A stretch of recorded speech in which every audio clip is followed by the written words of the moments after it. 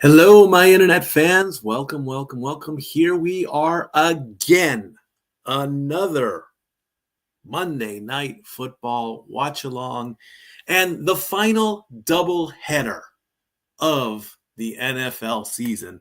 And believe me, I cannot be happier because when I started this little project and I realized that it would be a lot to do double headers. I did not think. I thought it could be a thing, and then life happened, and then things went crazy. But this is the last one. After this week, it's gonna just be one Monday night football game for the remainder of the season. Thank you, football, Heavenly Father. I am your host and play-by-play coordinator extraordinaire. I am, the name's right there in the corner, Stat Boy Mike. Welcome, welcome, welcome. Week 7. We're already past the third mark of the 2025 season. And we are living in bizarro world, ladies and gentlemen, because it's just so crazy. Before I send the link over to in fact, let me get that out of the way because we know we have to bring in my brother, the fantasy god himself, because he probably just messaged me saying, "Where's the link?" Oh, no, he didn't. Okay, not a problem. We'll get that over here right now. Stranger things have happened in the football world as we bring in the link to bring in the fantasy god. There it is. Cool. All right. Let's bring up the rankings as of right now in this moment in time. That is what I'm working with on my computer. And there it is. Excellent. So we're going to put that in reading mode. There it is. Let's bring this up here. I do see that he's there, so I'll bring him in just a second. I want to get these stats on the screen right about now, if not sooner. Are we live with that?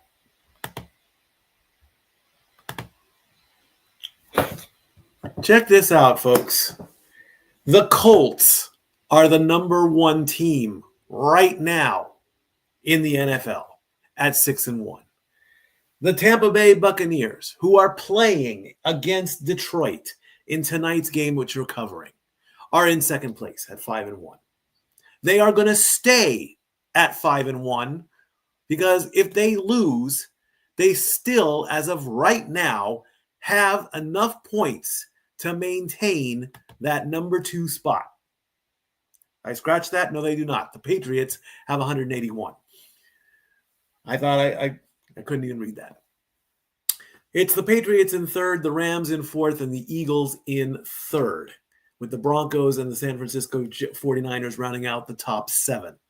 So basically, all the Bucs have to do is score 17 points to maintain that number 2 spot as we take a look at Ford Field on ESPN, the site of WrestleMania, if you remember all those years ago. Green Bay is at the bottom of column 1 at 4-1-1 as we take a look at Baker Mayfield, who is 17 of 23 in week 6 last week against the 49ers. The Lions are 4-2. Now, if they win this game, they are going to jump into the number 2 spot because they have 191 points. All they got to do is basically win. They can win with a field goal as the official countdown clock is at 42 minutes and 48 seconds. The Bills are 4-2. The Seahawks are 4-2. The Bears are 4-2. The Steelers are 4-2. The Chiefs, 4-3. What is going on here? The Jaguars at the halfway point at the bottom of column 2. The Panthers, who have been in column 4 for the better part of 2 years, are now in column 3. Vikings are 3-3. Falcons are 3-3. Cowboys are doing their 50-50 thing. 3-3-1. Commanders at 3-4. Bengals at 3-4. Houston at 2-3. And I do believe Houston has the other game tonight. Cardinals at 2-5. Giants at 2-5. Browns 2-5. Raiders 2-5. Ravens at 1-5. There's a bit of a shock. Dolphins at 1-6, Saints at 1-6, Titans at 1-6 as well. That is not 1-5. That should be 1-6. That is a typo. And the Jets are 0-7. The Jets have not won a game yet. It's very sad to me that the Titans, of course, are the lowest point scoring team in the league. Brother Zach, welcome to Bizarro World. Exactly. Bizarro world. You put it exactly perfect, as I would say. Thank I you. know we were talking in the chat before the show about statistically, if you technically look at it, Tennessee's the worst team in the. Well, no, they're not the worst because they do have a win. They don't have the points. That is a given. They do not have the points, absolutely certain, without a doubt. They do not have the points. They do have a win. They can build on it. Can they come back by like week 15? I have no idea. I don't think either team is the worst team in the NFL, if we're being honest. Well, I don't think neither nor the Titans or the Jets are the worst team. Oh, which is it? The Miami Dolphins. Really? Led by the worst quarterback in the NFL. Houston plays Seattle at the 10 o'clock game, just to confirm that. It's proven now. I think it's proven now that concussions can deteriorate a career. And Tua Tagovailoa is straight up showing that. I've said that for 2 years. Stat Girl has said that ever since she had hers.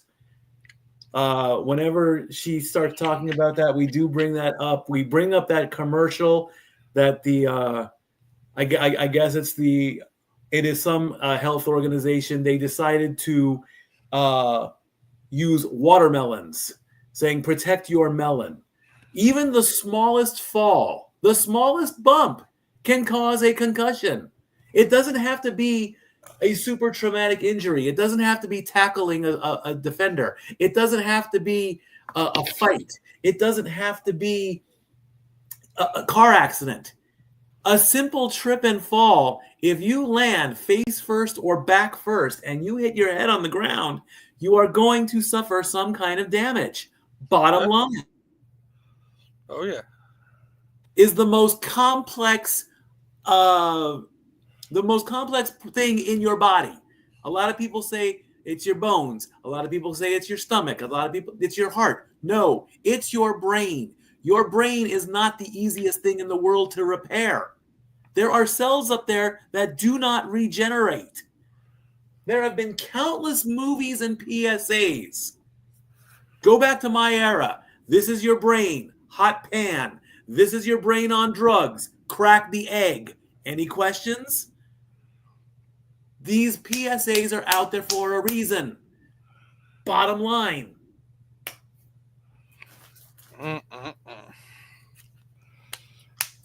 Oh, yeah. To just wow. Just, yeah. 6 interceptions in 2 weeks. Well, now, I don't think that's because of the concussions. If it is, and I'm totally wrong, then I'm not paying attention. I'm sorry. He's got some of the best offensive weapons in the league. And they're doing nothing. He can't get them the ball.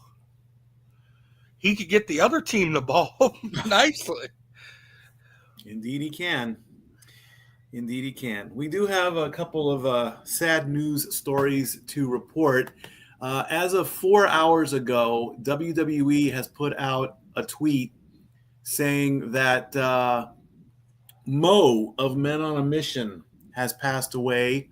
Um, don't have very many information about that. Sadly, let me bring up the tweet and the press statement if that is there. Let me get on X really quickly Stay here. on that. Let's stay on that genre before we Oh go. yeah, we will. We will. Let me just get this out first. I know where you want to go with on that one, and I'll do the other one after that to get back on track a little bit here as well. Copy that. Uh, WWE is saddened to learn that Bobby Horn, best known as Mo, has passed away.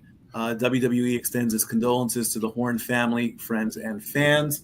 Men on a Mission was one of the first tag teams in my era that I kind of liked. I mean, it's probably you could also say it was the genesis of rapping in WWE because of course Oscar would come out and he would I don't know if he did freestyle a little bit, but you know, and then Mabel was the one to turn heel and turn his back on the team. He then became King Mabel. Eventually, then he became Viscera. Then he became Big Daddy V, and all that. After the team broke up, Mo really didn't stick around very long, from what I remember. Let me see if I can bring up some stats on him really, really quickly here. When they weren't wrestling, when they had off weekends, they would all of them would do security for my grandmother at her bar. Oh, And there you go. yeah, There you go, indeed. they love Uh, this place. let's see. PWI ranked him 144 of the top 500 singles wrestlers in 1995. He was the PWF, the Pro Wrestling Federation Tag Team Champion 4 times. Um, Well, he is a part of the Memphis Wrestling Hall of Fame, class of 2024, New England Pro Wrestling Hall of Fame 2023. And he and Mabel, of course, did win the tag team championship 1 time. Um, of course, his highest claim to fame, of course, was when he teamed with the Bushwhackers and at Survivor Series. Uh, that was a bit of a good thing, but unfortunately, and he was only let's see, how old was he? He was only 58 years old when he passed. So there is that situation. Now, the other sad news, and I will be bringing this story up. Renegade actually gave us this story, which I will read. I will read this sad verbatim man. off of. Yeah, I know it's sad, but we do have to give credit to wherever the stories go. So we're gonna bring this up. This is from I thought this was from ESPN, but this is from TMZ Sports. Doug Martin dead at 36. This came out yesterday at 4:22 Eastern, 1:22 Pacific. Doug Martin, a former running back who last played in the NFL in 2018, has died. A source with direct knowledge tells TMZ Martin passed away Saturday morning. They did not share any further details. Martin was a standout running back at Boise State for 4 years before the Tampa Bay Buccaneers drafted him in the first round of the 2020 NFL Draft. He played 6 seasons in Tampa Bay, during which time he was twice named to the Pro Bowl and once received All-Pro honors. He finished his career in the 2018-2019 season with Oakland. In his 7 NFL seasons, Martin rushed for 5,356 yards and ran in 30 touchdowns. He racked up more than 1,200 receiving yards and a pair of receiving touchdowns as well. TMZ did catch up with him after he got drafted. There is a video clip. He was 36 years old. And now this story coming from ESPN. This has literally come out an hour ago. Doug Martin, a former All-Pro running back with the Tampa Bay Buccaneers, died in police custody following an incident at a residence in Oakland. Oakland police reported that officers responded to a call about a break-in at 4:15 Saturday morning. Prior to his death, Martin was involved in a break-in at a residence, according to an Oakland Police Department news statement. While responding officers were attempting to detain him, a brief struggle occurred. After being taken into custody, Martin became unresponsive. Paramedics responded to the scene, provided medical aid, and transported him to a local hospital where he later died. So now there's more of a investigation going on. So we're not going to speculate on anything. We're not going to say anything. This is still pending, but this has been put out there. So we'll see what the Bucs do about this. Maybe I don't know if they have anything planned or anything, but it's a bit touchy there. But I mean, go ahead, Zach. Oh man, Doug. You know, being a Saints fan, having love for the NFC South. Oh yeah, Doug Martin was a very entertaining player to watch throughout his entire career. I mean, he was an underdog. He wasn't a household name. He fought for everything he got, and he became a household name. And, you know, that's what it's all about. Yeah. It doesn't matter where you start on the totem pole. If you dream big, you can achieve whatever it is you want to achieve. As long as you put your mind to it and you put the work forward, you can achieve it. I mean, it's sad to see him go. He's, you know, I'm interested to see how Tampa Bay is gonna, you know. I mean, we'll watch it out live. The countdown clock is at 29:50 right now. Now, on other news here, during this game, Game 7, Mariners Blue Jays ALCS, starting at 8:10 p.m. So depending on where that game is at the end of this broadcast, if it's in the later innings, perhaps, but not promised, perhaps we will do some extra bonus coverage tonight of this thing. The Dodgers are already in. The Dodgers get to defend their World Series title, which is very exciting. And of course, Game 1 is scheduled to start. Let me bring up the schedule here, and let's see here. When is the World Series going to start? That is a good question, Aguado. I believe it starts. Is it Friday night? Yes, it will be Friday night at 8 o'clock on Fox. Game 1 of the 2025 World Series.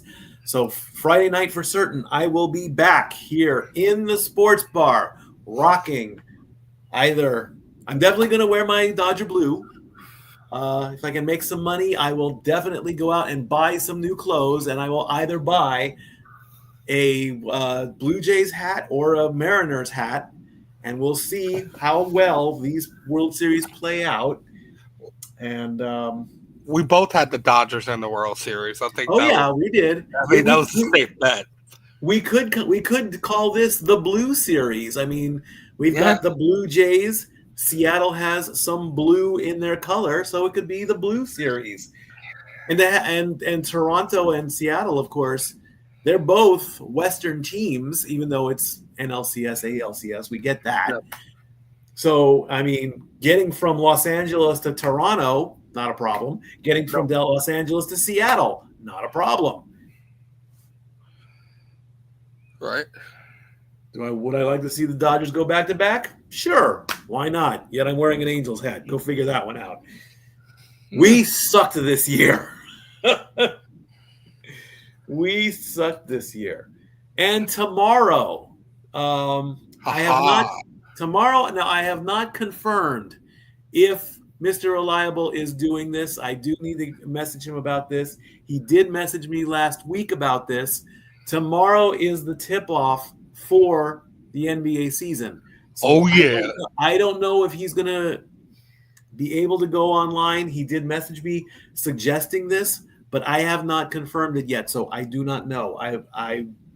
I could maybe sporadically just run home from work, sit down, and start broadcasting again.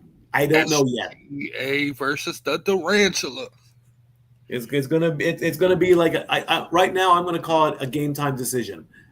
If we do it, we do it. If we don't, I will definitely see you Friday for Game 1, without a doubt. As Baker Mayfield is 6-12 in 18 career prime time starts, 1-6 with Tampa Bay. Yeah, so it's very interesting how they sometimes put up these depressing stats. Yeah. Then the next thing you know, Tampa Bay turns it around, and they could. It is possible. That's true. And there's the rookie, Egbuka. He is going to play tonight, dealing with a bit of a hamstring injury. He's literally entering the Lions' den tonight. I'll tell you that, rookie. Yeah. Yep. There's Jared Goff. He's 12 of 3. Or there's Aiden Hutchinson, actually. The Lions are 12-3 in prime time. So, all signs point to the Lions getting this win and moving up into the rankings. There's an elephant in the room. What's that? There's a topic, a touchy topic we need to discuss. And what is that? Andrade. What's he doing now? So, for those who haven't been up to speed, Andrade was fired from WWE due to violating the wellness policy twice. Twice. Recently, on the 6th anniversary, it was the 6th, right? Yeah, 6th anniversary of AEW Dynamite. Andrade magically appeared on AEW TV. Mm-hmm. Now, here's the problem with that situation. WWE has a new rule in effect. If you are fired as a term of violating your contract, there's no more 30, no more 90. You have a 1-year non-compete clause. Okay. Andrade failed to relay that message to AEW. And now AEW have terminated him from his contract already that he just signed. So what do you think about this, Mikey? Okay, the first thing I think of is contracts are contracts, okay? If you remember a long time ago, in the galaxy far, far away, James E. Cornette, one of the greatest wrestling minds in history. One of his things was, the greatest thing about America is contracts, all right? Somebody once told me that paper is a white man's weapon. I don't know, that's not racial, but that was the way it was termed. And, contracts can help people and contracts can hurt people. Look at all the court drama shows that go on, and they're like, well, you've got to read the fine print, you got to read the contract. All right.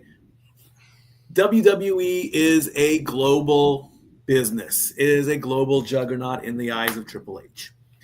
And yes, the Sprint is Step Boy approved. We as fans should be considered lucky if we ever get the holy grail of contracts just to see what is in them. You know, I've had a few interviews with a few wrestling talent. Maven Huffman does this on. He likes to talk about his contract and all that, and he can disclose whatever he can disclose at any given time. All right. So WWE putting in their contract saying that you have a no compete clause.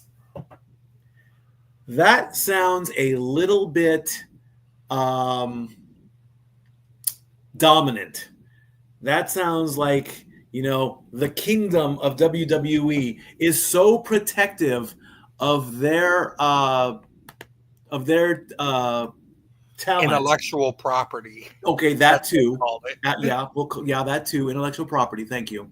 That they put that in there. Okay. Now, if they have had, if said person has had a good career, and then something happens, well, then something happens, and they're like, hey, well, we've got this and we've got that, and he can't do it anymore. And then it becomes a legal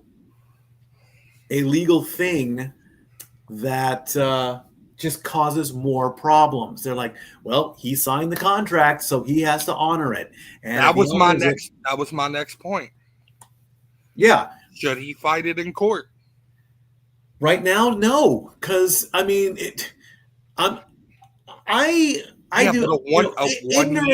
ignorance is not a defense anymore. It used to be. Oh, well, I didn't know it was illegal, officer. Oh, well, then you're free to go. That doesn't work anymore. No.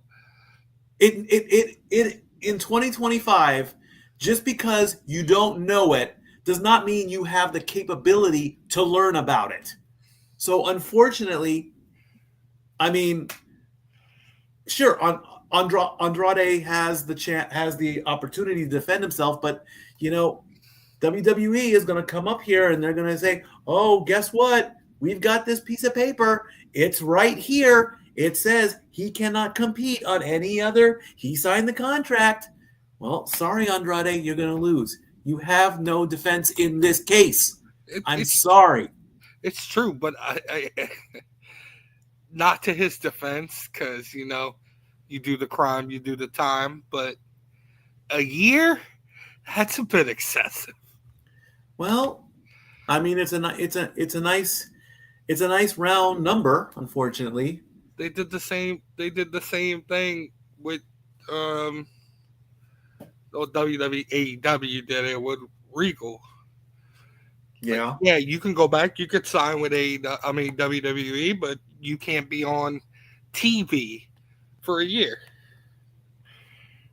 I mean, I'm looking at his Wikipedia page right now. He departed 5 weeks ago, September 13th. Yeah. That was October 1st. That was when Dynamite was. Yep. 2 weeks is not a year. All right.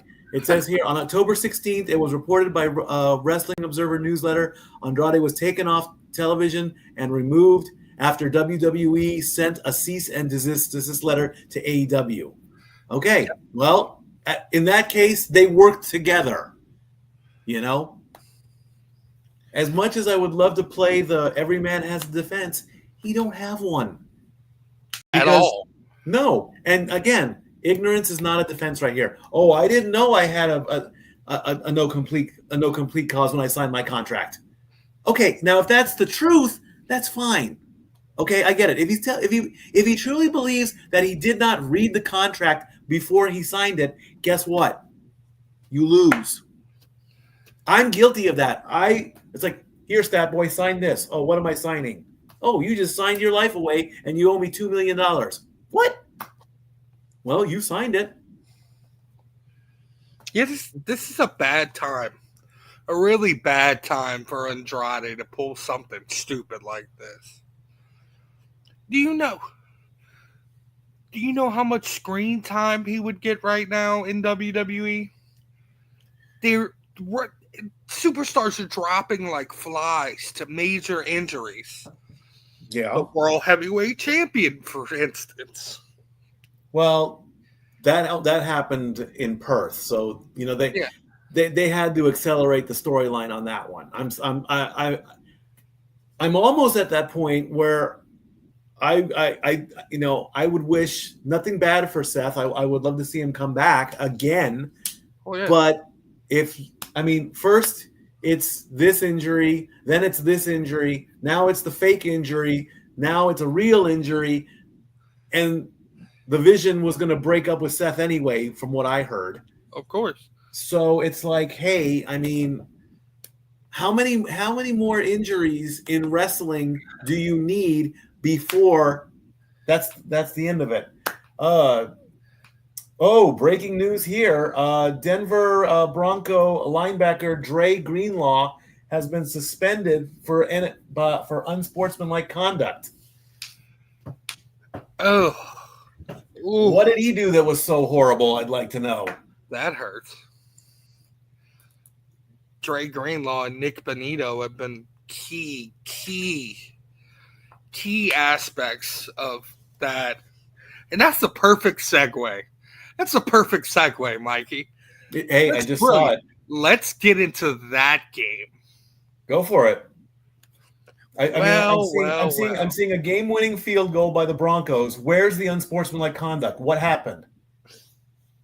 He's pointing at the referee? How is that unsportsmanlike conduct? The Broncos won. What did he do that was so horrible? Go ahead. Taunting.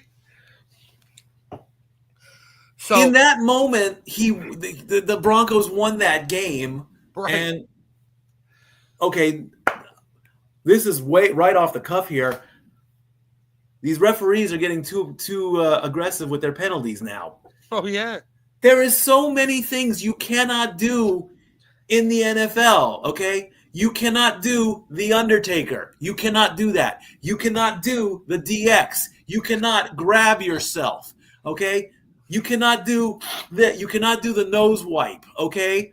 You cannot do the guns. You can't do any of this stuff in the NFL because you're upsetting people, okay? You can't take a cell phone out of a goalpost. Who did that? Joe Horn.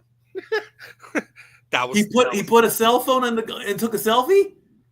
No, that was back in the day. That was back in the day. Okay. That was 2004. The thing, okay, I mean, the DX crotch chop has always been offensive. Okay, we know this. We get that. All right, so that's fine. Okay, doing the Undertaker, he's been doing that for years, and now it's offensive. Exactly. Now, really? Okay. Well, heaven forbid. What if a football player, ironically, does sneeze after a touchdown? What's he going to do? Have snot all over his face? Hell no. He's going to take his helmet off. He's going to blow his nose right there in the end zone and then get 15 yards and a $5,000 fine for sneezing. Seriously? Come on.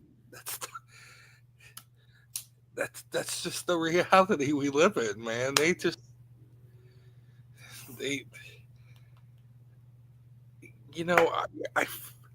this is gonna sound really bad before we get to that Giants Broncos game. I really feel like the NFL is really trying to soften this league up all the way up to the point to where they make flag football a reality. And that's just, no offense to flag football. Flag football's okay. It's going to be an Olympic sport. Cool. But that's not the game we love. The last time I played flag football was in middle school, and that was like 1991. Okay? And we literally had to tuck the flags in the waistbands of our shorts because we didn't have a cool little belt that could be ripped off. Right. I had this recent conversation with Stackerl's son with Tyler. When we found out that the Panthers beat the Cowboys in week 6, okay, we had this talk. The dominating teams of the NFL are now the Eagles and the Colts. They have never been a dominant team until 2020. The dominating teams going all the way back to my era, the Bears and the Packers, 1970s. Broadway Joe, okay? Broadway Joe and the Packers and all that stuff. In the 80s, it was the Raiders in Los Angeles. Once they went to Oakland and now in Las Vegas, their domination on the field is gone. Their fan base, absolutely perfect. The most dominant fan base in my opinion, NFL Raiders. You can quote me on that. But hold on now. Hold on. There's more.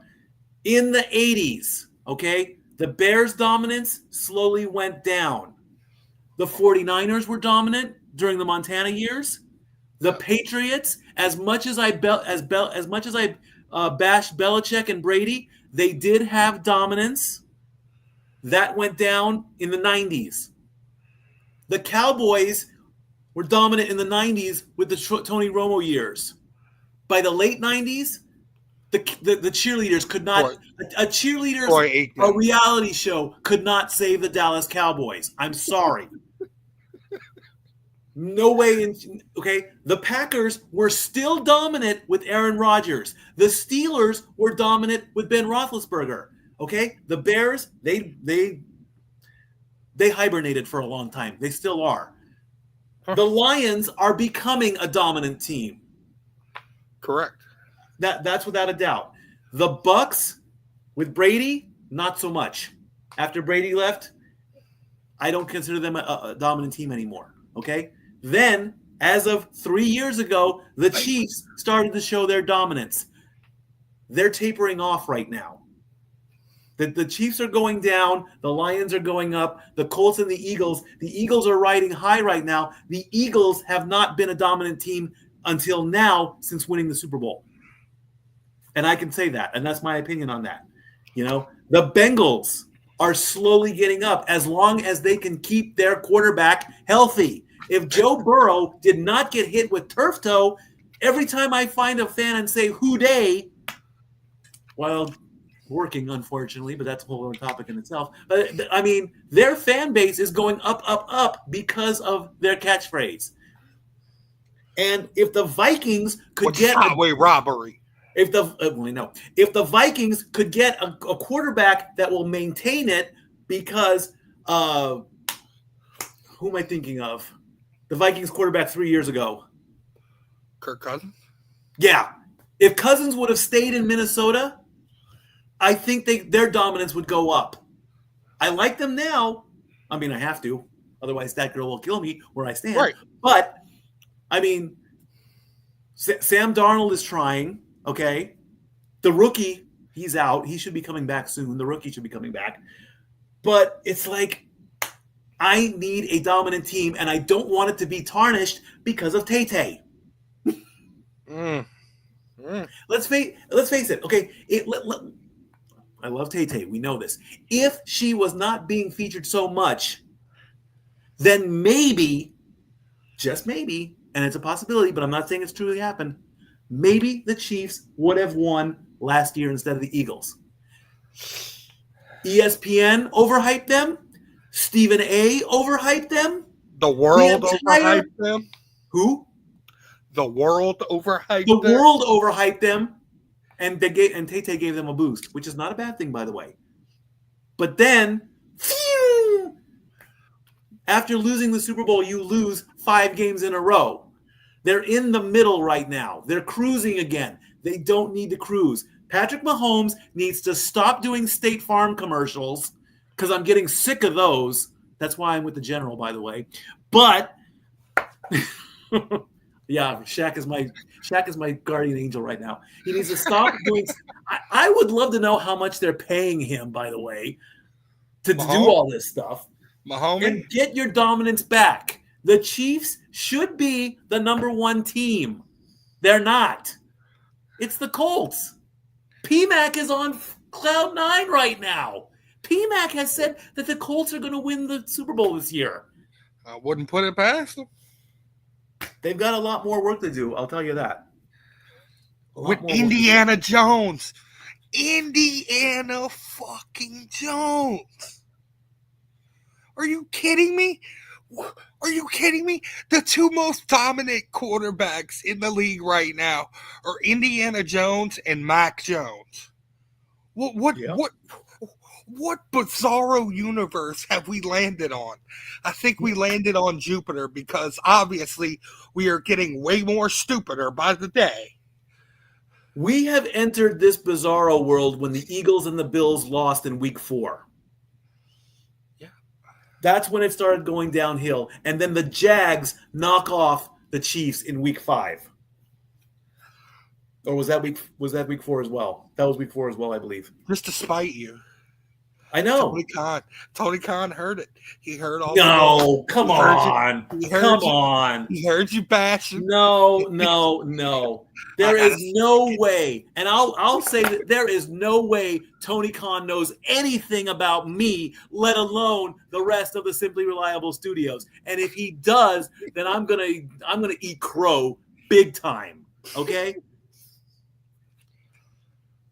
Did I see? I don't know why. I don't know if I saw this. I don't know when this happened. Did John Moxley try to drown Darby Allin in a fish tank? Yes. What the hell was that? Yep. Well, I thought there was something in the tank other than water. I thought there was like an electric eel in there or something. Well, they had to find ways. Tony didn't think so smartly by booking this pay-per-view in the worst city you could possibly have a pay-per-view. No offense to Sexy Red and Randy Orton, but St. Louis is the worst place to have a pay-per-view. You're not really allowed to do anything, and if you do anything, you got to pay lots and lots and lots of fines because they have very strict rules with the Wrestling Commission to what you can and you can't do. Well, and unfortunately, Tony Khan overthought that and was backed into a corner, so he had to get creative.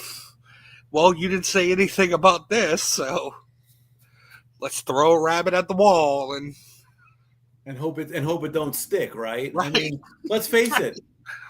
It hasn't been the same since we lost Owen in Missouri at Kemper. That's no. I mean, yes, there are safety rules, but you need a ton more. Absolutely, I mean, Tony Khan's off his rocket when it comes to spots that happens in these matches. Some of them are just like, why? What the hell are you doing?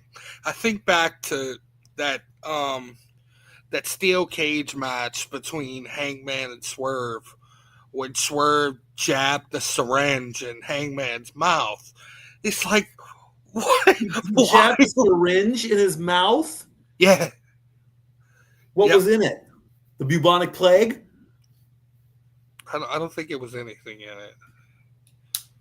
I mean, besides the tragedy, okay, if you remember Randy Orton versus Jeff Hardy, okay, with the screwdriver, twisting the ear. Yep. Now, I am not a fan of that piercing. I'm sorry. That's my personal opinion. Earlobes being stretched, it doesn't seem anatomically safe. I don't understand it. If you've got it and that's your business, that's fine. Me, I'm just not a fan of it. That does not mean I'm going to judge you. Right. But that was one of the most insane moments I've ever seen in wrestling until I just saw this clip of Moxley trying to drown Darby Allin. I'm surprised he didn't put piranha fish in the tank or an electric eel or something. I mean, I'm pretty certain that Darby Allin can hold his breath. I get that. But at what point do you sit down before to a match and I'm saying, well, I'm gonna get a fish tank and I'm gonna put salt water in it and I'm gonna hold your head as long as you can. And If you start to feel like you're going to pass out, just tap the side of the glass with your fingers, and I'll pull you up, but then I'm going to put your head right back in again. And Tony's like, brilliant, money. Is that what he does? Oh yeah.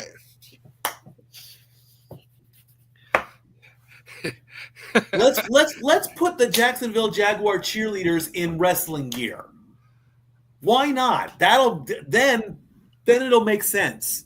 Oh, he loves drowning. He loves drowning. During COVID, they had that match, the Stadium Stampede, that they did in the Jaguar Stadium. And Matt Hardy drowned. I think it was he was getting drowned by Mike Santana, and they kept trying to drown him in a pool, and he was going through every version of himself. So these drowning situations seem to be Tony Khan's favorite. ESPN bet says if you put a bet 250 passing yards for Baker Mayfield, Amon St. Ross 7 touchdowns, it pays 4-1. Let's see what happens here. Game picks. Jason, Ryan, and Scott have all gotten 4 out of 4 right and 5 wrong. Marcus is not doing very good right now. Let's see what they say here. How are they going to predict the Bucs and the Lions as the countdown clock reaches the last minute? Marcus says the Lions are going to win 31-28. That's a good one, I think. Let's go over to good old Jason Kelsey. He's up next. Let's see what he says. He says Lions 31-27. Oh. Lions are favored by 6.5. Mm-hmm. Mr. Ryan is going to say, give me a pick, Mr. Ryan. I'm going Lions all the way in this one. I want the Lions to win this one. I mean, despite Scott is saying the Bucs are going to win 28-24. I picked the Bucs. The fan vote is 51% in favor of the Bucs. And Ryan is not making a pick. Okay, I guess Ryan is not making a pick. The countdown clock has hit 0. It is 6:45. ESPN is now going to the 15-minute kickoff show. Uh-huh. Did we talk about the Lions? How do you want me to talk about the Lions? What do you want me to say about the Lions? I mean, they're becoming dominant. I said that already. MCDC freaking rocks. I have said over the last 4 years, and I've been doing this sports bar. I think I've been doing the sports bar for 6. So at least 4 out of the 6 years, I have been praising the Lions. Okay, they were a bad team when I first started this. Now they are getting the dominance they deserve. Okay, they proved that two or 3 years ago when they got to host a playoff game.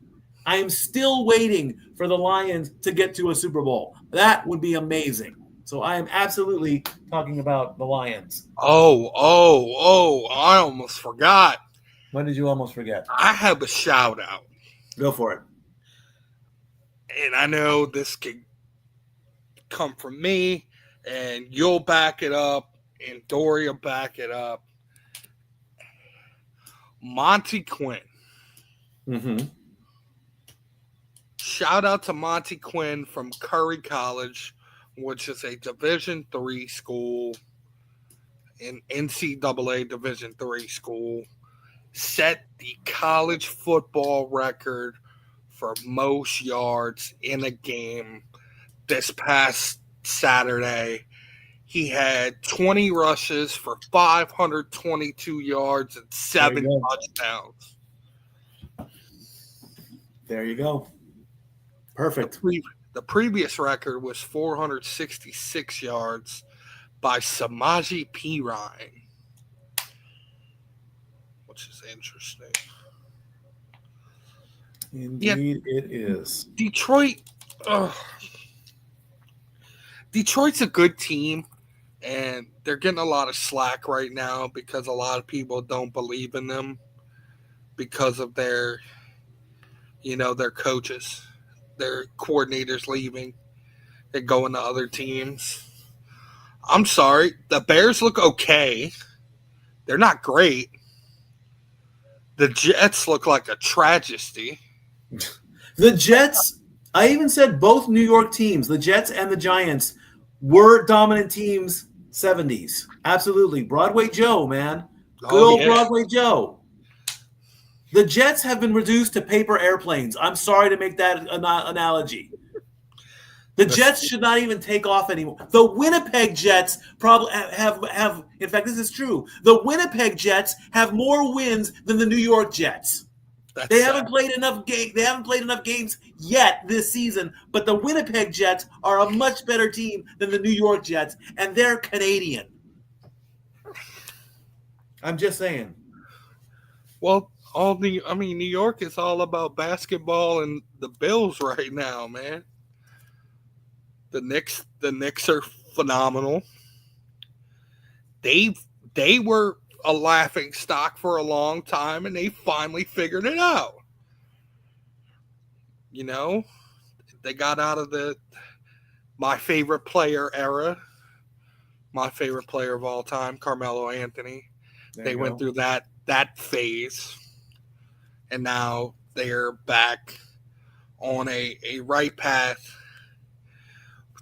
Before we get into the game, which is about to start soon, what do you think about the outlook for the Los Angeles Lakers this year? What can King I'm Bron? still waiting for another ring. Okay, look, if we're talking dominance here, the Kobe or not the Kobe Magic year, not the Kobe Shaq years, the Magic Kareem years. Yep. That jump started the Lakers. Okay, then Magic gets sick with HIV, Kareem retires, Kobe and Shaq bring up the slack. They get a few rings and all that, and then I think once after Kobe retired, not when he passed away, but once after he retired, that's when the dominance of the Lakers went down. Okay, yeah. They tried to bring it back with LeBron. He's only got one year in what, 6 seasons, 7 seasons? One okay, ring, yep. Yeah, and that was during COVID. And that was during COVID. So does it really count? No, not really. But I mean, it can, but it maybe, I don't know, but still, I don't know if there's anybody that I would hope that Bronny, when he gets up to that level, that maybe he can get another resurgence in LA. I want to see him more involved this year. But I don't, as much as I hate to admit it, I don't see I don't see a title coming in unless by some miracle it takes place. And a lot of people, speculate about a trade.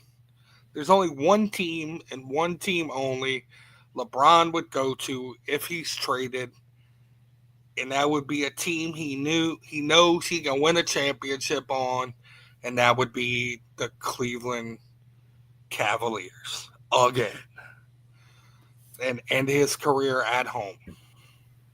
Okay, that's the full circle moment, without a doubt. He started in Cleveland. I can understand that. Yeah. I can understand that completely. I can praise that. I can say, sure, fine, that's a good idea. Go for it. If you want to go back home, go back home. Cleveland will love you. I don't want to say that LA will, tell you don't come back and get you where the sun don't shine, but that's a little bit too much. But still, I mean, if that's his destiny, but let's face it, he's not a spring chicken anymore. He's getting up there. Yes. If he can make it through the season, that'd be an accomplishment in itself. Well, yeah. I mean, we had the Icy Hot Bowl last week. I mean, if the Icy Hot Bowl can happen and they can compete, LeBron can compete too. But I tell you what, it's going to be a long, long, long, hard-fought road to try to get past the Oklahoma City Thunder. that team is stacked. That whole conference is stacked to the moon. The East is terrible. The East has got two teams.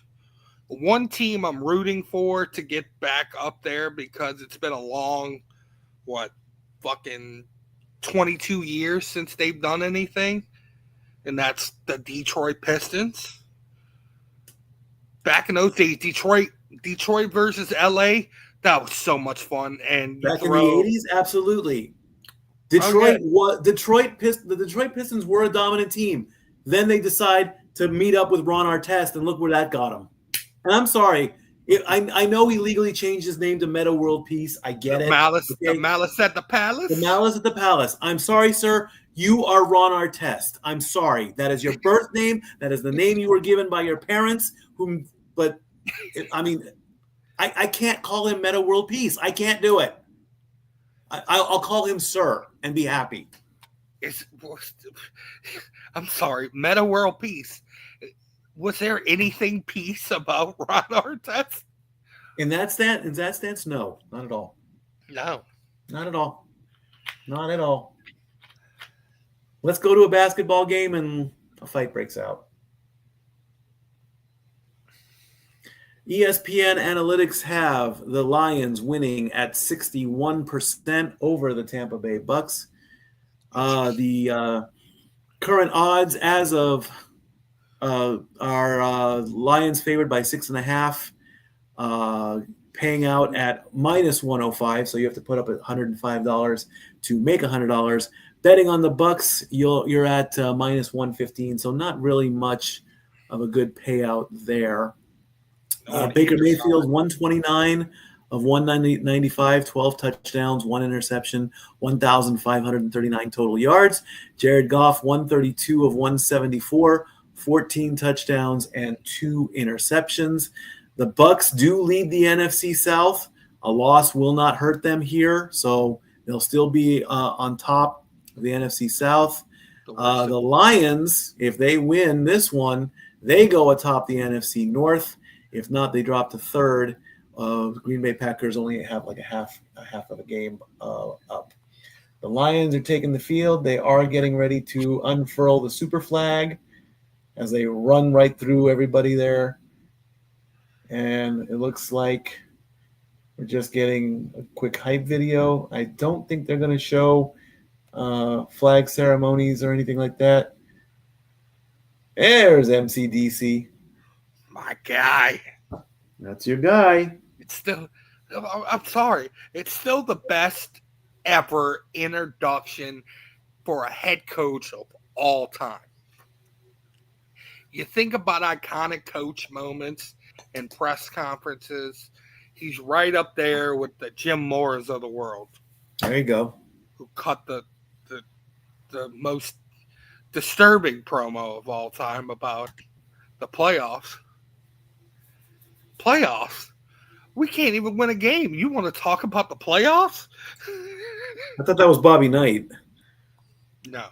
Bobby Knight did something like that too, I think. Bobby Knight just throws chairs at Bobby Knight just throws chairs, yeah. Indeed. I do remember that one. We're not going to talk about the playoffs until week 12, okay? I wonder how that would have flew in today's world. Throwing a chair? Oh, man. Can you imagine Bobby Knight throwing a chair today? Oh, man. Oh, he'd get signed to AEW in a heartbeat. Tony Khan would pay $1 million just to have him throw a chair at somebody. He would buy out his contract just to come in and throw chairs. Oh. James Franklin. What about James Franklin?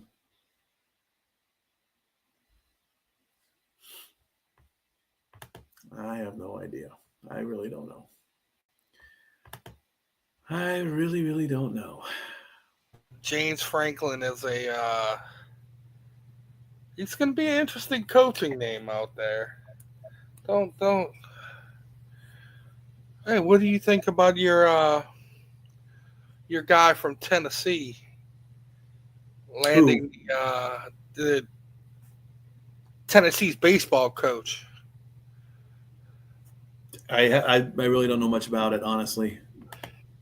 I haven't heard much about it really. So He's we're still reeling because we lost to Alabama on Saturday. So I mean, a lot of analysts I've heard from have pretty much signed off on the Vols going to the postseason because we're now a two-loss team. So well, it's like we're over and done with. So yeah. there's that one. Enzo Amore has a Monday Night Football show. Really? I'm looking right at this on the X page. It says 6:30 Eastern Monday Night Football free bet show. Real one FKA Enzo Amore. I'm like, really? What do we got here? Couple haters. I mean, Couple I'm not. haters. No. Trust me, that is one bear you do not want to poke. You do not want to piss off uh, the real one. There, Not at it's not all. worth it. It's not worth it. I might have done it the last time that I encountered him. He kind of he acknowledged me for a little bit of a second there, and then he started ignoring me because I guess I didn't have any money for him or anything to meet him. So I just was like, I'm like, hey Enzo, you staying out of trouble? He's like, nope, getting into it. Hey, if he's dabbling in the Monday Night Football game, good for him. That's Good for it. him indeed. I mean, I'm not the only one, and he's the real one. So there you go. Yep. Uh, let's see here. What else we got? The crew is locked in. Ford Field is rocking tonight. Yep, they certainly are. So what do you think? What who obviously Seth Rollins is going to relinquish the world Yeah, heavyweight title tonight. he's That's he's going to he's, happen. he's got. I mean, if he's out and he can't defend, what's the point? I mean, they've already advanced the story. I mean, when I see that Braun Breaker, speared him and Heyman's in the middle, like I didn't do anything. I mean, that's going to be the next step, and then who knows where they're going to go with it. I really, really don't. Let's see what's going on in. That threw a wrench in war games. That's for sure. Yeah, it kind of did. It kind of did. But they'll. Oh, speaking of that, so AI is booking creative, huh? Maybe so. Very interesting that Joe and Troy are calling this game and not the 10 o'clock game. But I thought they would be calling the ALCS. Honestly, I mean, which starts in an hour. We'll do updates in that game, and then we'll see where the game goes at the end. I mean, what kind of creative booking is to have Game 7 of the ALCS go up against Monday Night Football in And wrestling? Monday Night Raw. Yeah. See, wrestling versus football, maybe wrestling wins. Campbell versus Bowles, fifth season versus fourth. DCMC versus Bowles.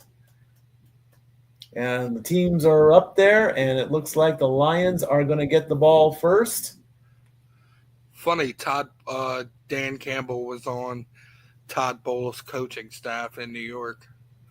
The kick is up, and the kick is away. And we're going to go from the 5, 10, 15, 20, 25, 30, and down to the 33-yard line. Good return there to start the game. 28 yards. And here comes Goff. 78%, 232 passing yards per game, 14 touchdowns, and picked off twice. The ball is at the 31-yard line. What are the Lions going to do on their first drive? Let's find out. The 5-1 Bucks versus the 4-2 Lions. First play coming up. Goff fakes the handoff. He's going to throw, and that is incomplete. Amon-Ra St. Brown was the target. It just went right through his hand. Well, that's going to bring up second down. Let's take a look at this with Gibbs in the backfield there. Fakes the handoff to Gibbs, rolls a little bit, throws to his left, and a slight tip, but other than that, nothing major really. And Goff did get knocked down, but he'll get right back up. 2nd and 10. Goff, quick throw there. Was that Gibbs? Yes, it was. Gibbs gets the first down and then some. He's off to the races as St. Brown plays blocker. 30 big yards right off the bat. Yeah. Redemption. Good redemption play. Gibbs going a little to his right there, grabs it, fakes out 2 defenders, and Amon-Ra starts playing blocker. Dennis just that was an ankle breaker right there. 30 big yards. Good play. Well done. That's going to bring up first down from about the 41-yard line. And Gibbs gets the handoff and only gets a couple yards. Tackled by David and Dennis. So make it 2nd and 8. As we take a look at the Lions offense, Decker, Mahogany, Glasgow, Ratledge, and Sewell. The offensive line there. Jamar Gibbs, very happy that the Crimson Tide beat the Volunteers, but we don't talk about that. Here we go. Goff from about the 42, 3-yard line or so. Gets the snap, gets the handoff to Gibbs again. Gibbs spins, gets a couple more yards. Gibbs can get the receptions, but when it comes to the rushes, they're stopping him there. That's going to bring up 3rd and 6 from the 33-yard line. 35-yard line. There you go. So all will not be lost on this first drive, I think. Let's take a look and see what Goff wants to do. He's going to look for somebody. He's waiting in the pocket. He's backing up a bit. He throws and flag on the play, draws it. We got a flag up.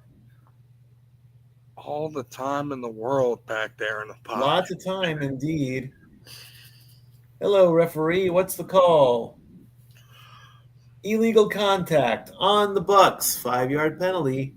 Automatic first down. Automatic first down.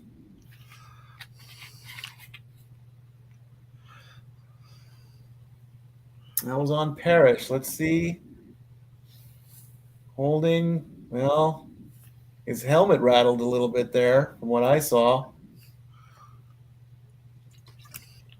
He was surrounded a little bit there. All right, new set of downs from about the 30 after the penalty.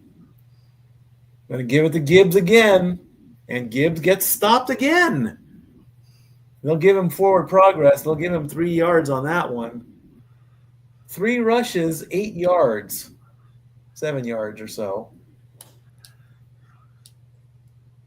Bring up 2nd and 7. Not in the huddle. It's like one of the Bucks on the table. They're getting ankle wrapped.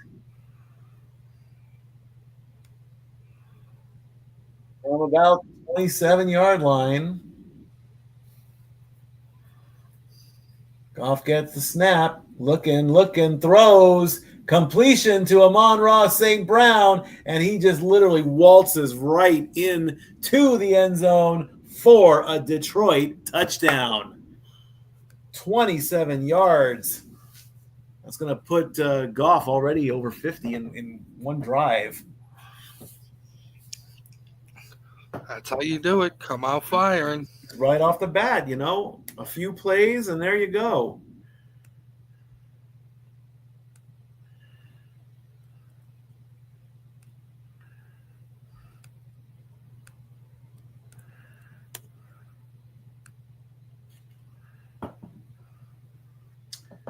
Where's my eraser? Here's my eraser.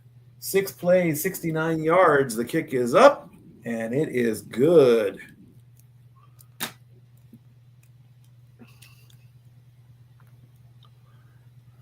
Buccaneers 0. Lions 7. 11:59 first quarter. We'll make that official. It's sloppy, but it's the way I want to do it tonight. 7-0. Goff gets the first strike. All righty. Let's take a look and see here what's going on the socials. As we're on a quick commercial break here. I don't need to see that. Thank you. Ouch. Did you see Rhea Ripley's nose? Nope. I saw Rhea meeting with a YouTuber influencer who wanted to be a WWE superstar, and so Rhea went to put her in the riptide, and I guess Rhea grabbed a little too low because she screamed big time on that one. Then she gently put her down for the riptide on that one. But no, I have not seen anything new with Mommy lately. Yeah, she suffered a broken nose in Japan this weekend. Raquel threw Io Sky out of the ring onto Rhea Ripley, and she got caught in the nose with an elbow.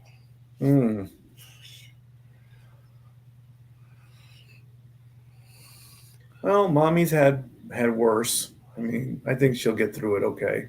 Oh, of course.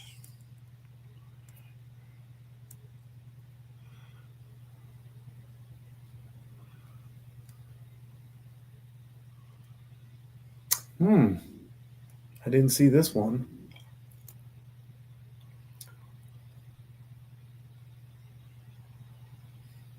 I always find these bets late, and I'm like,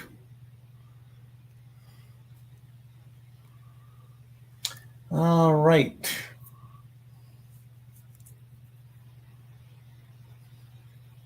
As the game's coming back from commercial. That's a good one. All right, let's see where the kickoff goes. There's the kick. About to beyond the 5, 10, 15, 20, 25, 30, and he's on the left side, and he's going to make it past midfield and take it down, but there's a flag on the play. Good run. Very good run there by the Bucks. My guess is illegal block in the back. I think so.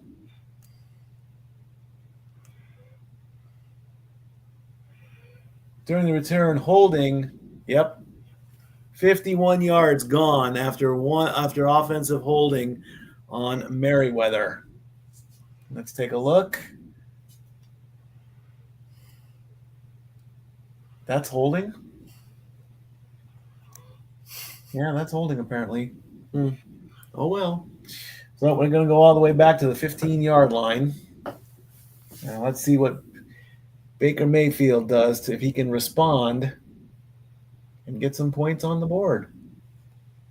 First play coming up. It's a handoff, and it's going to go to White, who gets 5 yards. Rashad White puts his head down, gets 5 yards out of the deal. Oh, yeah, he put his head down, and boy, did he rattle that one lion. Oh, man. Helmet to helmet.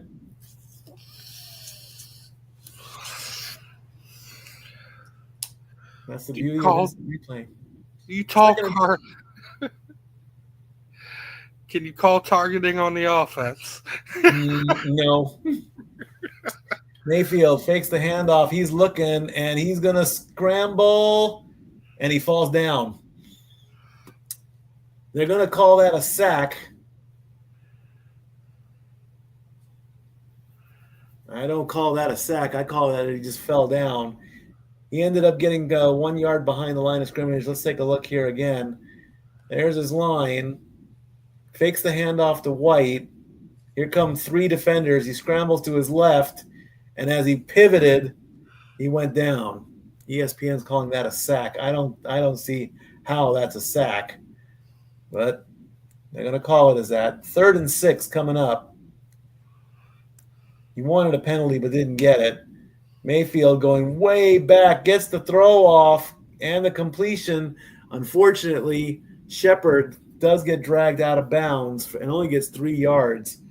That's going to make it 4th and 3, and it looks like Baker's coming off the field. So it's going to be a 3 and out.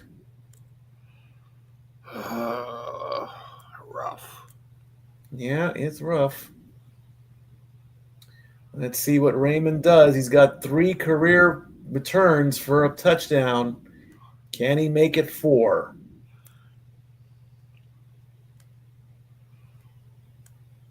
Punt is away to about the 35, and he calls for the fair catch. 9:37 left to go in the first, as Goff is going to go back up on the field. Let's see what we got here. The black unis are so tough. #OnePride. I can agree.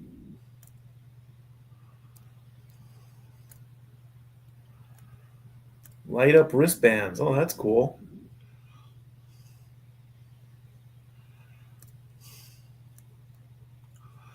Missing holding, but Baker, yeah, that was it. When he fell, he looked for a holding penalty and didn't get it. Well,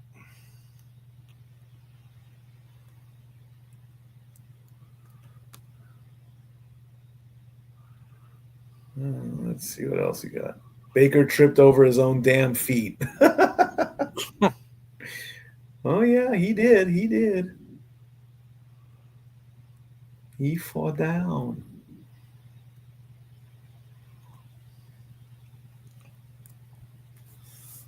All right. Raw starts in what, 45 minutes or so? Let's take a look and see what does the official Raw preview say. Braun Breaker and Bronson Reed appear after their stunning attack on Seth Rollins. Dominic versus Rusev for the IC title. Maxine Dupree versus Becky Lynch for the women's IC title. in her hometown. And AJ Styles and Dragon Lee versus the Judgment Day for the World Tag Team title. There you go. Old Southern California wrestling tonight. Yep.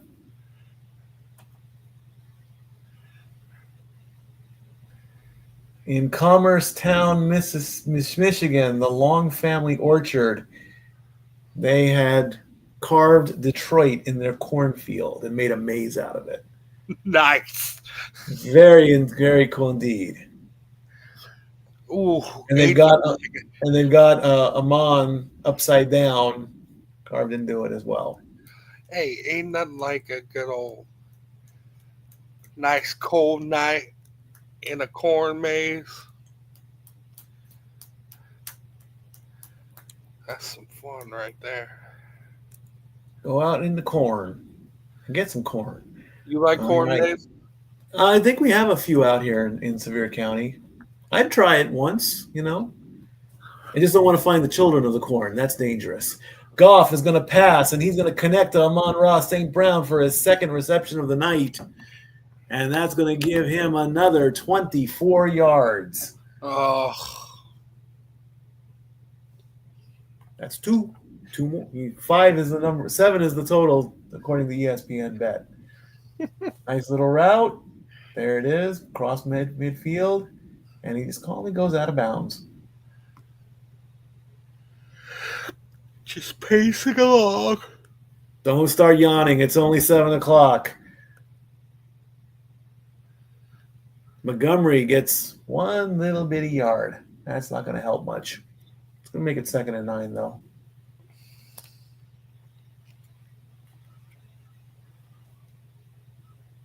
I'm just glad, as I said in the opening, I'm glad this is the last doubleheader because we don't have to worry about doubleheaders anymore.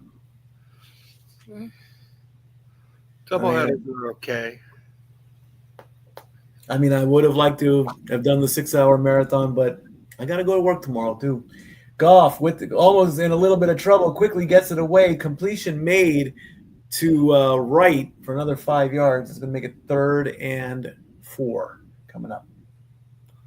Had to get out of that one quite quick. I'm guessing that Uber is ramping up with Halloween season. Well, there are a lot of fall decorations out in town, but not really much. As it, I still I've seen a few decorations in a few houses out here, but nothing super. They do more fall than Halloween.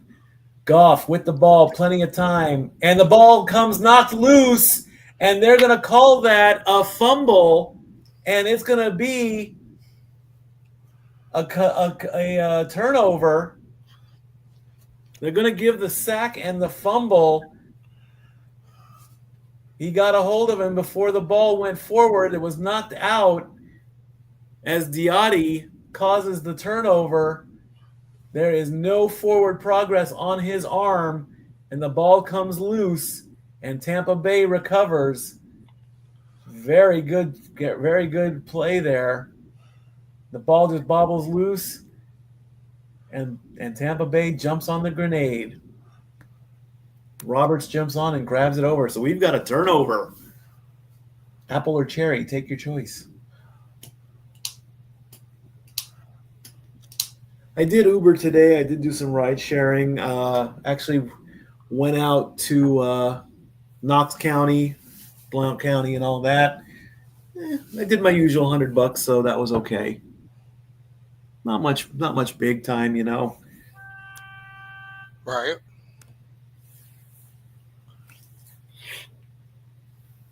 Picked up a nice lady. Apparently,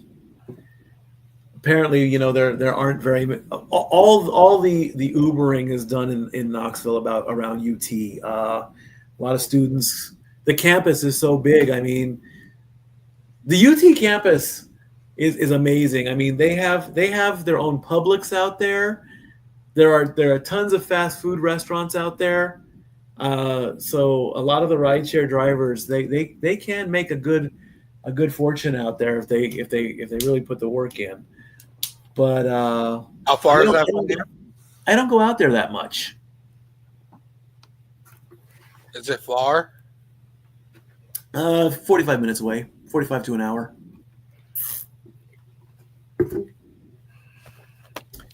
That's not that bad. Fares to the airport from Sevier County, I can usually make about, depending on the time of day, anywhere between 30 and 50 before tip to Tyson McGee. And if it's the security staff out there, if you're waiting in the unloading zone, they will you can show them that you're waiting on an Uber. They will make you go all the way around and back into the terminal just to get there. But that's okay. I mean, hey, it happens. Right. But this nice lady that I picked up, she's like, "Oh well, I reserved the ride, and I have to come out to Maryville, which is the city that's just before the Knoxville County line, and it looks like are the Bucs going to call a timeout here? No, they still have plenty of time on the clock. They got 10 on the time clock. There's the snap. Baker is going to draw. There's a flag on the play, so we'll see where that goes. It's probably, I think somebody jumped. Yep, false start. Offense. That's going to push them back 5 yards. But she's like, drivers in Knoxville don't want to come back to Sevier County. I'm like, that just makes me sad. It's like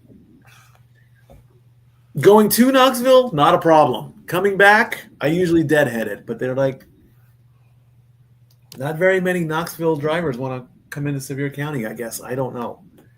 Like I'm the know-it-all when it comes to Uber, which I'm not. Baker Mayfield with the next pass. He's going to throw, and that is incomplete.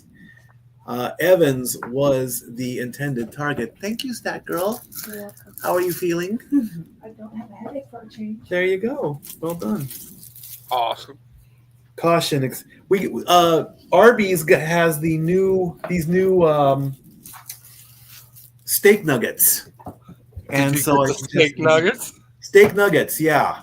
So I suggested steak nuggets for dinner. So we're going to try this live here. Apparently, it's a bowl with, it looks like mac and cheese and crisp onions. As Mayfield, the ball gets bobbled, but Otten did get the completion there. Keyed up.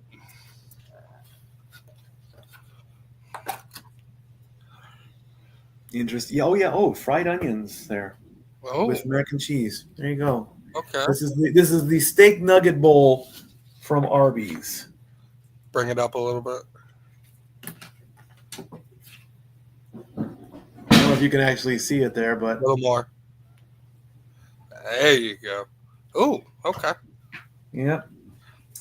3rd and 7 coming up. Maybe with a quick pass and a quick the loss of 2 yards. So the Lions defense is definitely going to get the ball back now. I was watching a video about that area.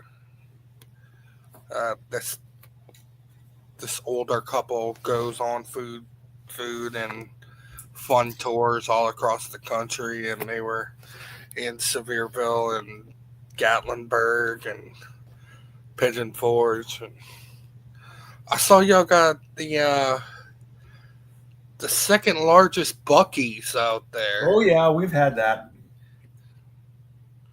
Fair How is it? Buc-ee's is Overhyped? I don't know if I want to say overhyped. I mean, they are one of the top employers here in Sevier County. I mean, their pay rates are insane. Their brisket sandwiches are good. I mean, it is an experience, but if you buy 2 Buc-ee's brisket sandwiches, you're essentially paying for 1 hour of pay to a Buc-ee's employee. Wow. Yeah. I mean, cashiers make, I think, $17 an hour. Bathroom attendants make $18. Car wash attendants go in the 20s. Wow. So it is, but their standards are Disney standards. So there's that. All right, steak nugget with barbecue sauce. Yeah, my godbrother applied at Buc-ee's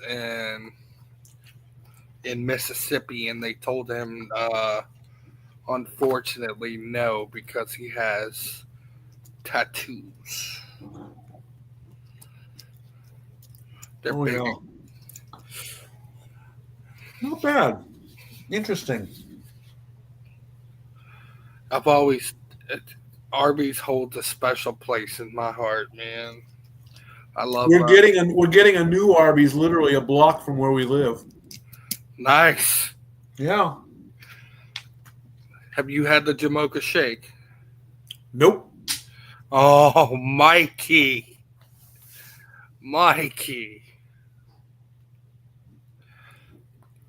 I'm not an onion guy here, but the fried onions, not bad actually. Eh, I'm Could be seasoned a little bit better, but onions are different. It depends on what it's on. well, I know I don't do the raw onions very well. Fried onions, I'm okay with. Yeah, I like onion rings. I like Oh onion yeah, on a burger sometimes, Um, but like sauteed onions and hash browns from like Waffle House. Oh yeah. oh yeah. There you go. Covered in caps. That's how I do it.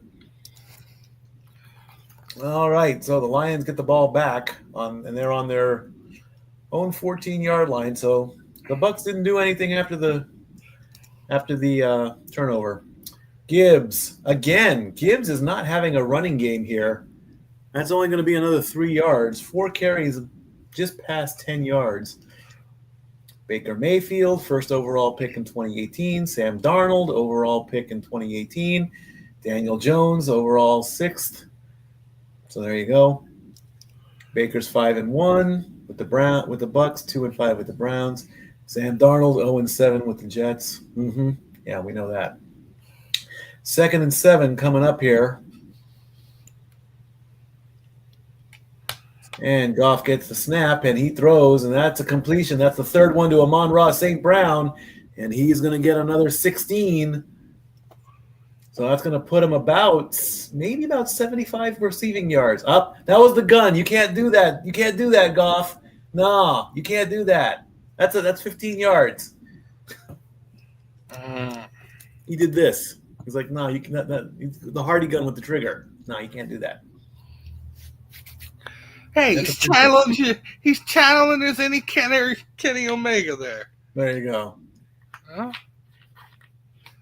Paying homage to the cleaner. There you go. Gibbs, another run and another 3-4 yards. Gibbs is not playing well on the running game right now. That's like 5 carries and like 15 yards. I'll get the official stat in just a second. It's going to make it 2nd and 6. Ouch. I know. He gets a 30-yard reception, but when he's running the ball, he's only got 15. They give it to Gibbs again. This time he gets the first down. So we'll give him another 10 on that one. Now he finally wakes up.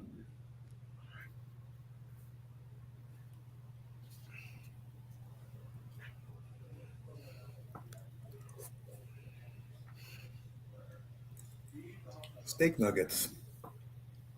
Goff rolling to his right, and he's going to scramble and play Thanos. He'll get 6 on his own. With mac and cheese, it's not so bad. Surprisingly, Arby's does make a very good gyro to make you think that it is authentic. I couldn't tell, so I'm like, it's authentic.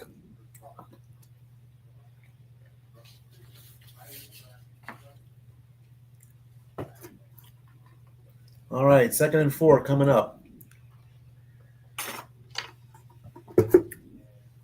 Goff with a quick throw to Gibbs.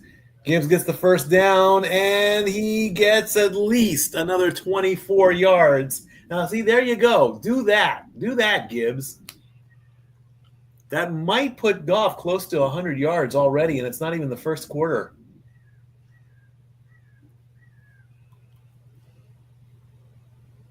Finds Gibbs right there, gets the first down, gets a few extra yards after the carry.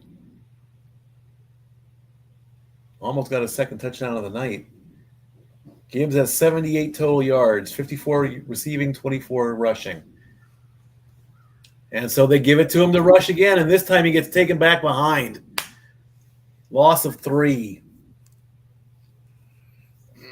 Stop rushing stop that. It's not working. It is only the first quarter, though. Should have more steak to it, though.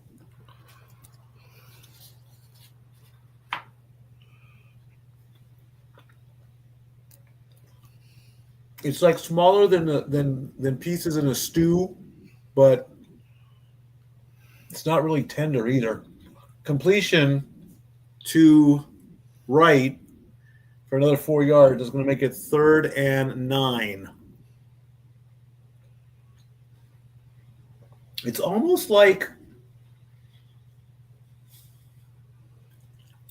I mean, Nuggets aren't really thick.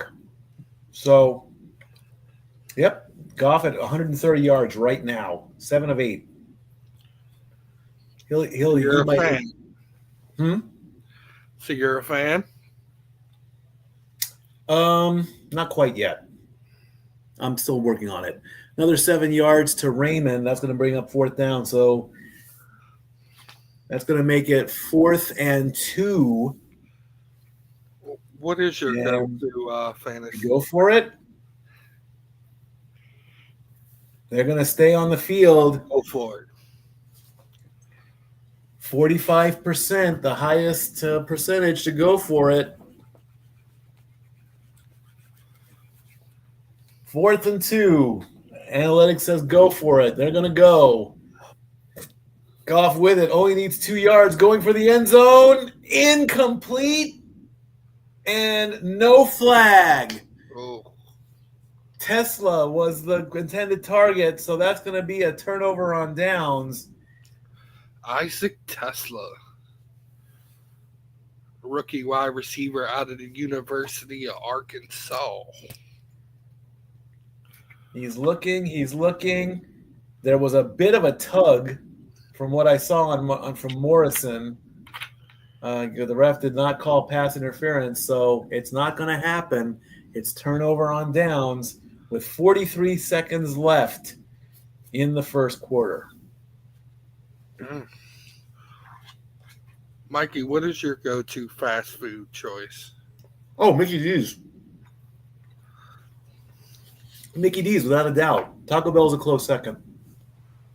McDonald's, Taco Bell, Burger King, KFC, Subway, in that order. Baker with the handoff, and they're going nowhere on that one. White tries to go up the middle. I love KFC. I will take Popeyes or Bojangles as a backup. I'm a hardcore Subway head. Oh, yeah. I mean, if Jared didn't screw it up like he did. Right. Wow, wait, speaking of Subway, they're another company that's been having commercials with my homie. Oh, really? Yes. End of the first. No change in score, really. But the Bucks have the ball. 7-0. Yep. What is your Subway? What's my Subway order? It used to be a good old roast beef sandwich. It was always a roast beef. Okay. Lettuce, pickles, olives, mayonnaise, pepper, olive oil. It was always that. Okay. Then I realized that the roast beef was a premium sandwich, so I go over to the cold cuts, just make a cold cut trio. Then it would go to the BMT. Then they brought out the garlic roast beef, so it's one of those three, really. Okay. It's one of those three. If it's not the roast beef, it's the cold cut combo. If it's not the cold cut combo, it's the BMT. And funny enough, I have 3 different ones. Go for it. I like the sweet onion chicken teriyaki, of course. Mm-hmm. I like a good meatball.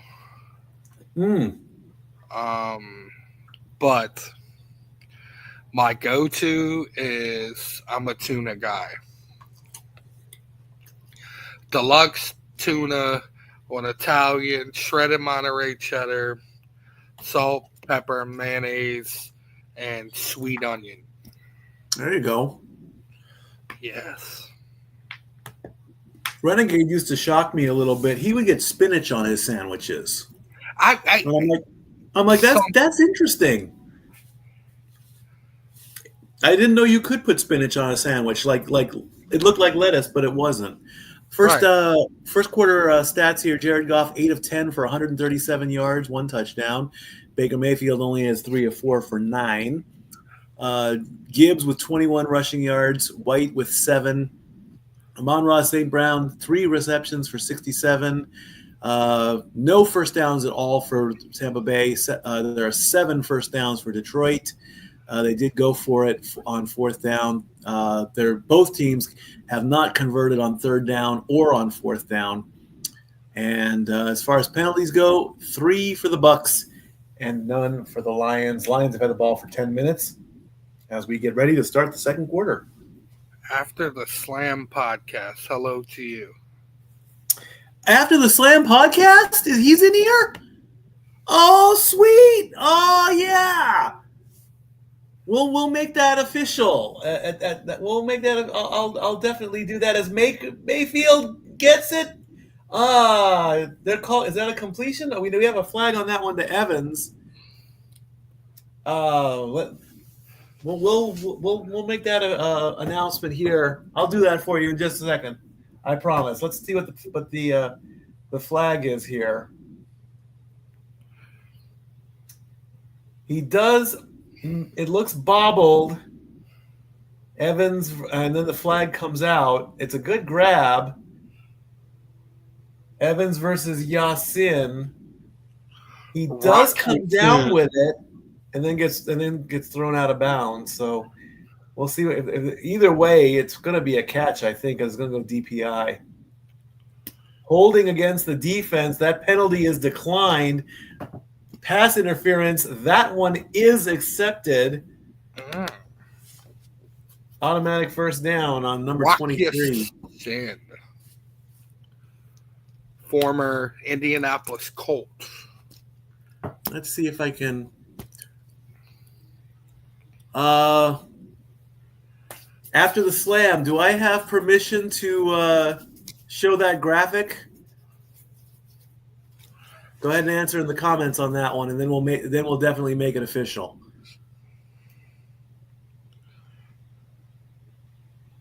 I could also do it at halftime. All right, 1st and 10 after the penalty. All right, good. I've got permission there. All right, not a problem. Sweet. All right. Well, let's see if I can put this up here. I'll work on that live if I have to. It's in my direct messages. Sure, why not? Let's make this official here. Can we click on that? Yes, we can. You are the man, Mikey. I guess so. This came up, and sure, we will. I'll promote this, and we'll do it live right here and right now. It's already.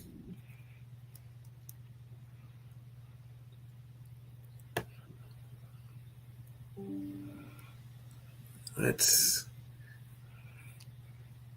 see if we can bring this up, and we'll. I know I missed a play. I apologize for that. What did I miss? Let's go back to the play-by-play. What did I miss? I missed. Let's see. There's the penalty. That was a 2-yard run from White. And a 5-yard pass to White again. It's now 3rd and 3 as the Detroit faithful are holding up their number 3 signs to try and stop the 3rd down conversion. Can they do it? Let's find out as it's 3rd and 3 with 3 seconds left on the play clock. Baker gets the pass, and it gets batted down. And no conversion there. 4th and 3. 4th and 3. And we're going to go. Is that an overlay or is that a background pick? I think we're going to make it. And let's see if I can make it a background pick.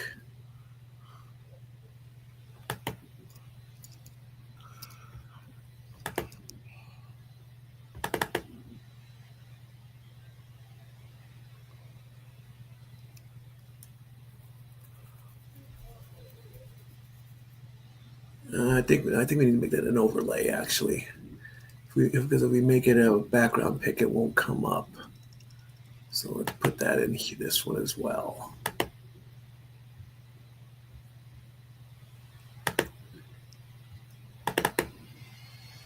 All right. And what did I miss here?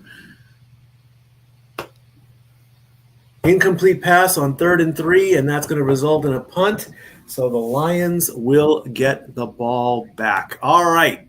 Well, the comment has come up, and I've been given an okay to show it. So let's promote it. November 9th on the After the Slam podcast, I will be joining this great show. A lot of the people here on the Simply Reliable studios have already done interviews. Well, now it's my turn. November 9th at 4 o'clock Eastern. I love the artwork there that he did on that. That is amazing. I love it. I love it, man. That's that me is to amazing. So I would like everybody to watch this and learn a little bit more about me. He's very excited. And, of course, we do have to thank Renegade because Renegade was the first one. He went all the way on episode 2. I'm joining episode 9, I believe it is. So, shout out to the Renegade. Oh, yeah. You know, I like following in my brother's footsteps, unlike all these other people that say, oh, you're in the shadow. No. He's the leader. I'm the follower. I do what he says. Bottom line. Yeah, that's the relationship we have, and that's what I love. So November 9th, 4 o'clock Eastern on the After the Slam podcast. That's where I will be on a rare Sunday off. I actually have that Sunday off now. So, yeah, I will definitely be there for that, and I invite everybody there to come and check this out. Impressive. Pretty cool, huh? That's awesome. All right. And I love the artwork that he did too. That very few people can get me looking good, and that's it right there. And I'm very happy. You put the Greek flag up there too. You look like a fine yogurt sauce. That's what? Fine yogurt sauce. Because you can't say tzatziki, right? Tanzini sauce. You're butchering that word, dude. Stop it. What is it? Tzatziki? Mm-hmm. Oh, tzatziki. Tzatziki. Goff gets a short pass to. Don't cancel me. Who was that? That wasn't Gibbs. Who was that? That was Montgomery. So he got some yardage off of that. Oh, Montgomery's finally doing something. Montgomery got a little bit of a play on that one. You know, he had that one game to start the season, and he's done nothing since. Yep. He's like, hi, I'm here. And then he's like, yep, bye, I'm gone. 147 total yards for the Lions and only a quarter.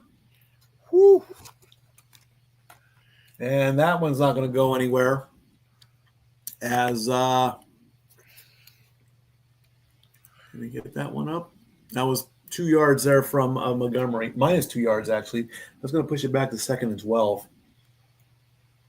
Here's John Morton, first season as Lions offensive coordinator, telling his coach what to do. Or maybe even suggesting. 12 minutes to go in the half. 2nd and 12, and somebody moved. Who moved? Who did it? False start. Offense. It's Sewell. Number 58. So that's going to make it 2nd and 17. Second Lions offensive lineman since 1960 to be named first team All-Pro.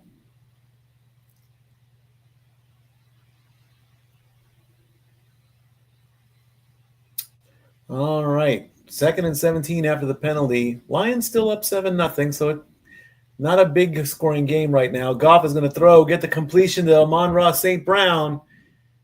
That's, I believe, his 4th catch of the night. The goal is 7. ESPN bet. That's another 13 yards, so that's going to put – I think it's going to put him on at close to 80. First pitch for Game 7 of the ALCS is about 20 minutes away. We'll keep an eye on that one, too. And then depending on where the game is, we might do some bonus footage after that. Yep, 4 receptions, 79 yards. I called that. Oh, right, sweet. Play clock getting down low, but Goff decides to go. Goff got it. That's a sack. That is a true sack right there. Loss of 12. Dennis catches up on the Goff and gets him. Good old number 8. Breaks through, puts his shoulder down, trips a little bit, and catches him on the way down. Absolutely plowed through it. Oh, yeah. All right. Let's see where Johnson's going to go with this after Fox punts it away. He's got a guy coming in from about the 25, and he's only going to get 10 yards tops. And Mayfield's coming back onto the field.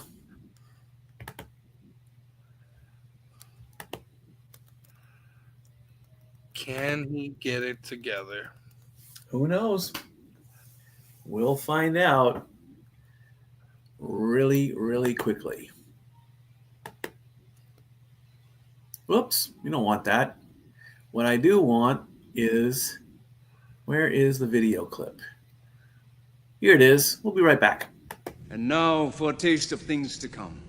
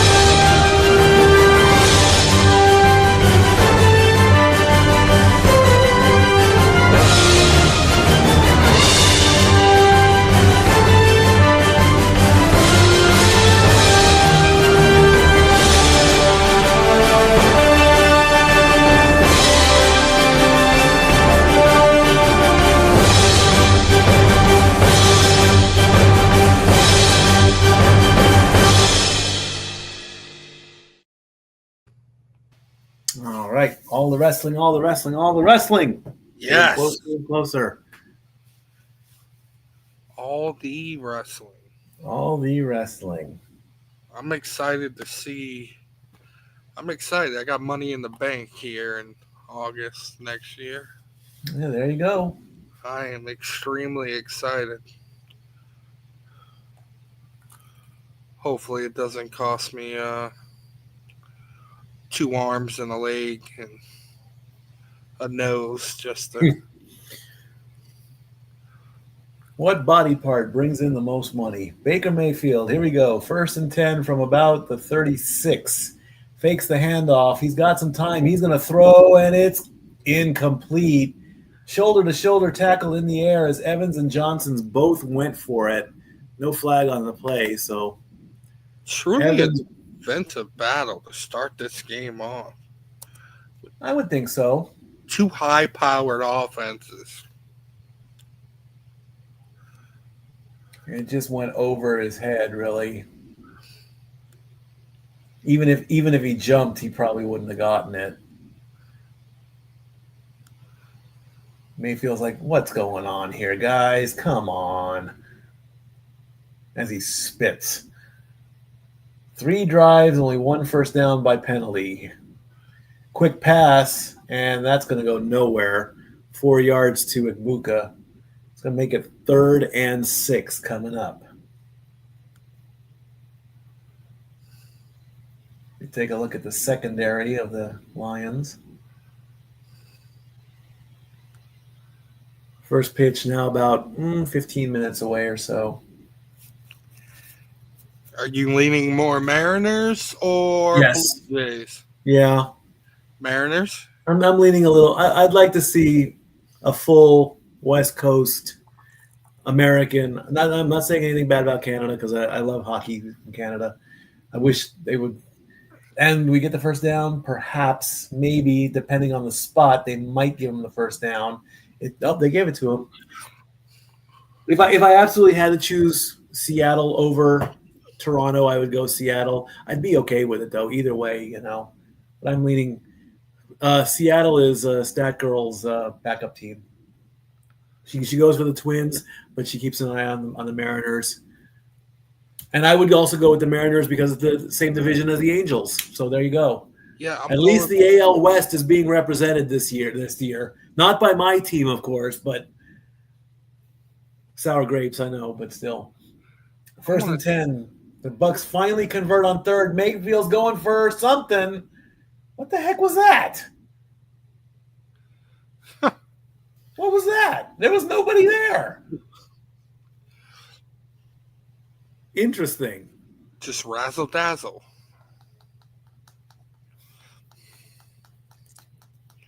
I want to see the Mariners do something, It's been a long time. Yeah.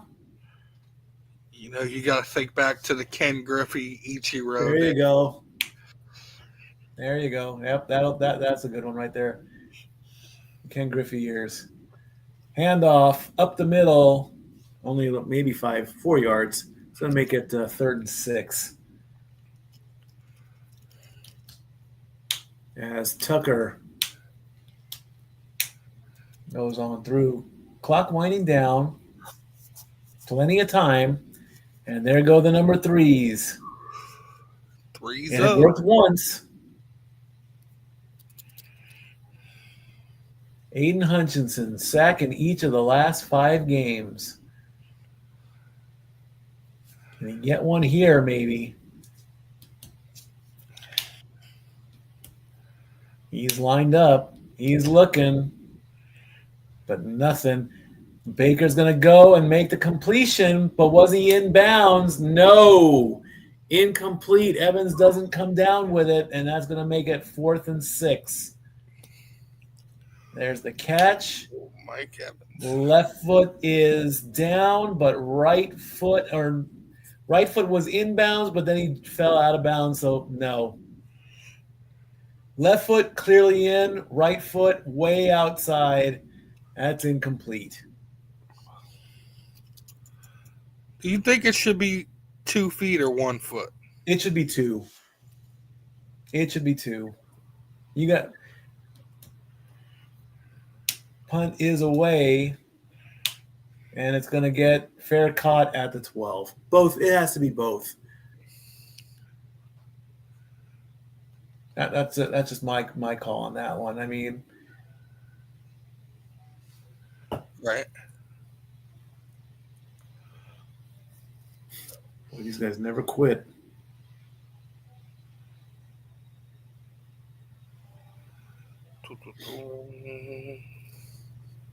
You're not getting any money out of me. Creditors. Aren't they fun? Oh, God, aren't they? Just the best, man. I'm sitting here. It's 8 o'clock on the East Coast. The business day ended at 5. Leave me alone and go home. Leave me alone so I can have my dinner, watch my football, and go to bed. Correct. Number 2 on the list, scammers and telemarketers.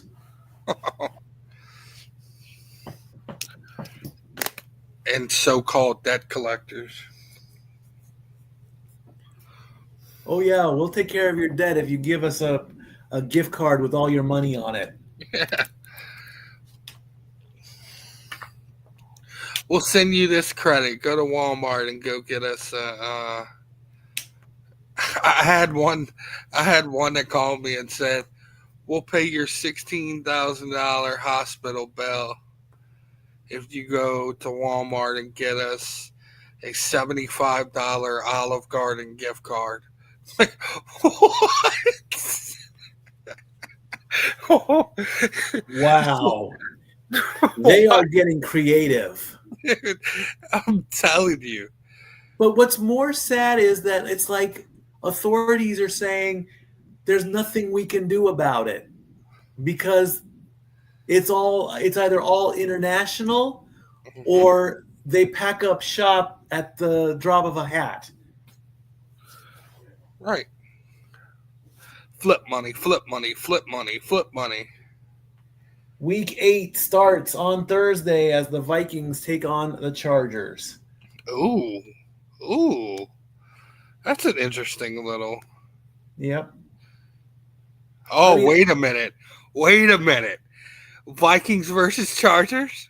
Yes. JJ McCarthy versus Jim Harbaugh? Ooh. Quarterback versus coach. All right, 173 yards. Somebody moved. The Bucks were pointing at the Lions. The Lions were pointing at the Bucks. It's false start. Offense. 5-yard penalty on the Lions.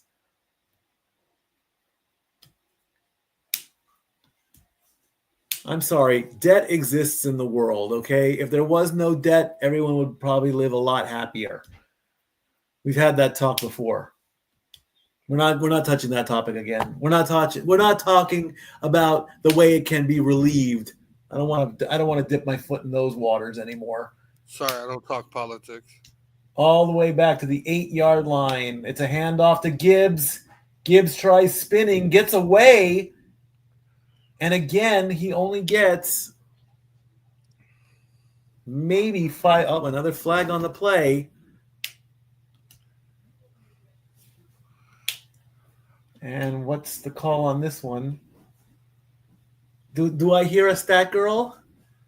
Yes, you got a stat girl, but she doesn't have anything for you. How was your dinner? Edible. Is that good? No. Oh, okay. Put it this way. What's I that? do not recommend it. You don't recommend it? I don't recommend it. I'm sorry. Okay, you tried it now or no? Man. Okay. Tyler and I both give it a 4 out of 10. Ooh, ouch. Ouch. The opinions of Stat Girl are indeed hers.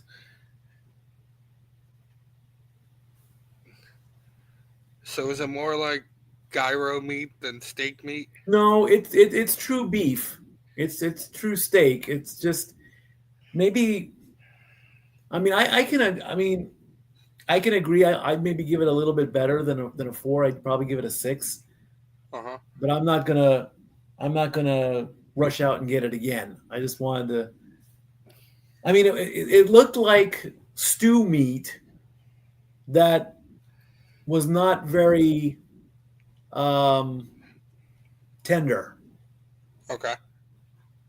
If that makes a difference. Yes. They were tender, there was not plentiful, and way too much mac and cheese, and it was bland until you added the barbecue sauce. There you go.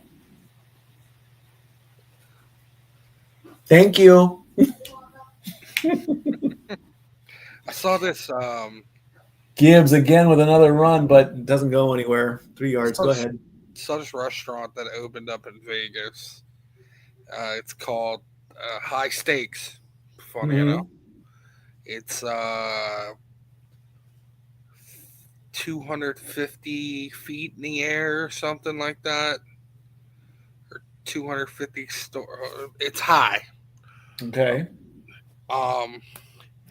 And I'm going through their menu. I'm like, this is basic. This is whatever. And then I come across a Comfort Classic, and I'm like, Okay, this is interesting. A 5-star steak restaurant, allegedly, with just a normal Salisbury steak on their menu. It's interesting to me.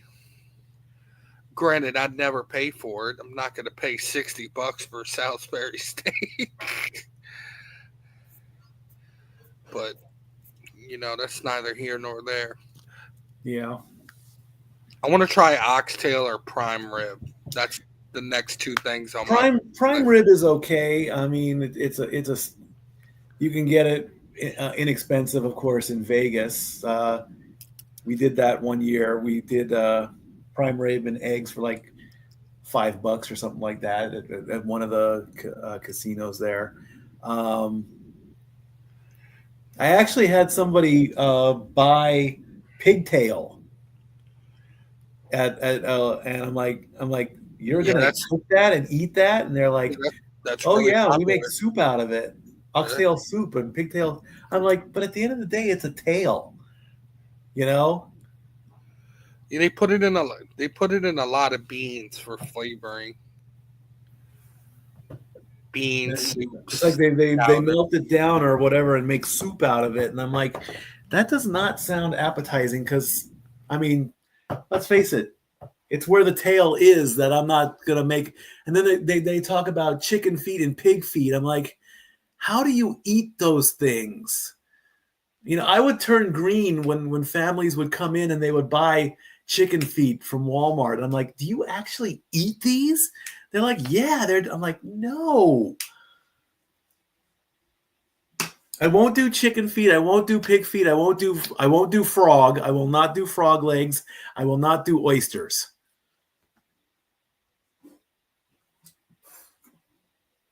And I know you eventually want me to come down to New Orleans. I will not do crawfish either. What? I'm sorry, bro. I have seen so many crawfish carcasses. What's that? Oh, you got to do. You got Dory Lee will do the craw. I'll do the shrimp. She'll do the crawfish. Goff gets the pass off. I have seen so many crawfish carcasses in Long Beach Harbor every year because of the Crawdaddy Festival. They literally cook them and they leave the carcasses out there for the seagulls to get after. And believe me, it's an environmental disaster. No, it's a circle of life. Can I clip that and use it? Please do. Goff gets a pass. It looked incomplete on that one. I gotta call James on that one. James, can you clip that, please? I got double going on right now. That was a good one. That was great. Stat Girl approved on that one. but it did happen. I mean, if it wasn't the Grand Prix of Long Beach, I think I would say like top 3, 4, or 5 events that took place. It was either the Grand Prix, it was either the Pride Festival, or the Crawdaddy Festival, and literally, I mean, there were just crawdaddy carcasses everywhere. You couldn't walk without one smelling it. Finally, Gibbs gets a breakaway, and he's finally off to the races after all those rushes. That's going to be a touchdown for Gibbs. Nice. 78 yards all the way to the house as he takes a bow, literally, and one of the Lions fly over him. Wait a minute. So back-to-back weeks, we've had pseudo 80-yard touchdowns by running backs. Last week we had it with Bijan Robinson. This week we get it with Jahmyr Gibbs. After all those rushes, finally he breaks through and gets what he deserves, a touchdown. Take that off your bingo card, ESPN Bet. Kick is up, and it is good. And with 5:51 to go in the half,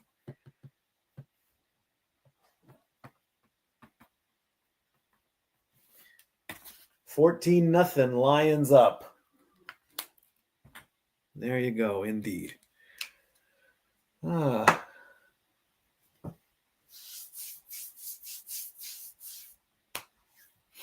I want to look up the Crawdaddy.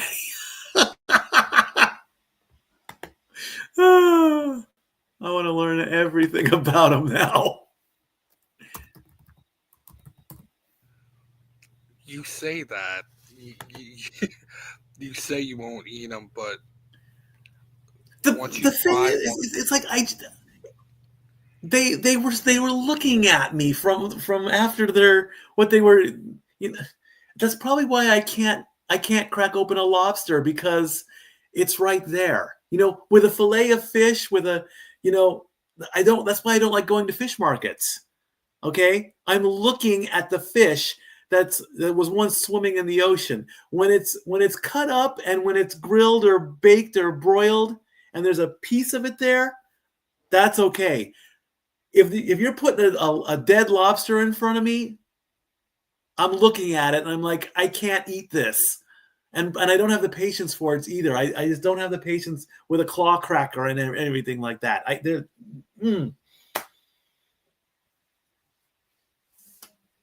Yet when it goes to the squid and the octopus that have been deep fried, that's okay too. Boy, I'm gonna tick off PETA today. The kick is off, and they're gonna go into a touchback. I just cannot look at a lobster and eat it. However, when Gordon Ramsay fillets a fish and he gets all the meat out of it, and he does the thing with the crab, I find that fascinating. But there's no way I can do it. Not after that. No way. And I know that shellfish is insanely popular down in your area because you spice. Oh yeah, it is. I mean, you make hot ones look like nothing. Because let's face it, if it ain't Cajun and burning your mouth off, there's no taste to it. Baker hands off to White, and he's going to get 5 yards. But yeah, I mean, I can eat shrimp for days, without a doubt. Shrimp for days, not a problem. I'll pop them like popcorn. But there you go. Take her to the Crawdaddy restaurant, and you have a happy stat girl.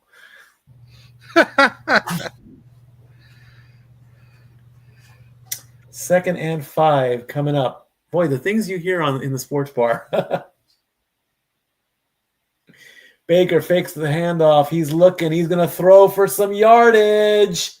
And it comes up. Oh, he dropped it. Incomplete pass. Evans is not getting up. Evans is down. Mayfield looks like he's lost his best friend there. Evans went into deer in headlights mode.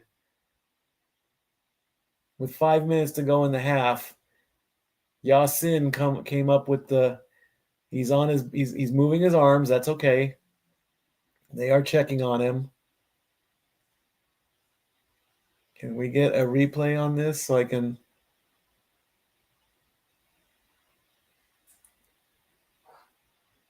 He's moving his arms. He's trying to get up. Let's see here. He's looking at the ball. Yasin wraps him up a little bit. He comes down, holding the ball. Then the ball comes loose and touches. Yasin kind of went up around the base of the helmet and then messed with his arms. He looks fine. I mean, I don't know where the injury would be. He's now sitting up. And are they gonna pick him up? He's slow to get up. Come on, Mike, get up. Come on, Mike. Come on, get up, man. As we're on injury timeout, he's up to one knee. Come on, Mike, get up, man. Come on, Mike. One more. Come on, you can get up, man. You can do it. As Baker's getting a talk there.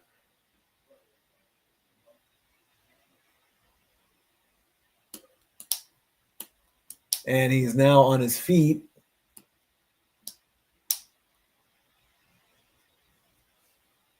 And is he are they gonna carry him off, or is all right? He is slowly walking off the field with David.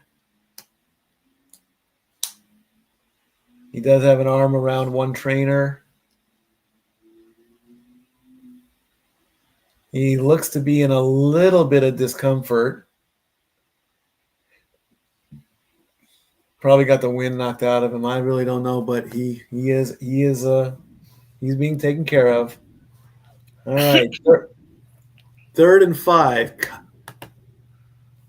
coming up. Here we go. Bucks are only 1 of 5 on third down conversions.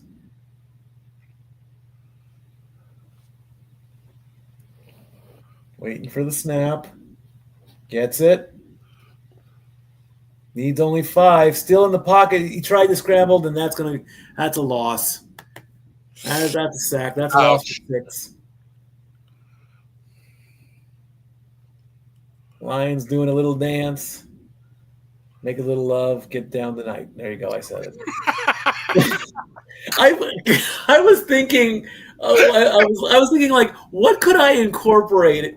Because there's this really cool weatherman in one of the news stations. I don't know where. They challenge him a lot. Houston. Houston. Is it Houston? Yes, it is. And he turns the forecast into song lyrics. Yeah, it's hilarious. Fair catch to the Lions from the 9-yard line. I'm thinking, like, what can I say? What can I invoke that I haven't invoked in a very long time? That, it's like at summertime he'll throw out like "Hot Town Summer in the City" or something like that, or he'll just, and it's like, what can I say or what can I do to make a reference of some kind? I don't know. I don't even really do that much at work, because I can improv a little bit, but I end up saying the same things over and over and over again to new crowds. I need to brush up my improv skills a little bit more. Lions getting the ball. It's now 1st and 10 with 4:13 to go in the half. Lions will get the ball in the second half as well. Goff, a nice little throw, not very much, 3 yards to Montgomery. And 4 minutes to go in the half.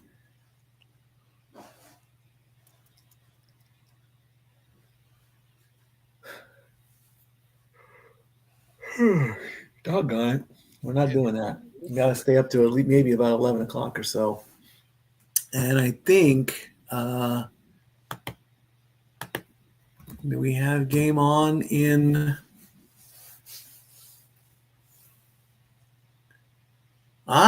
tomorrow. Ducks Preds. Oh. Are they in Nashville? Yes, they are. Doggone it. How did I skip that? The Ducks are in town, eh? The Ducks are in town tomorrow. And I have to work and possibly call basketball. Yeah. How did I miss that? Seth Rollins has been stripped of the Universal the World Heavyweight Championship. Oh, so they stripped him. He didn't give it up? They stripped him. Well, that ain't nice. Braun Breaker had it on his shoulder. Well, the Ducks are in town tomorrow. They then come back April of 26. So maybe we can push for that one. We'll see. Put your ducks in a row, Mikey. Get my ducks in a row. Yeah, there you go. That's a good one. Goff dangerously close to his own end zone, throws and an incomplete. April 16th, 2026. Stat Boy goes to Bridgestone to see the Ducks play the Preds. Why not? Hey, you never know. Who do I root for in that? Gosh, who do I root for in that matchup? You don't have no choice but to root for the Ducks, Well, unless you create a half and half jersey. that could work. Mariners are already up 1-0.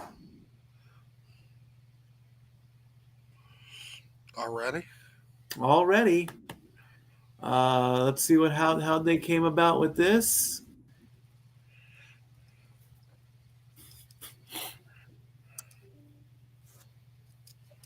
We don't need to know about Liberty Mutual. Naylor with an RBI single to get the Mariners on the board first.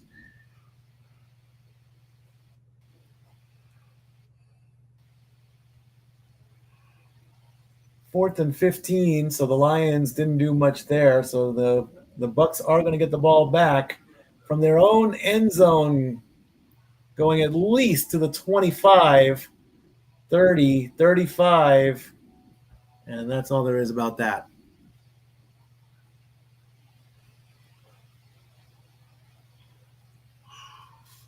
And it looks like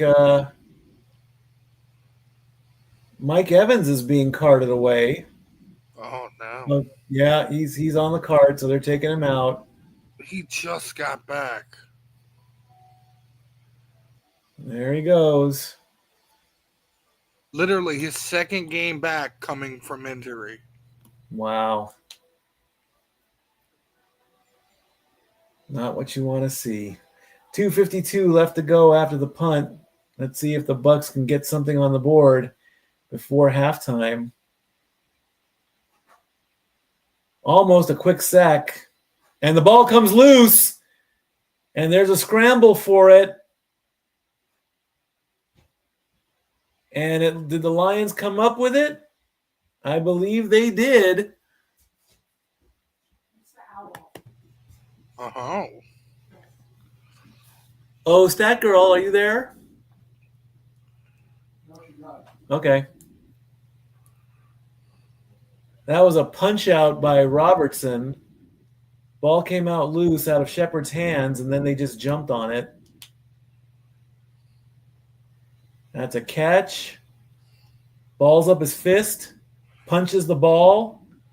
Ball comes out. That's a legal play. And then looks like 78 on Tampa Bay had it, and then Detroit gets it back. With 2:43 left to go. Who got shut out this week? In the NFL, Yep. the Raiders. Nah, no surprise there. I thought it was going to mean something, but if it's the Raiders, then to the Chiefs. no, yeah, that's right. 2:43. Yeah, we know you're a baseball dad. Be quiet. I got to stop doing that. Montgomery gets 6 yards on a run, and that will probably take it down to the 2-minute warning. 2 minutes. 2 minutes. Um, And it has been ruled a concussion and a shoulder injury for Mike Evans, so he is done. ouch. And it looks like Montgomery did get one final play, and we're going to hit the 2-minute warning. The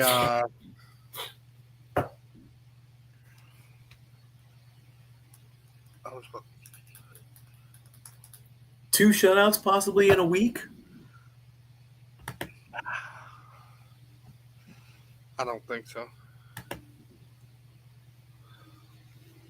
Highly unlikely in all likelihood.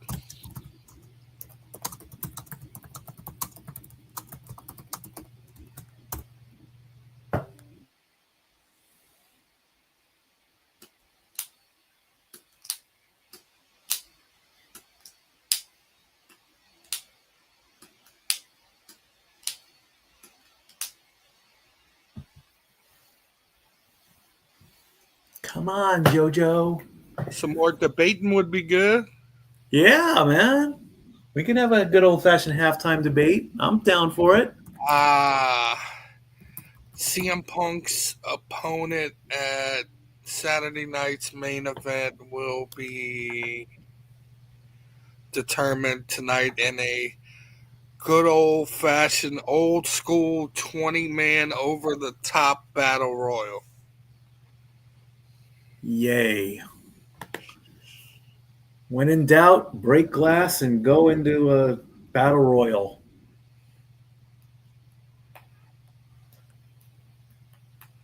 Yay.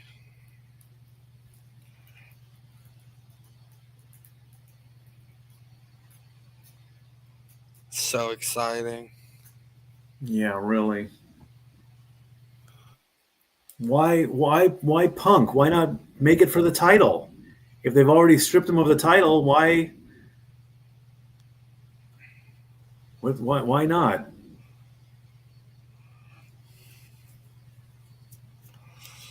Right? They want the title on the line in Salt Lake City. Saturday, November the 1st.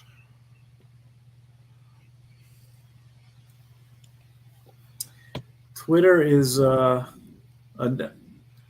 saying that Mo died of a blood infection and pneumonia. Ouch. Yeah. You hate to see that. Yeah. Oh, there you go. The Tennessee Titans have released Tyler Lockett. Don't see any reason as why that. Goff with a bit of a bullet, but the ball goes down low as Williams was the intended target on that play.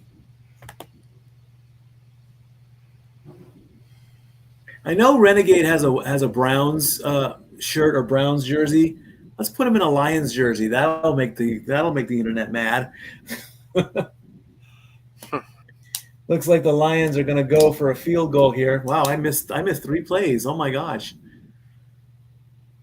So here comes Bates. Here comes Jake Bates. He's going for a 54-yarder. That kick is up and ho! Wide left. No good.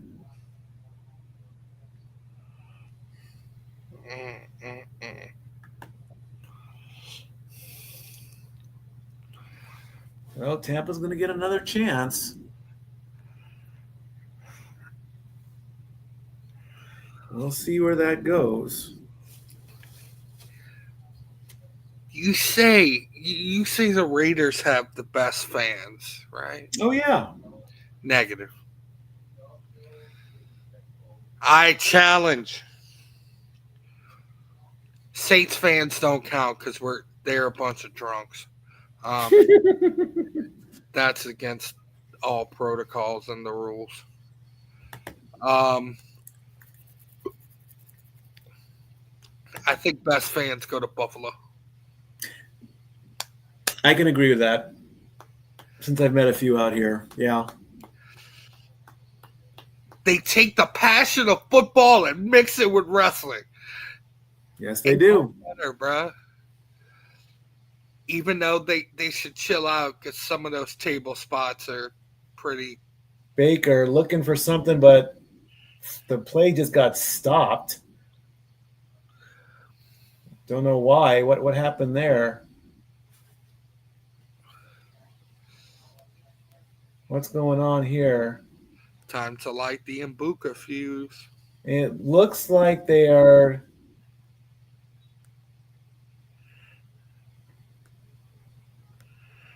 It looks like this wrestling match here is under an official review coming from the booth between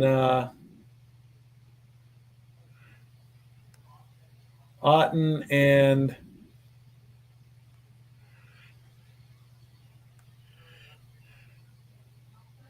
there's the ball. Otten and Mollett. They're both coming down with it. They are both literally wrapped up in each other. Otten gets the grab. Mullet gets him in the mask. They both come down, and it looks like neither one has control. So how are you going to – and then they're wrestling for it on the ground. So how do you call this? Otten that should be a face mask penalty right there. I mean, he hits him in the helmet and then comes down with it. All right. I don't know how you call this here. Let's take a look here. Ruling on the field, pass complete.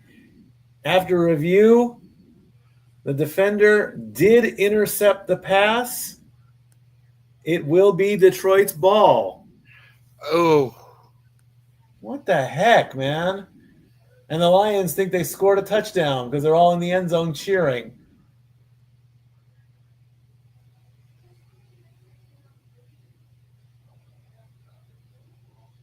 So the Lions get the ball back. A rough night for Baker. So at 1:46 before the half, let the controversy begin on this one. Ball wrestling is an interception, apparently. That sounds so dirty, though, doesn't it? Yes, it does. Gibbs gets swallowed up. And that he gets a yard on that one. And that is Stat Boy's. No, that is not Stat Boy. Hold on. No. No, it was going to be a terrible joke. Terrible. Yeah, I'm glad you didn't finish it because I was going to say something really bad there. I'm glad you didn't. Otherwise, don't go there, bro. I was going to say a comment. That comment was brought to you by a certain restaurant, but Goff is going to throw, and he's going to complete to Amon-Ra St. Brown as he goes out of bounds for another 8 yards. I do believe that's 5 receptions there, unless I missed one. That's going to leave 63 seconds on the clock. 3rd and 1. 87 yards for Amon-Ra St. Brown, 5 receptions. He needs 2 more to knock it off that bingo card and get that parlay. Gibbs in the back. Are they going to give him another chance to run for that 1 yard? Nope. They're going to do it himself. That was not a tush push, by the way. I don't know if I said, I don't know if you asked me about what I think about the tush push. I hate the name of it because it's let's call it the quarterback sneak, please. The brotherly shove. The brotherly shove? Yes. Sounds less dirty. I feel like I want to get dirty on that, but no. I'm turning into like a 5-year-old, man. The tush push sounds like you're going to the doctor to get a colonoscopy. That does not sound fun at all. I've been told I need to go and do that because I'm almost, in 2 years, I'm going to be 50, bro. I do not like the concept of that. You don't look a day over 30, though. With this gray? I appreciate that, brother, but you age well. I'm not gonna lie. I am starting to feel it a little bit, You age better than most people. Goff gets swallowed up and sacked big time by Smith with a loss of 9. That's probably gonna. Well, there's 1 second difference between the game clock and the play clock. Oh, he barreled through him. He waltzed through the door. There is no coverage. Goff didn't even see it coming. He had it coming.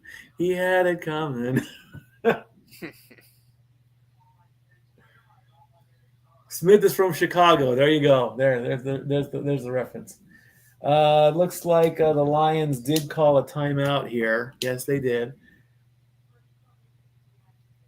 28 seconds. So The Bucs are trying to get Aikman, put your coat on. You're on camera. Come on. I should be wearing my coat, but I guess I'm not. They had it coming. They had it coming. And that's a pick. We've got an interception. The mighty Jared Goff has been picked off. Really? So now with 20 seconds left to go in the half, as Dean returns it for 13 yards. Just take a freaking knee. No, Baker won't do it. He's gonna. They've got a timeout still.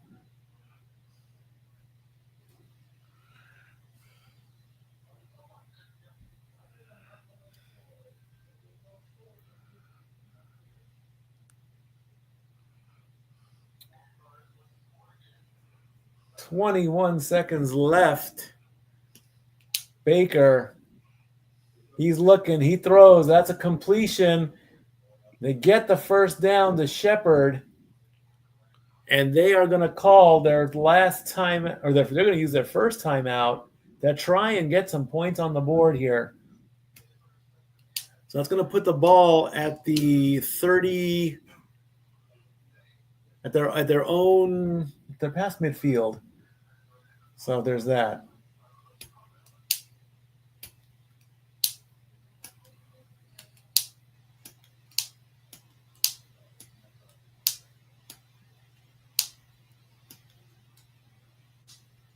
First play in Lions territory.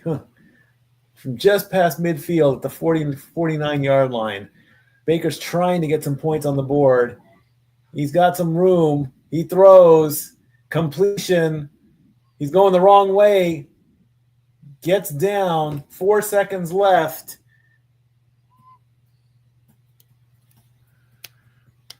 And Tampa Bay is going to call timeout again. They get another 11 yards, but now there's only 4 seconds left.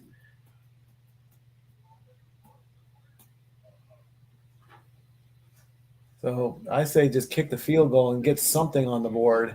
Something. Don't go for any 4 seconds. You got only one play left. You might as well go for the kick. Chase McLaughlin, 9 of 13 for under 50, 4 of 4 of 50 plus. It's a 53-yarder. Can he be perfect?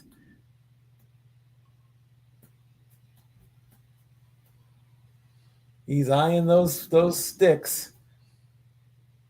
Here's the kick. And, oh, boy, did he squeak that in there. It's good. The Lions are the no shutout for Tampa Bay tonight. Told you. And they run off the field happy as can be because it is now halftime. 14-3 is your score. Tom Grossi, if you raid me during halftime again and I'm not here, I'm sorry in advance. It's break time, so we're going to take a break. Be back. We'll do the halftime stats, see if we can get anybody to pop in. Why not? I'm down. Right. Be right back. And now for a taste of things to come.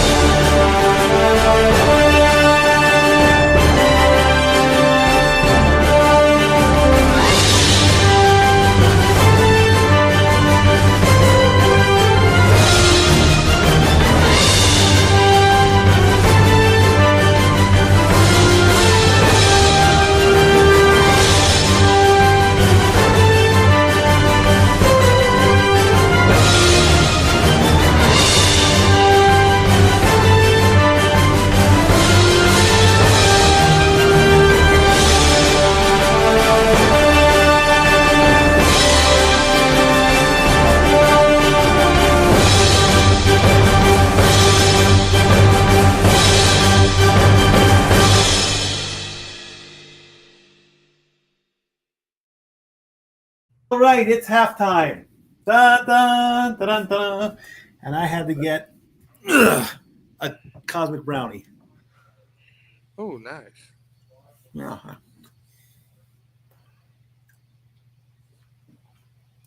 Had to have my dessert, you know.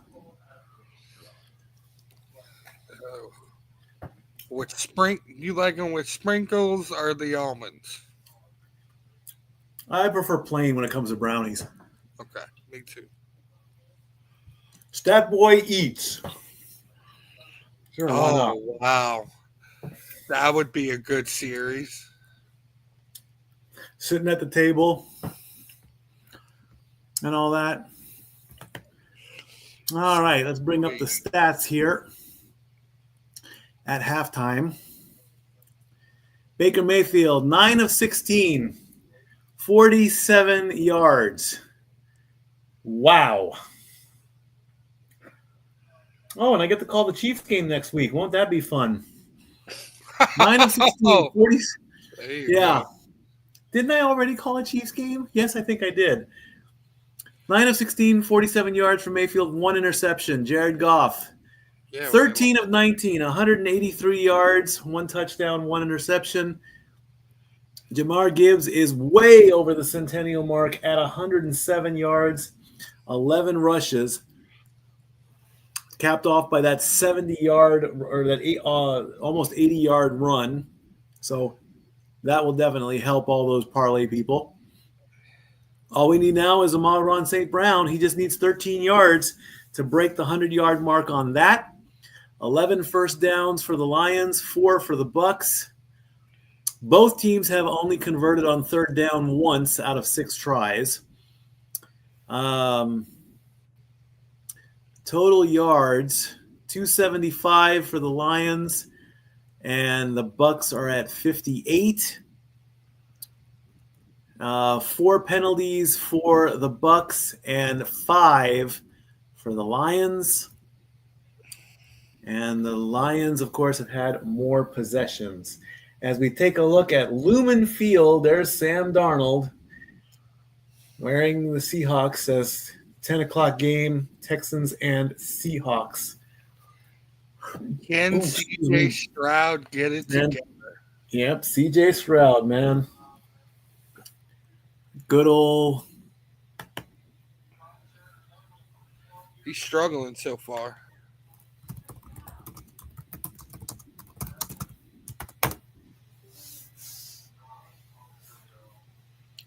Come on, family. It's halftime. Yeah, I got Raw on the other side of the screen. And let's take a quick update here. Blue Jays have tied it up. It is now 1-1, top of the second.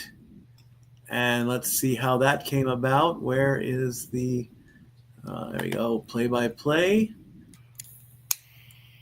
And we're going to go scoring plays as Varsho gets an RBI single in the bottom of the first to make it a 1-1 game. Naylor with an RBI single in the first to put the Mariners up first, and now the Blue Jays have tied it up. So there you go. And at 8:43, getting close to the top of the 9 o'clock hour, we'll keep an eye on that, and we'll see where that goes. And why not? I mean, well, maybe you can do a little bit of bonus footage there. Opening week tomorrow, or actually on Wednesday, the Cavs play the Knicks at 7 o'clock. The Spurs play the Mavericks at 9:30. I'm gonna message Mr. Reliable here, and I'm gonna confirm if this is still gonna happen. Can't wait for tomorrow. I still. Is this still going on tomorrow? Please confirm. Let's see what he says. I'm still a game time decision. I don't know if I can get off work early enough and he still wants to do this, then I'm fine with it. I've got no problem. I don't think I'm doing anything tomorrow night. I really, really don't. Eagles beat the Vikings 28-22. Yeah, we know. KC routed the Raiders 31-0. We know that. Yeah. This is Berman's top fastest 3 minutes. We got the Colts and the Chargers. Chargers in their yellow. There was that one. There's the Broncos, Giants we talked about.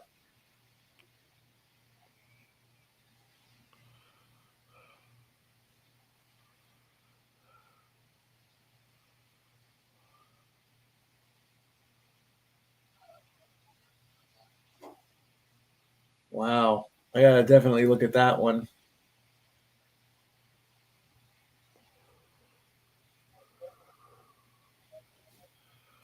Rams, Jaguars. It's the closed captioning there. The back to what we started talking about other things in the pregame. Back to the Broncos and the Colts. I mean the Broncos and the Giants. I'm sorry. Let me correct myself. Mm-hmm. The Broncos scored 33 points in the fourth quarter. Wow. To come back and win that game. And what's so awesome, it goes both ways. It's awesome, but terrible at the same time. This game in Denver was honoring the late great Demaryius Thomas, who's the all-time leading receiver in Denver history. Tragically died at the age of 33. And significant enough, the game that they're honoring Demaryius Thomas and inducting him into the Broncos Hall of Fame, they come back with 33 points in the fourth quarter to win that game. I found that pretty cool. There you go.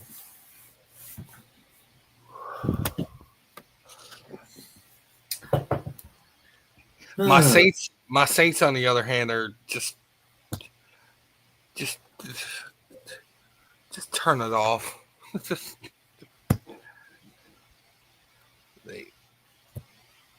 The tank is on.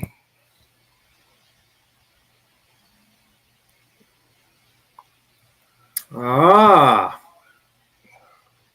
how about that?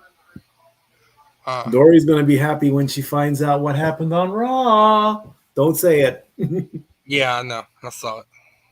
I started to say it, and then I stopped myself for just in case we got people who are gonna watch after. Yeah.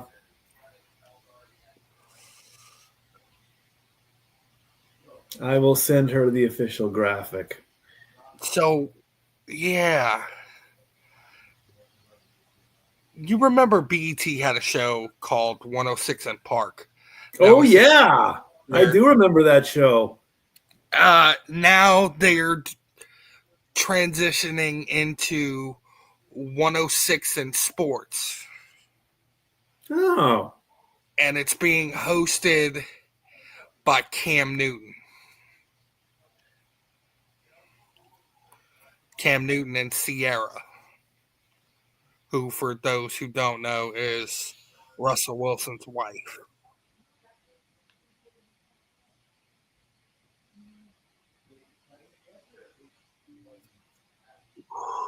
Well, how about that? Yep.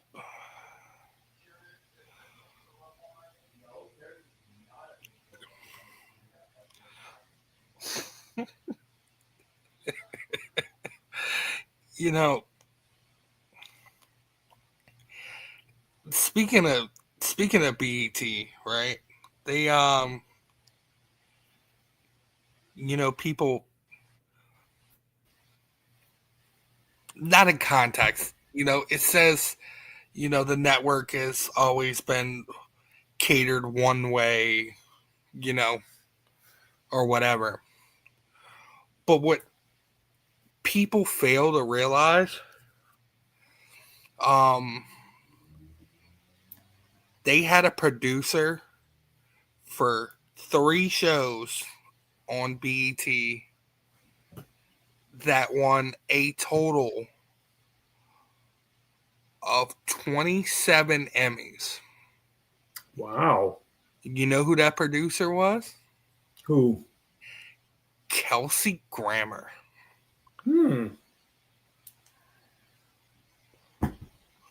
Mr. Fraser.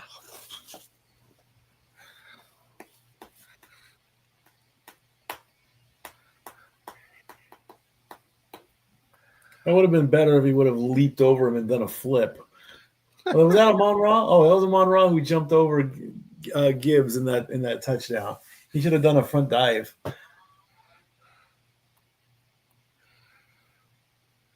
Kelsey Grammer? Who you think you kidnapped? Kelsey Grammer? Oh, now Aikman puts his coat on. So you've been watching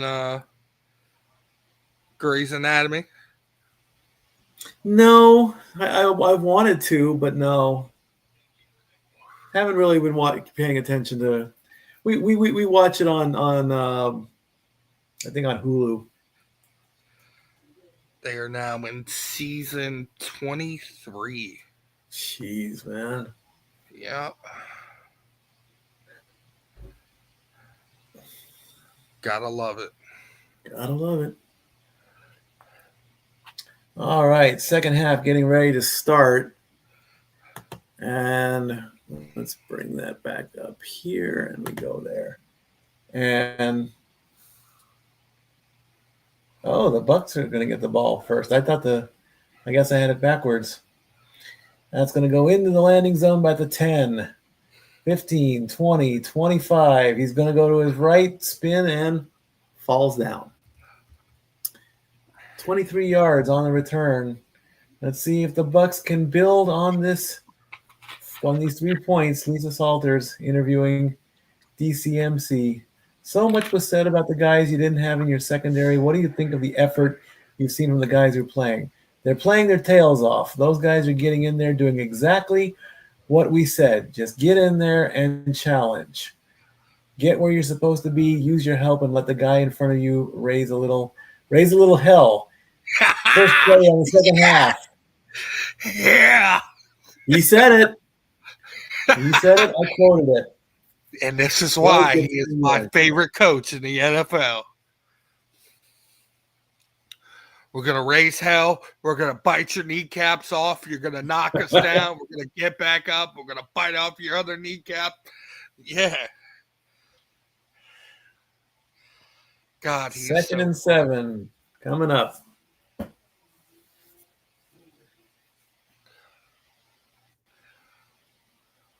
From the 36. 36-yard line. 36-yard line.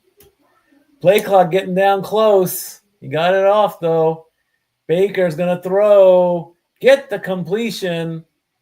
That's 18 yards to Egbuka, the rookie. National championship winning wide receiver from the University of Ohio State. The OHIO. I didn't really care for that national championship game, but it is what it is. First and 10 for the Bucs with a handoff as White gets 7 yards.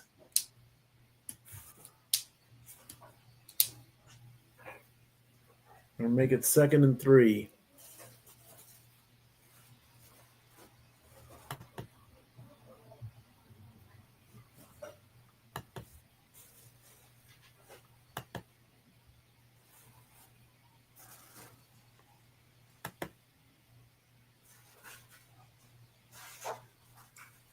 Five touchdowns for Egbuka this season, leading all the rookies.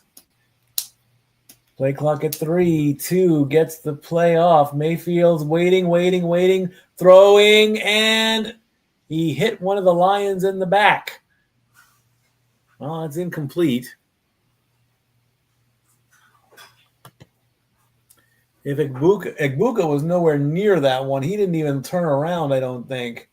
Did he? He takes a quick look.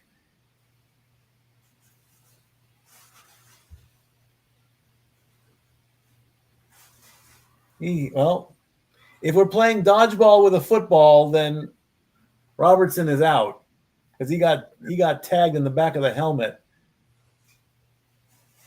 Short pass. They get the first down as Shepard gets 3 to keep the drive alive. Apparently, Mayfield is 0 for 5 when he attempts to throw more than 20 yards down the field. So here's an idea. Don't do that. He wants to go for it, but there's nobody down there to get it.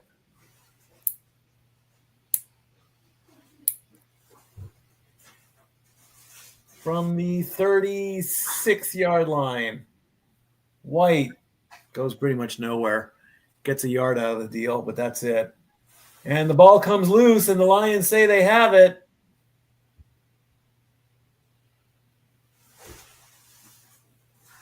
Do we have a fumble recovery? Let's see. Barnes makes the hit, and he's still got control, and it looks like at the very last second he rips the ball out of his hands. But nothing there. Flag on the play. Who moved? Somebody moved on that one. False start. Well, they can't challenge that takeaway, unfortunately.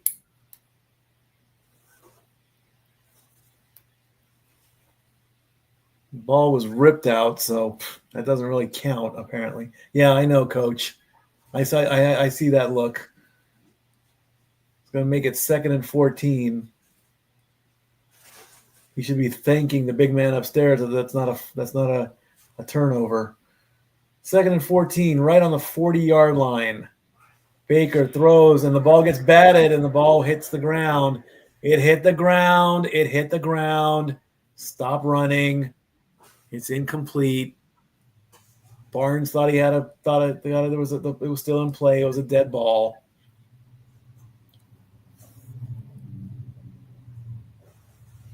Tipped. Barnes got a piece of it.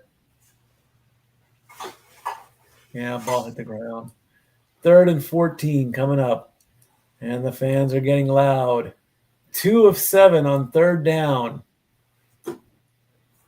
Can they complete? Keep the drive alive. Baker with the ball.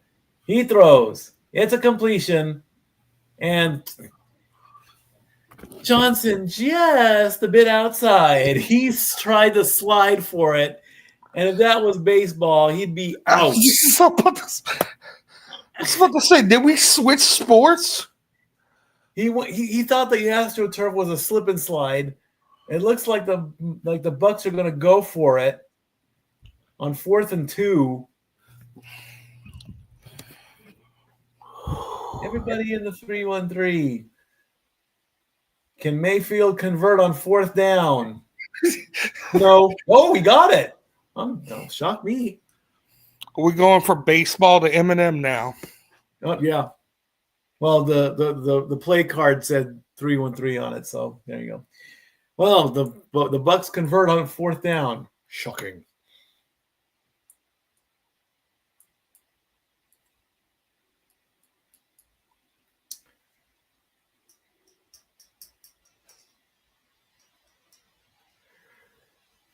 Hmm. 29-yard line. I think this is the closest the Bucks have been all night to the end zone. Baker looks like that's a short pass. And let him go. He's a football player, not a steer. He had him by the helmet and twisted.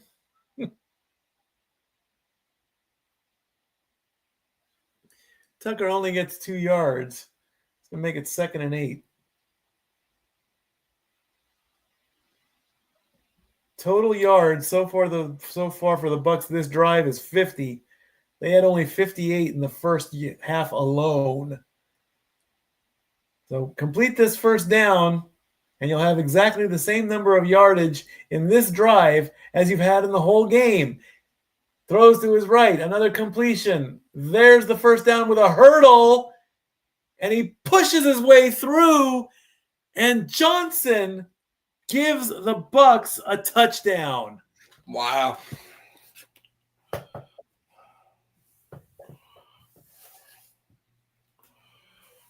Tez Johnson with a 22-yard touchdown to put the Lions with a 4-point lead. Well, five right now. They'll probably make the extra point for certain. Baker looks to his right, throws to Johnson at the 25. Johnson starts running, hurdles to get away, and literally pushes his way into the end zone. 11 plays, 67 yards on that drive. And they're going for 2. 1 of 3 so far, so they want to make it a 3-point game. Can they convert on this quick pass? And incomplete. So no good on the 2-point conversion. Who closed my door? Why you close my door? So Tez Johnson gives them 6.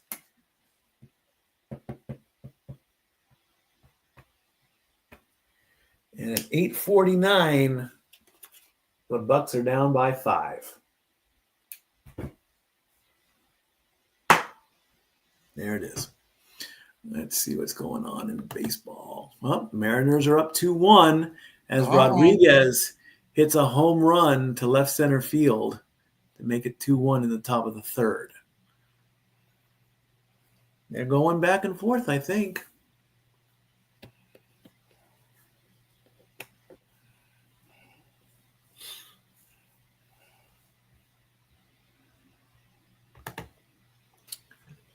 Okay, we don't need that right now.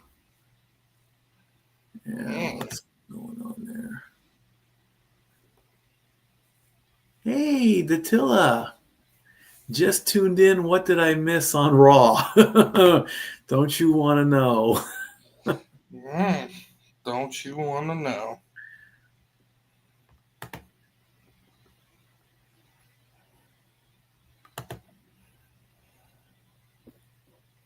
Let's see if we can get her to teleport into the sports bar.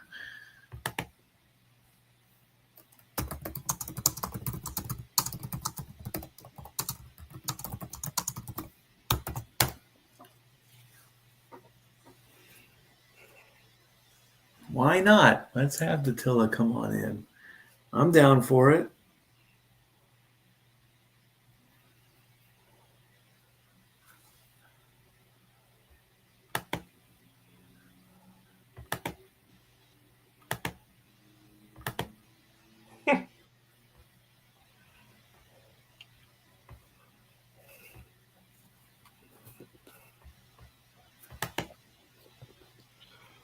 Yes, indeed.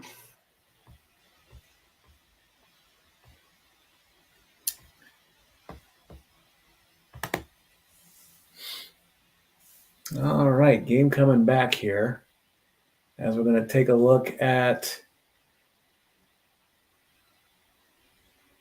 Egbuka. Looked like he was open. No, he was in double coverage.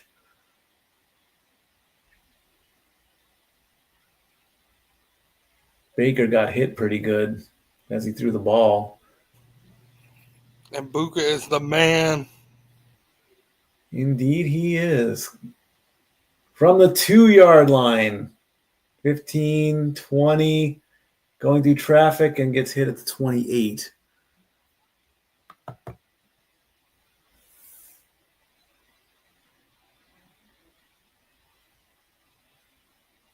Bo Nix and Tez Johnson posing for photos there. Friends forever.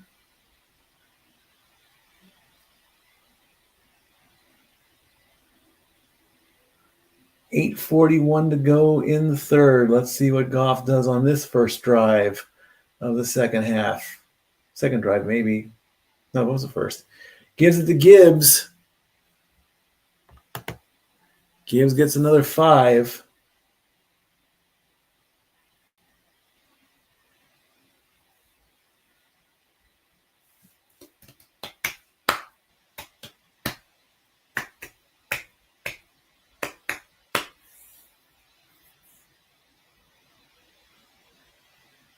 Ouch. Next play coming up.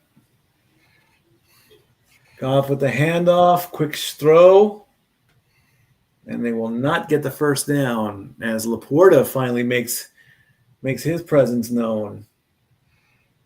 Finally. Denver trailed 19-0 entering the fourth quarter. They got 33, tied for the second most fourth quarter points in NFL history. Teams are 2 and 36-77 when trailing by 18. Wow. Only 2 teams since 1970 down by 18 or more. Impressive. One of those teams being the Minnesota Vikings. There you go. Wright gets a 14-yard reception, keeping the drive alive for the Lions. That was against the Indianapolis Colts. Mm-hmm.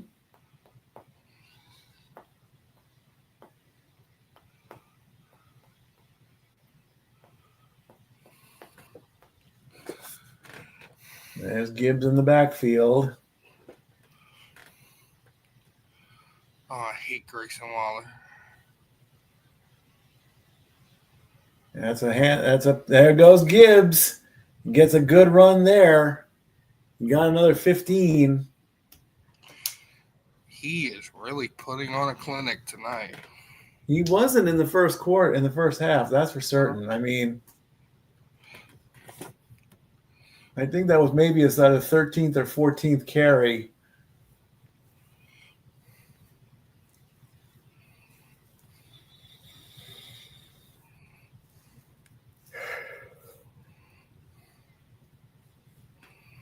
$127 rushing yards, 54 receiving yards. Gibbs gets another one, but he's only going to get a couple, maybe 3, as the clock goes below 6 minutes.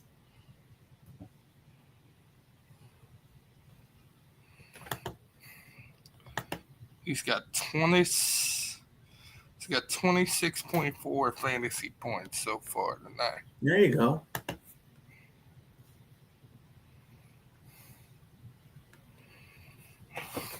Five and a half minutes left in the third.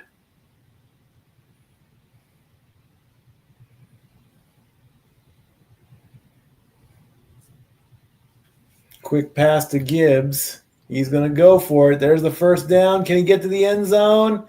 No, he gets caught at the 5-yard line. So 28 more yards. Gibbs is running away with it, literally. That might put him around 200 total yards for the game.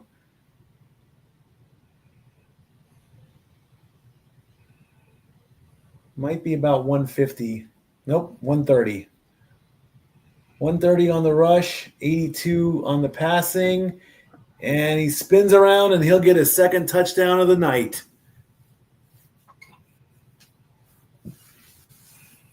Mm. 5 more yards there. And that will make the score 20-9.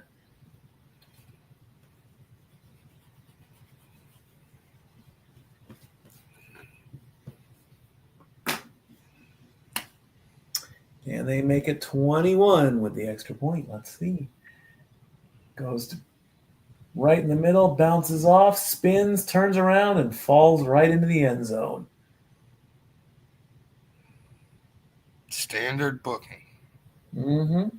7 plays, 73 yards. The kick is up, and it is good. So the Lions answer back.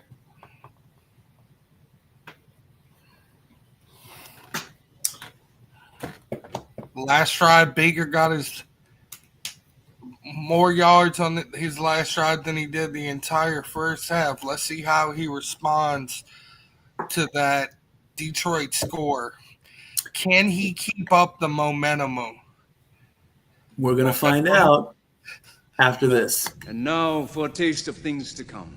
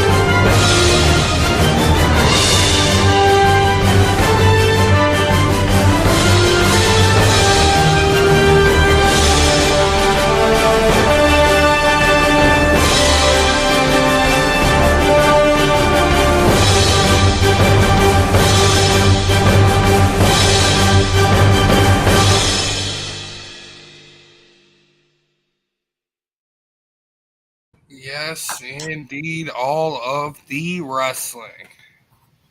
Indeed it is. Where's my other hat? Did I even? Oh, well, I'll find it in a bit. I'll find it in a bit. So speaking of your Angels, Mm-hmm. Oh, yeah, I saw that. I did see a news story I Wow. wanted. I think I know which one you're talking on here. Hold on, let me see if I can bring that up so I can get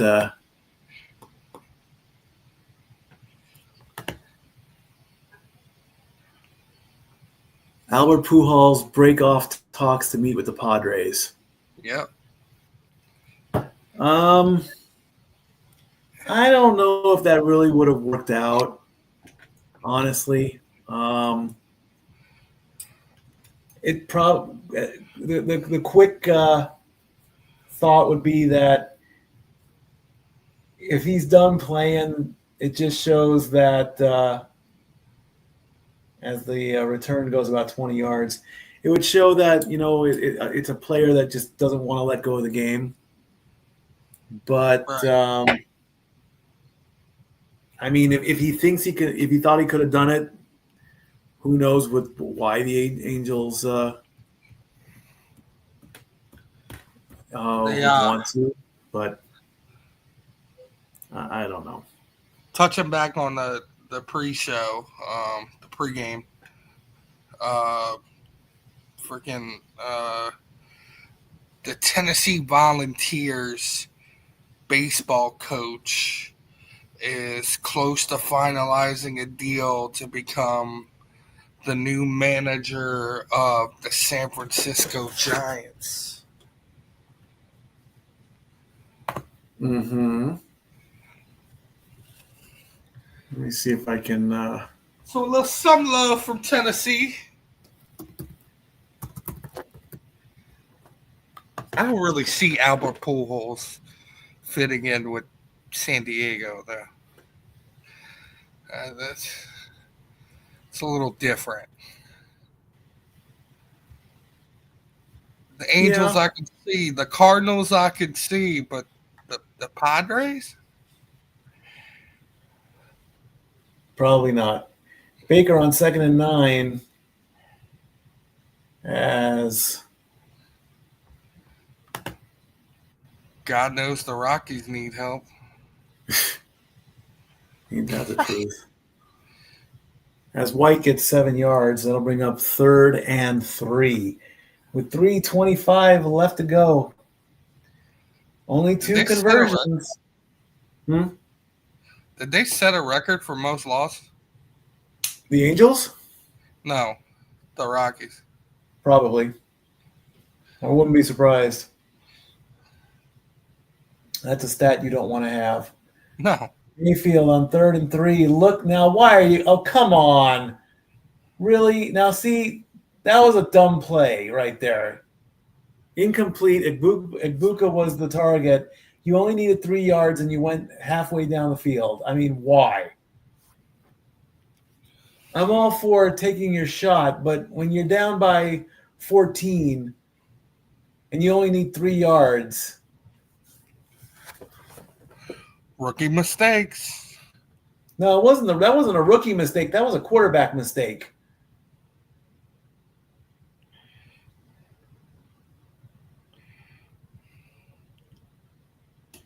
I'm going to quote The Undertaker. That's some video game shit right there. That's something you do when you're playing Madden or NFL Blitz and whatever, and you only need a yard and you want to go for the end zone. Because when you get it, you're more pissed off that they scored on a bogus play. Looks like Yasin is a little bit injured because he's walking off all stiff. Too many home insurance commercials?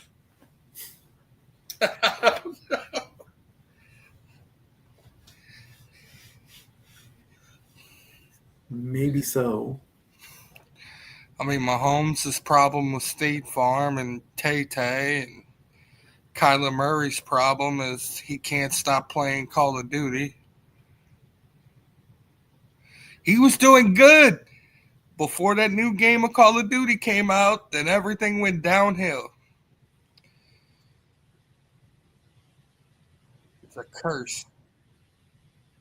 A member of the kicking team went out of bounds on his own. That's a 5-yard penalty. Detroit is elected to enforce that foul from the succeeding spot on the out of bounds kick. Okay. So like unsportsmanlike conduct? No.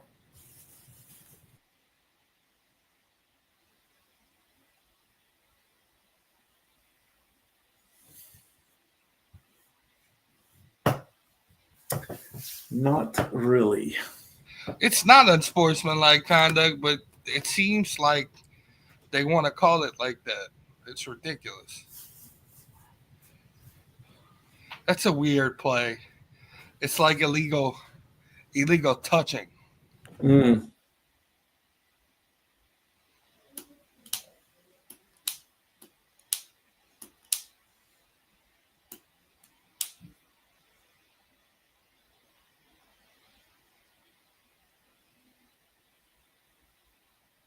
Was that Lillian Garcia?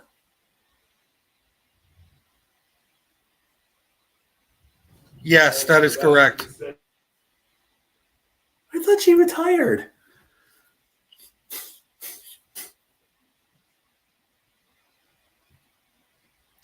Oh, well, what do I know?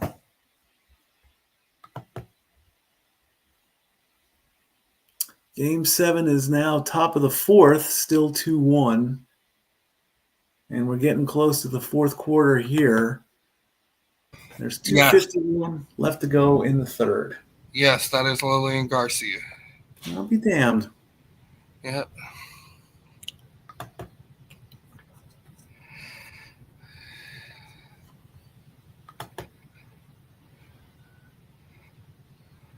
Yep.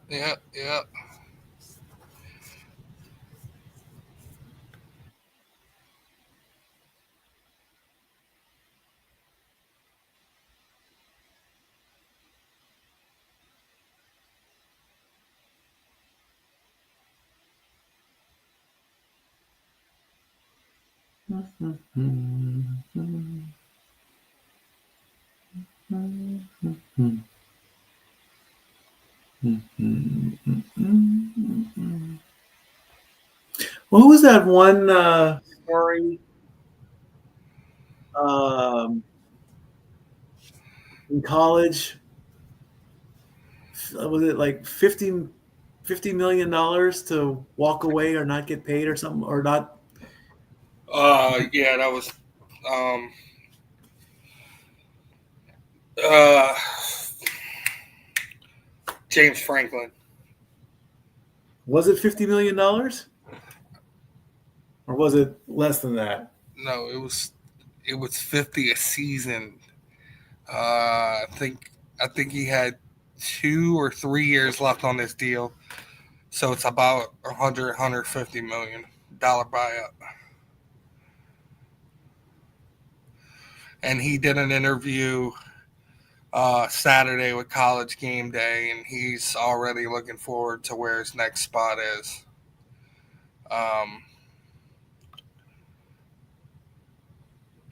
We'll see who's interested. Maybe a UCLA somewhere on the West Coast, or maybe Florida. Florida fired their head coach today, Billy Napier, or that was yesterday. We'll see. We shall see. 3rd and 8 coming up to the Lions. Goff throws, complete, first down. That goes to Laporta. I think it was $50 million total through 2031. So he's getting paid. Oh yeah, definitely getting paid. He's getting paid. I mean, that's money right there, man. And Troy Aikman is taking his jacket off. 1st and 10 coming up from the 41. They give it to Montgomery, and he's going to go 5 yards. Going to make it 2nd and 5.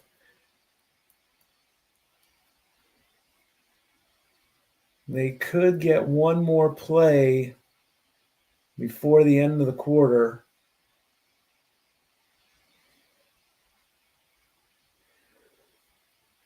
Oh, got it. Fakes the handoff, looking, completion, and out of bounds.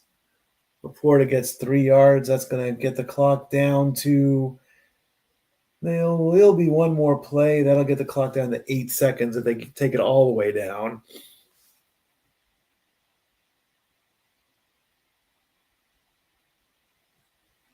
I swear, if I yawn one more time, I'm going to call it at the end of the night. I'll do a quick update, do the quick stats, and then I'm out. And 3rd and 2, you've only got a few seconds left there, Goff. 3, 2, 1. They get the play. Thank you. They give the ball to Montgomery, who gets stopped. And that will end the quarter. And it keeps it the same, 21-9. Did we get an update from Seattle? Mr. Reliable? No, not yet. Like I said, if he wants to do it, more power to him. And if I can join him, I will. If I have to work all day, then I'm probably just, I know I have to be in at 10. If I work my full shift, they might let me go at 6, but even if I work a full day, it's like I'm going to just want to come home and crash, because I got something to do the next day after that too. So busy man. Busy. A stat boy's work is never done. When we come back, 4th quarter. Be right back. And now for a taste of things to come.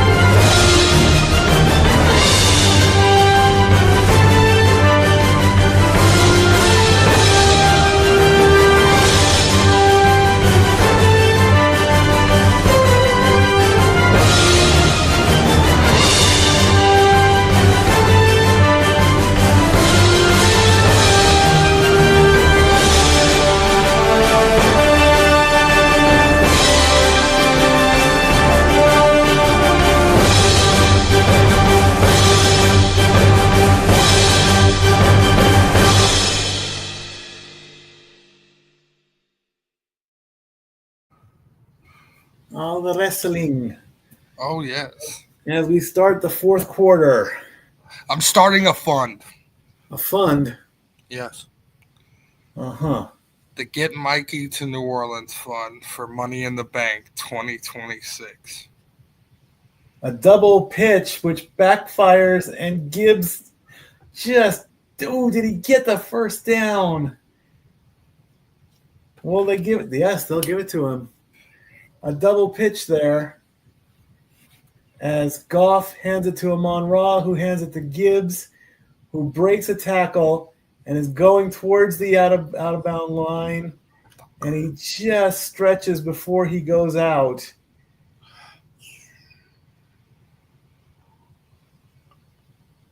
You might want to put Stat Girl in on that fun too.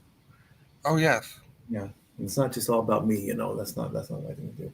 First down, Goff looking, throws, completion behind the line of scrimmage. Was that Laporta? I believe it was. We're going to have Mikey try alligator. Oh, I've got no problem with alligator. It'll taste like chicken. We'll do some random crazy protein.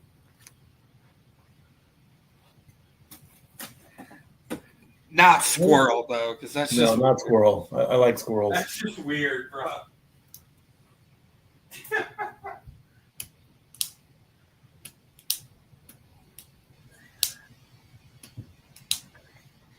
Goff is well over 200 yards right now. He's at 242.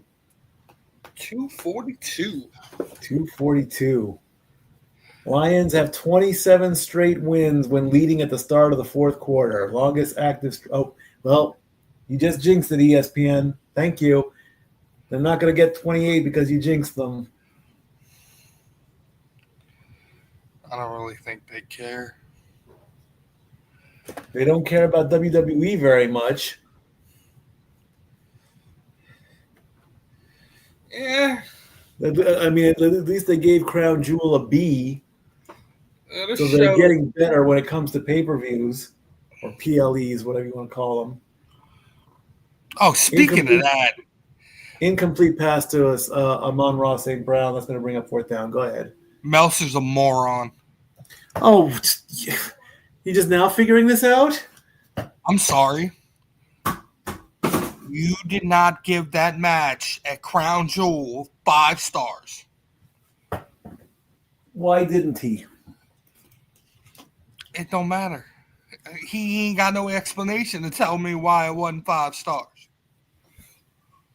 He has no rebuttal. So apparently Dave Meltzer does not have to give the IWC a reason as to why he did not give a John Cena match 5 stars. Is that what you're saying? Bullshit. Okay.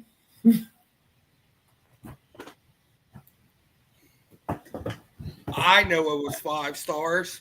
The whole world knows it was 5 stars, if not 6 or 7 stars.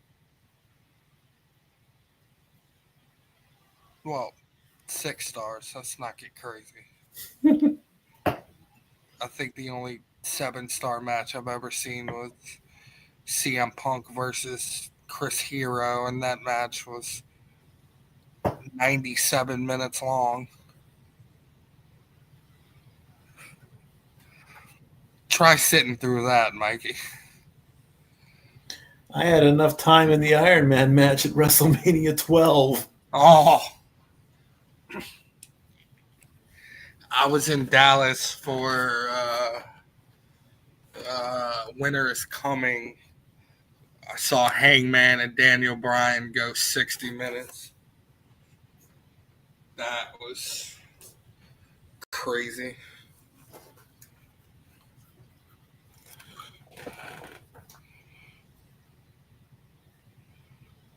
I don't know if I ever, when Renegade and I was doing the feds, if I ever, I think I got booked in a Iron Man, and I think like halfway through it, I'm like, okay, how much time is left? This was a bad idea. The next time you want to book me in an Iron Man match, just shoot me, okay? I want to see you cut a promo. You want to see me cut a promo? Oh God, my promos were a disaster back then. I want to see you cut a promo on her. Stephen A. Smith. How about Texas A&M LSU this weekend?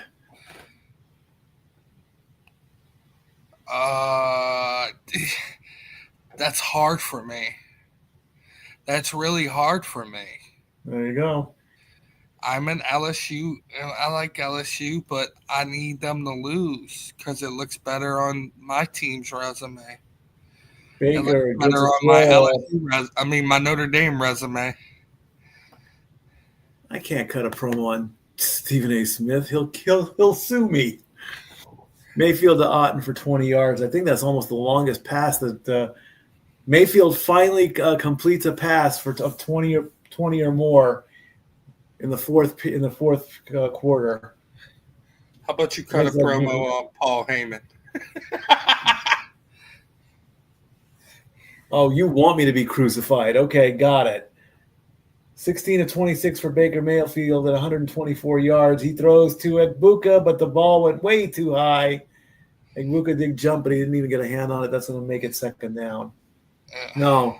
See, Heyman, I like Heyman. Heyman is a really nice guy, and if you piss him off, he will not hesitate to just stop you dead in your tracks. Oh, you know, I mean, he is up there on the level of Bobby Heenan and Roddy Piper, and you know, I mean, in his forums or in his shows that he does, I mean, he'll make you think that there is water in the desert as Mayfield gets it to Egbuka for 6 yards.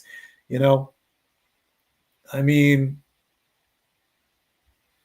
he's a humble, wise man. You know, people have said you're a god, and he's like, that's going too much. Is he a genius? Absolutely. Does he play his character? If that is his character, if that's not him at all, absolutely. Is he the GOAT? Debatable, but you're going to lose. You're going to lose, hands down.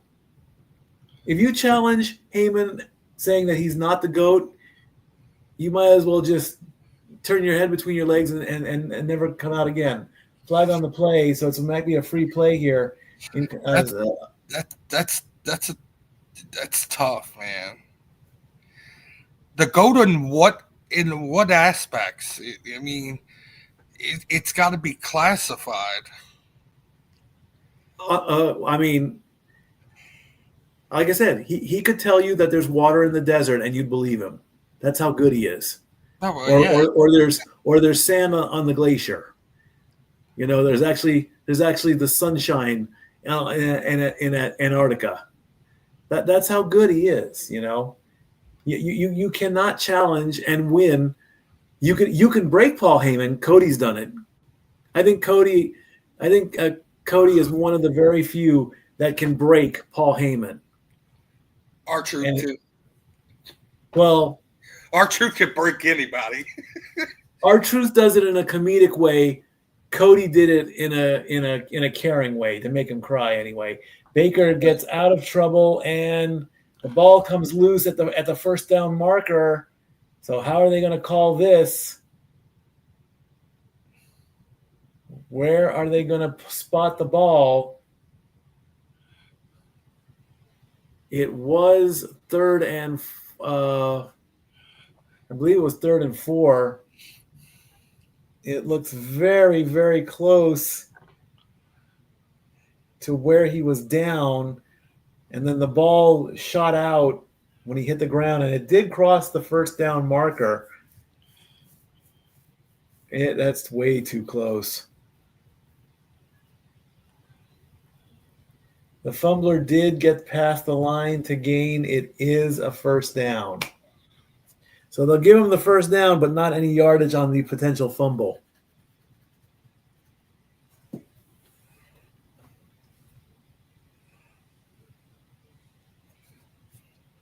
It is a catch because he has control.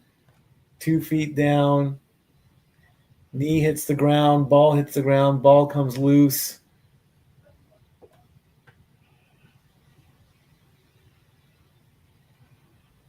Are they going to challenge?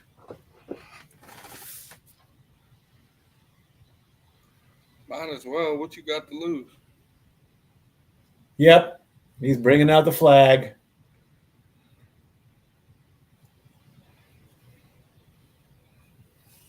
MCDC is fuming. I love Campbell. They've got a shirt that says I love Campbell. Campbell's He's trying to get the attention of the ref, and then he reaches in his pocket and pulls out the challenge flag.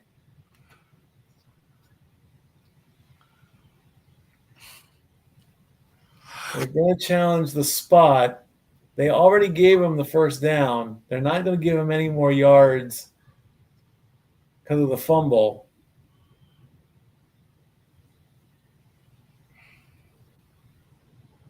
So they go to commercial on that one. Under review.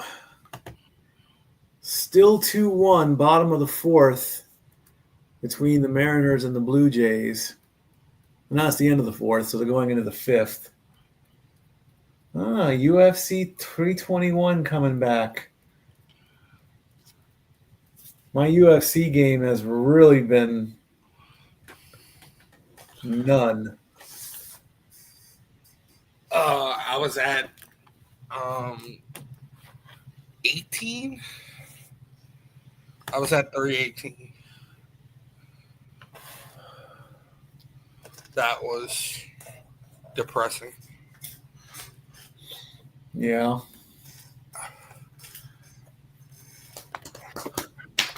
It was Dustin Poirier's last fight in his home state. And it did not go well.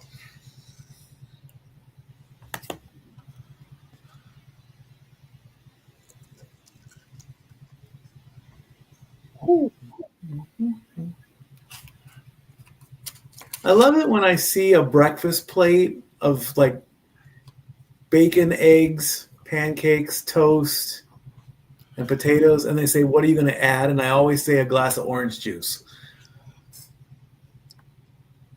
You know what more? And maybe Tabasco sauce on the eggs. Okay. I can see that. Oh, here's a good question. Your house is broken into. Your security system locks the burglar inside and calls the police. It also plays music at max volume as an alarm. What song do you have it set on?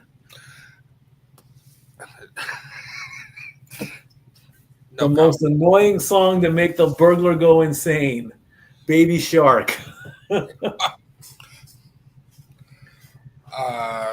Dennis Leary's Asshole. There you go. It was an unsuccessful challenge. The ruling on the field stands. So Detroit will be charged with a timeout. Yeah. Of course, the one moment that I love with Paul Heyman, he was talking about Chris Benoit, and somebody said, "That's my boy," and he just like went off. He's like, "Who said that's my boy? Why?" And then he reminded us about the entire situation. And he said the same thing that Pop said. He's like, I think Pop said it a while ago, but oh, wait a minute, what is this now?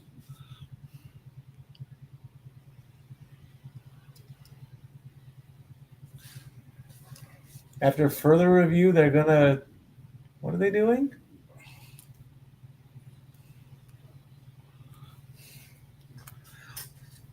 You're gonna re-review a challenge? They did. What the hell is going on here? That's weird. Mayfield passed short middle to Otten for 4 yards, fumbled, recovered by Bredson.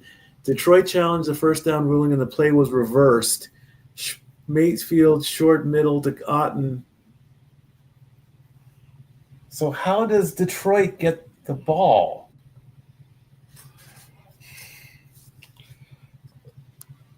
Confused. Because it was fourth and 4, and if he was short, then he didn't get the first down, so that's going to be a turnover on downs.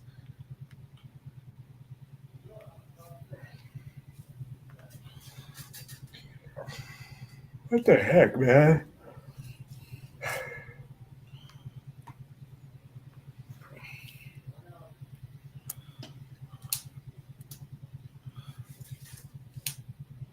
I see him getting past the right. Well, it's hard to tell. It's so hard to tell. It's refutable, I guess. I don't know. So Detroit Controversy. Yeah, really. Controversy creates cash. Gibbs gets swallowed up and then some. So nothing there. No gain, no pain.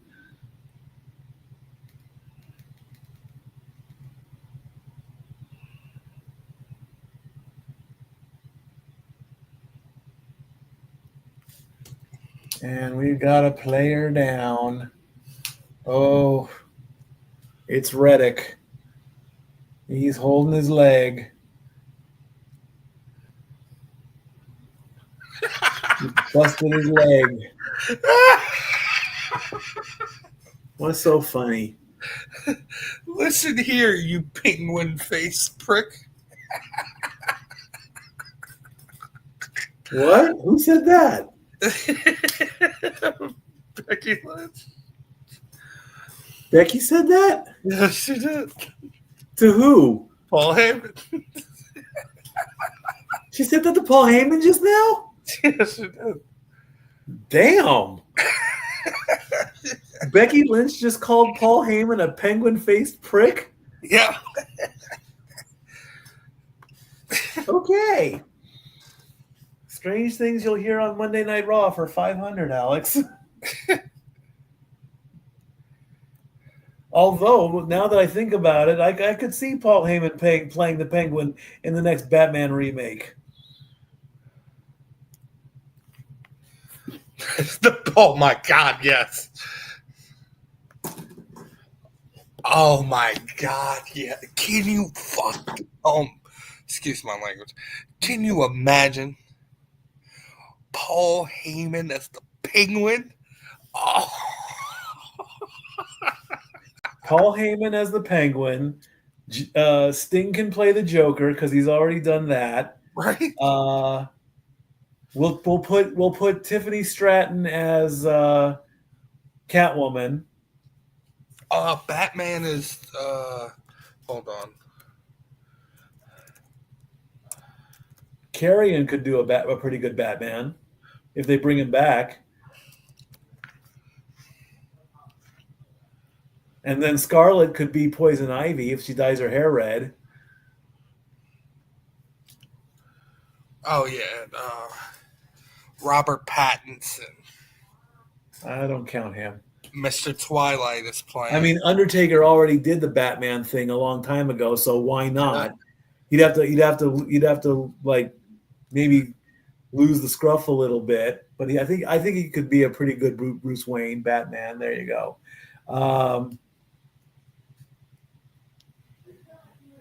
Let's see. We need somebody young for Robin. Somebody young and fresh. Well, it wouldn't be Grayson Waller, maybe, but Austin Theory. Austin Theory could do it. Where's he been lately? His Triple H could be the commissioner.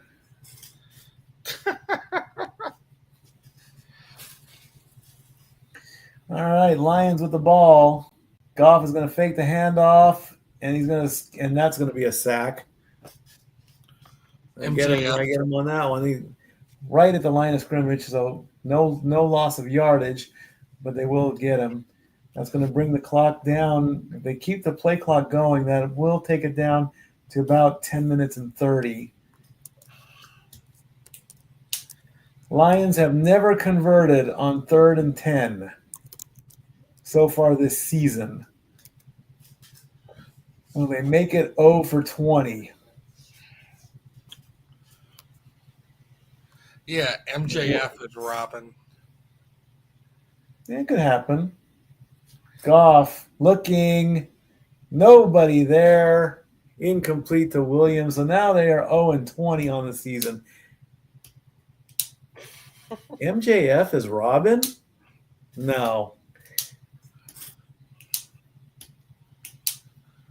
He's young enough, I think, but Robin wouldn't say half the stuff that MJF says. So that's going to be a hard no on that one. 58-yard attempt coming up for the Lions.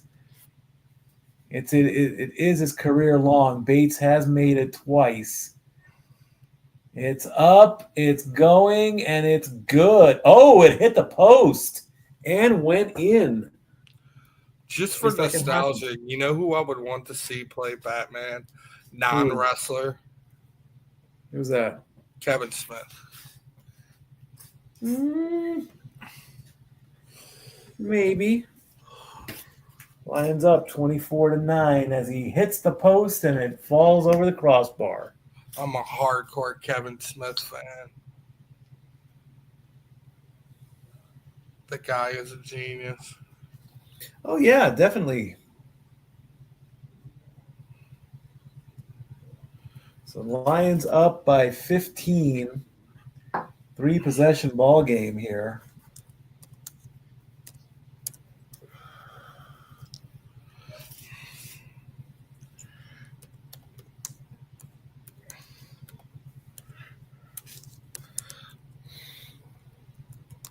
Baker says that the field goal is no good.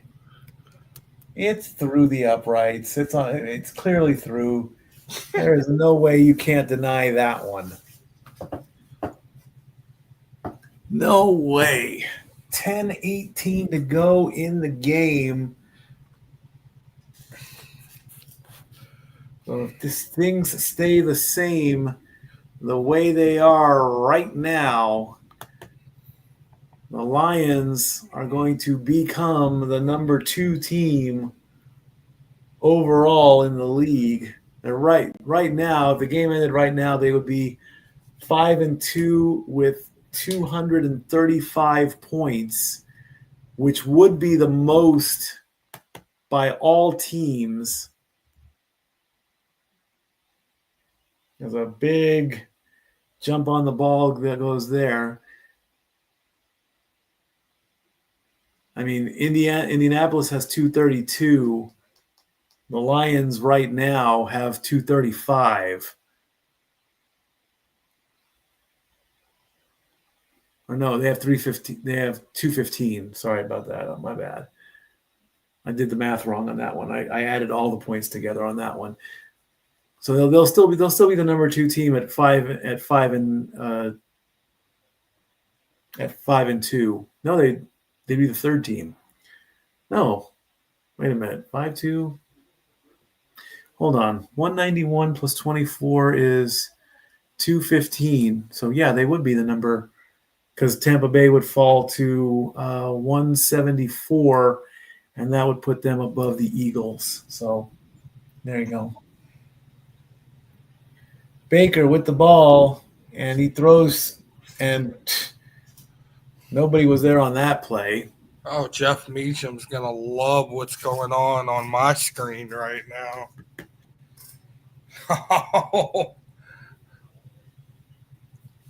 Care to share? Nikki Bella.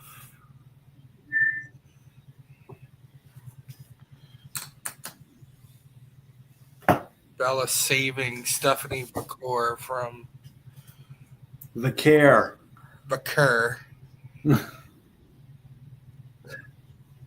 I did hear when she won the Crown Jewel title and she was in the picture with Triple H. A few people had to almost censor her picture because she was a little too cheeky.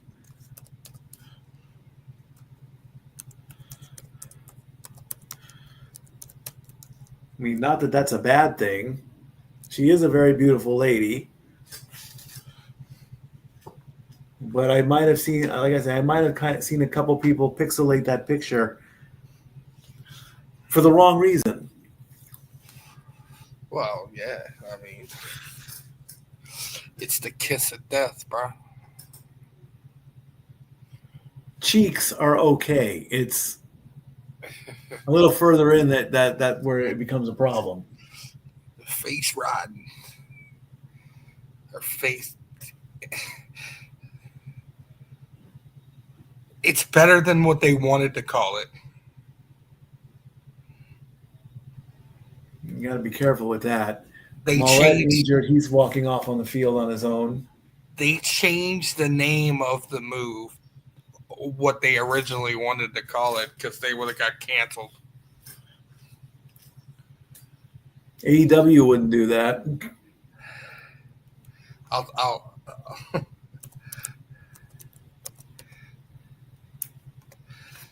That's what it was going to be called. Look in the private chat.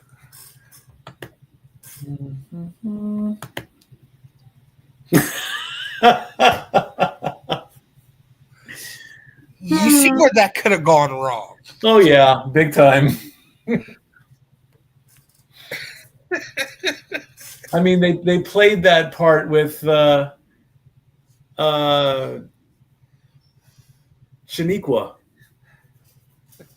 Jackie Gata, I think. They played that part because she had to go. She went and got the surgery, and they're like, oh, I took a clothesline, and look what happened. Massive swelling. Baker's going to throw, and that ball's just way too high. And that's going to bring up 2nd and 10. Johnson was the intended target, but not even the tallest player in the world could have gotten that one.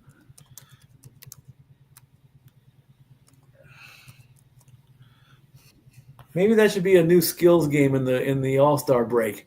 How high can you throw the ball? Not how far you can throw it, but go vertical. That quarterback is no longer in the league. Hmm. Do you know who that is? Nope. A Tennessee quarterback. Flag on the play as Igbuka was going up for a pass. He's one of your guys. Holding offense. That penalty is declined. That's going to bring up 3rd down. Mr. Ryan Tannehill. Tannehill can throw it up there, huh? Oh, yeah.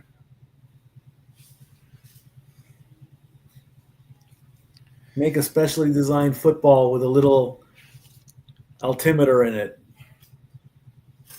Throw it up as high as you possibly can. That could work. Distance doesn't matter.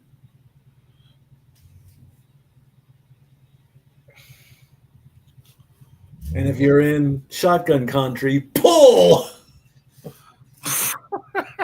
3 for 11 on 3rd down.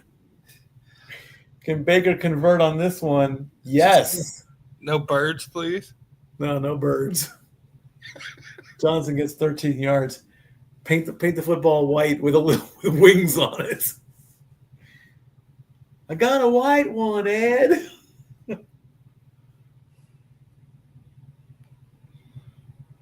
From the 35. Baker looking, still looking, gets a short pass. As White gets 3 more yards. The clock running down below 8 minutes. I'll take it. I need all the fantasy points I can get.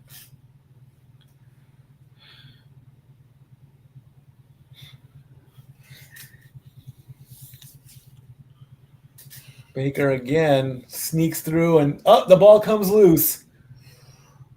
Really? Scramble for the ball. Who's got it?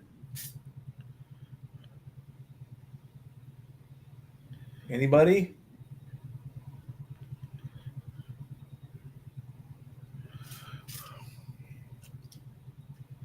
And it looks like ball comes loose. Everybody turns, jumps on the grenade. Lions miss it, comes out again, and it's underneath one of the Bucks. The Young Buck? No, we don't talk about them. Mayfield is pissed, but he's 3rd and 5 now. And we have a timeout. Paul Heyman as Mad Hatter? Oh. Paul Heyman is the Mad Hatter? I don't No, know. we're not going to cross WWE and Disney now. Come on. No. And now the challenge flag is coming out again. I don't see why. Alexa Bliss is Corella Deville. Not Alexa No. Bliss. That's not what I meant. Not what I meant. I meant Liv Morgan. Liv Morgan as Corella Deville would be fire. No, I think she actually is a dog lover in life. I don't think she would do that. Mommy would. Mommy could play a pretty good Cruella DeVille. I can see that. I don't know if she'd do the whole hair thing, but no. Alexa Bliss would probably make a good Rapunzel. Or a good Harley, of course. Well, half of them would make good Harleys. Rapunzel, that's interesting.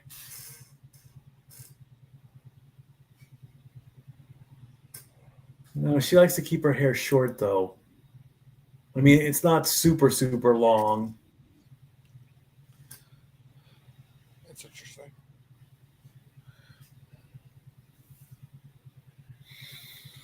So we're having a challenge here to say...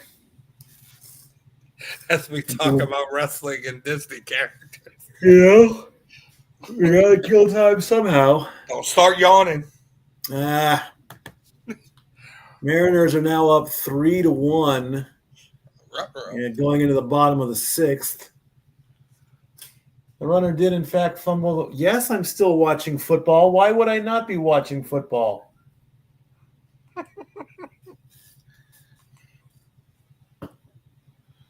Great. Now I missed the challenge. Thanks a lot, Roku.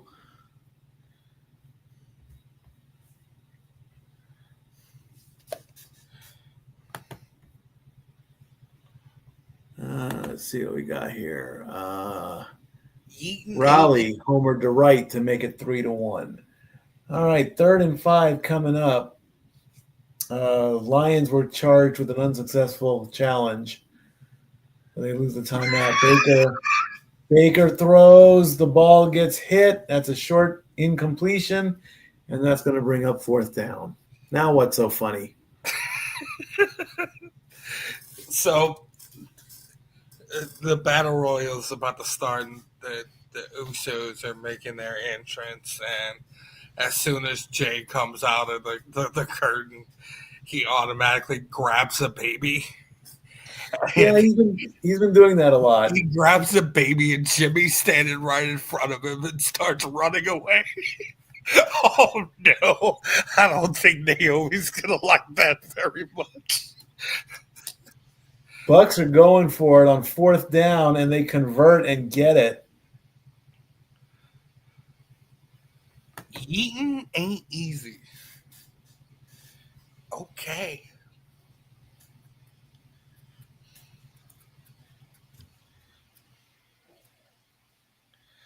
Bucks are almost in the red zone. They're getting closer. Quick pass, but they're only going to get a couple yards on that one. As Shepard gets a couple. Otten got the 1st down with 7 yards. It's going to make it now 2nd and 8. Oh, I thought he would have got 6 or 7 yards. Yeah. The final game of Week 7 is going to be the Texans and the Seahawks.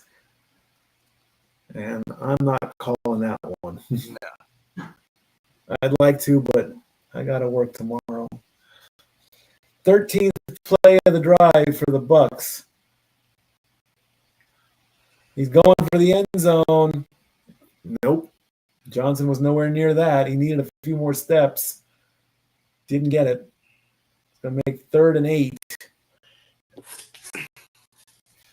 Yeah, that was interesting yesterday. What was? CM Punk got up in the face in almost the middle of the field before the game started. Got up in the face of George Kittle. Really? Yeah. I gotta find that. Yeah. That sounds interesting. Yeah. 3rd and 8 coming up. Baker with a short pass, and right off the bat, Hallett was right there to make the stop. So that's going to bring up 4th down. They do get 3 out of the deal, so that's going to be 4th and 5. They converted once. They can probably do it again. Did it look like it was real, or was it kayfabe? Oh, definitely kayfabe. Yeah. And the Bucs are going to go for it on 4th and 5. They've converted twice. They're going to try and test fate. Baker's looking. He's going for the end zone. Flag on the play. So depending on what the call is,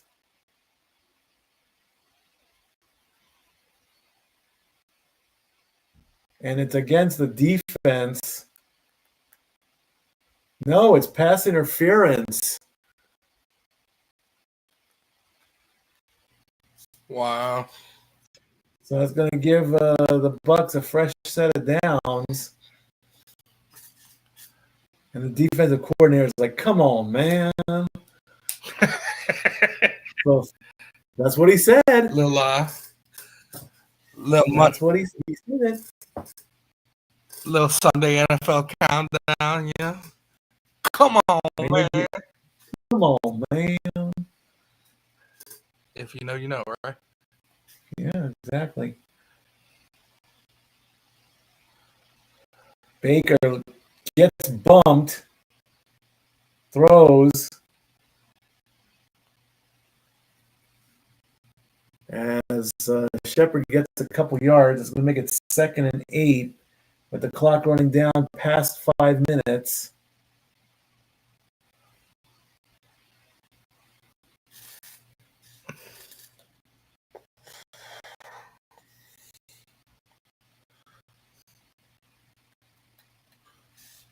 Sixteenth play of this drive.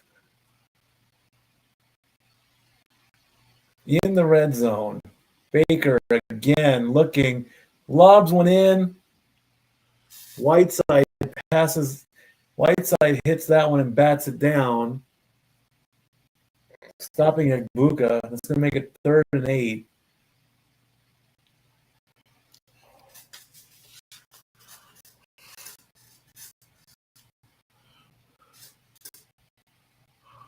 As even the Detroit Lions says that's incomplete.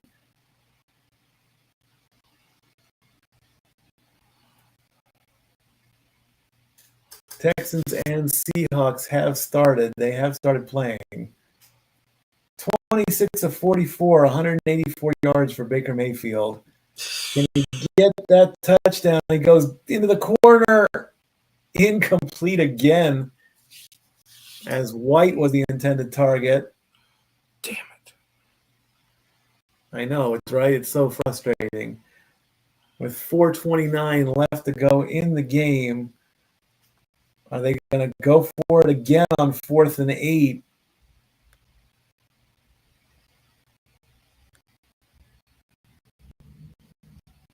Boy, coach looks very like statuesque. They are actually going to go for it on 4th and 8. They've converted it twice tonight. And the play clock did hit 0, but the refs didn't call it. Baker goes for the end zone, and nobody's there. Egbuka was the intended target again in the end zone. And with 4:24,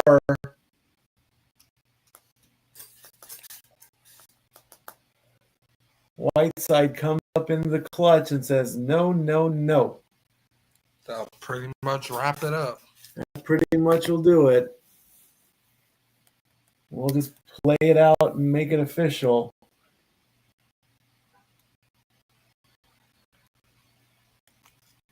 I'm pretty certain, though, the Bucs will probably use all 3 timeouts. MCDC is all ready to go. Here's the first play by the Lions. It's going to be a handoff. And that's going to be 1 yard from Montgomery.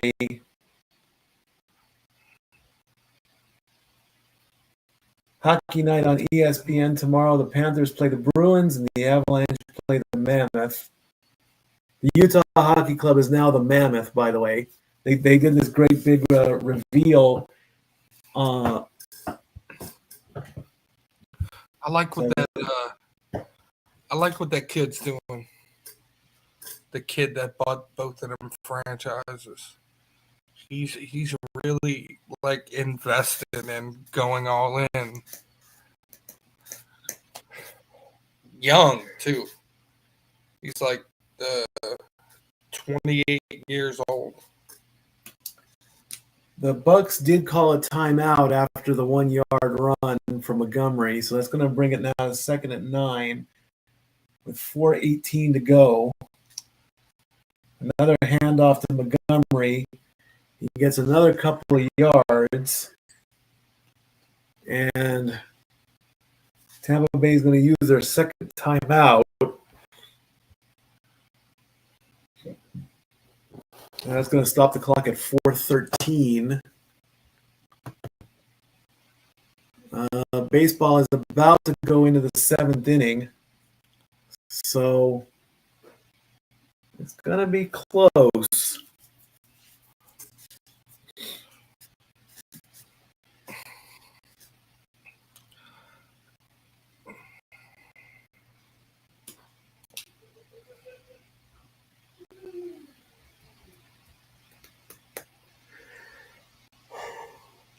Knowing our luck, it'd be a 15-inning game. No.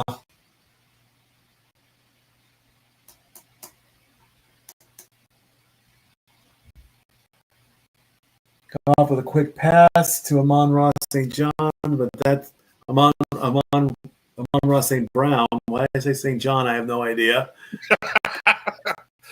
Okay. It's a loss of a yard, and now Tampa Bay is going to use their final timeout. So I think that was 3rd and 7, so that's going to make it 4th and 8. It will count as a catch. So I think that's 6 on the night for St. Brown. See, now you're doing it, see? Yeah. So the Bucs will get the ball back with 4:10 left to go. Every time I sit in my recliner, it's just... Oh, yeah. There goes the punt. Bucs are going to get the kick about the 23. He's still going. Doesn't get anywhere after that. He only gets 11 yards. So less than 4 minutes left to go.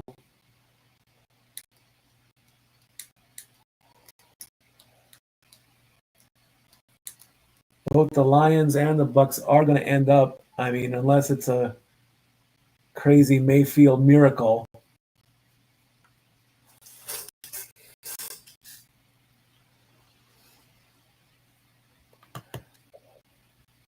It is the top of the 7th in the ALCS. we might get. I might get. Who knows? Depending on how fast these last 4 minutes go. First play coming up from Baker. He's pressured. He gets rid of it. It's a completion to Ibuka, and he's still getting some more yards. So they get 30 on that play. Going to make it 1st and 10 as the clock starts to run down.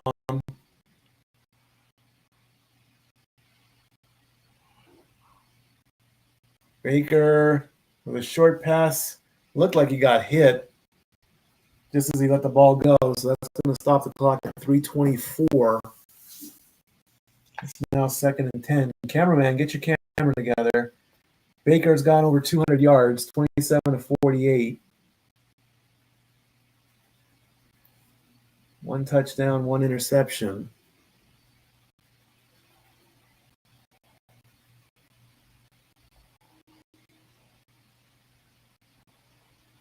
$11 rushing plays, 51 passing plays, and not very many completions. Baker with the ball, and he gets caught and he gets sacked. Loss of 11.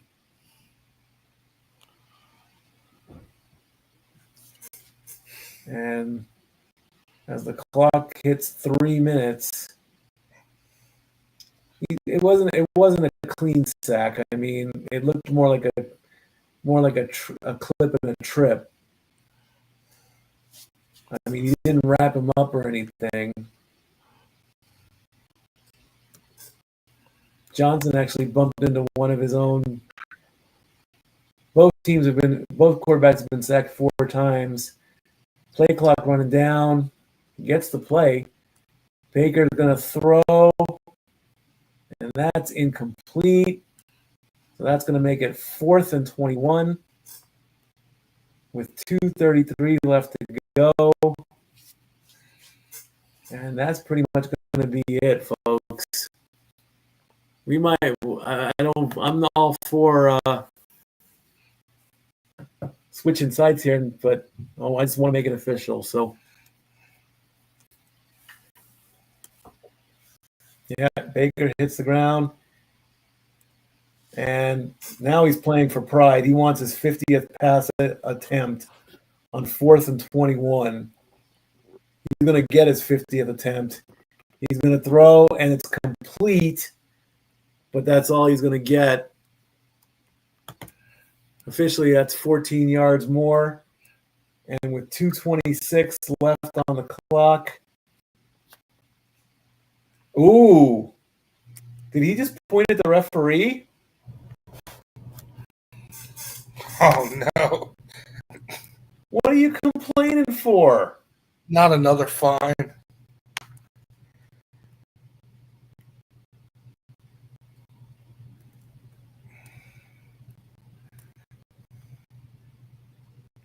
Oh, that was something. I don't know what he said, but there was no flag called or anything. So that's pretty much going to wrap it up. I mean, it's just all going to be a bunch of kneels at this point. They're going to run a play. And Montgomery gets back to the line of scrimmage. So that's going to take it down to the 2-minute warning for certain.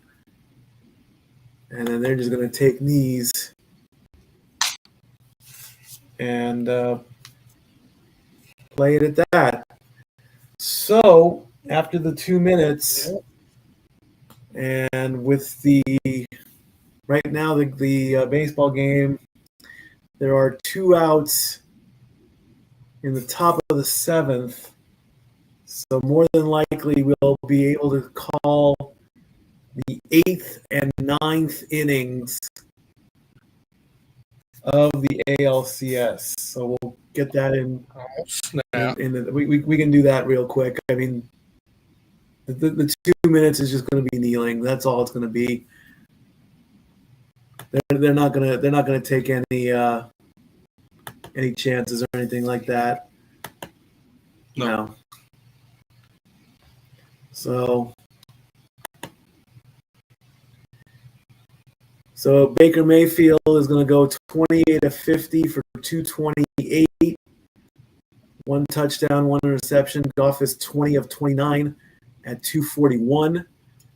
Gibbs got 136 rushing yards. Amon-Ra St. Brown, 86 reception yards.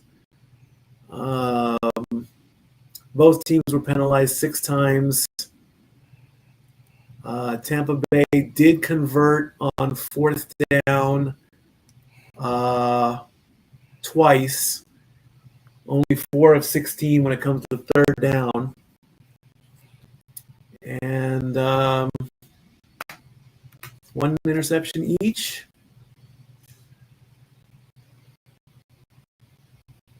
And that's pretty much, like I say, that's pretty much going to wear it all down. No score, Seattle and Houston. They've just gotten underway. Right now they're on ESPN2. Yep. And just waiting to see if the Mariners are going to. They've got runners on 1st and 2nd right now, but I'm not flipped over yet. I'm going to wait till that becomes official. Maybe we can get the second half of the 7th inning after the 7th inning stretch. Take me out to the ball game. And God bless America. We're going to get a Mikey singing session? No.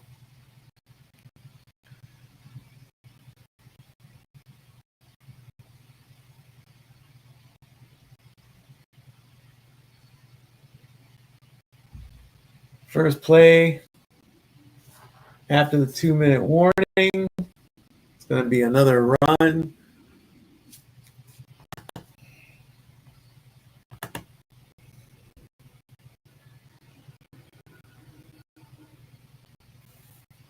And the clock is just going to keep on running down.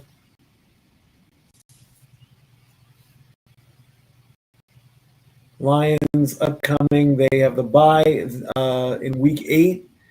And then week 9, the big rivalry, Lions versus Vikings. That'd be a fun game to call. That should be fun. With 1:13 left to go, Montgomery gets another run, another yard or so.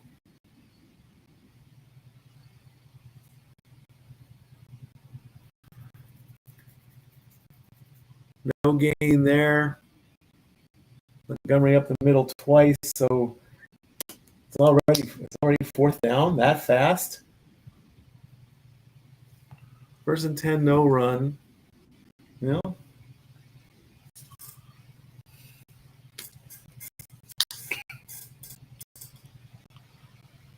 I mean, I must have missed a play, or it's just going that quick.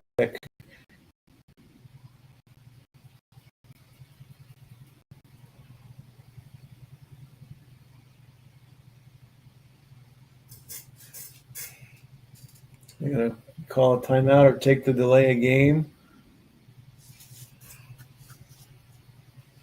They're going to call a timeout with 18 seconds left.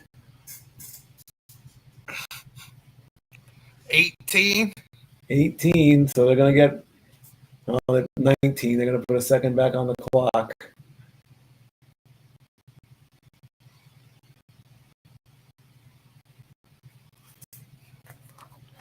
The hell you going to do with 19 seconds?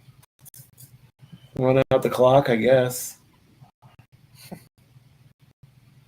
I mean, those last plays, I guess I just was not paying attention, and I missed them all.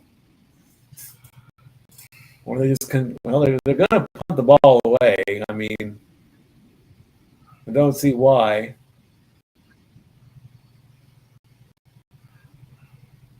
So they're going to get a fair catch at the 20 with 13 seconds left. As they're going to highlight Gibbs. On the short runs, he didn't do very well, but when he got that 178-yard run, 2 touchdowns there. Was that the second one? Yeah.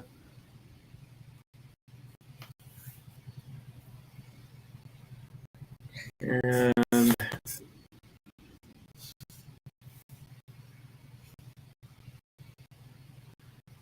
most scrimmage yards by a Detroit player since 2013. Gibbs tonight at 218. The punt goes off, and that's going to do it. It is final, 24-9. Final score. There it is. Seahawks have just scored a touchdown. That's going to make it 7-0. All right, so we're going to switch over, and we're going to call the remaining 3 innings in the World Series, or in the yeah, right. Yeah, we're gonna fast. We're gonna go into the time machine. we're gonna go on the into the DeLorean right now, and I'm gonna call the World Series 7 days in Game advance. 7, huh? Yeah, Game 7. Here we go. It is the bottom of the 7th. It is 3-1. The Mariners lead. Here's your final score on Monday Night Football. Stats were already pretty much given out in that. So we're now in bonus footage here as the Mariners are 2.5 innings away from getting to the World Series to face the Dodgers. As we take a look at Rogers Center.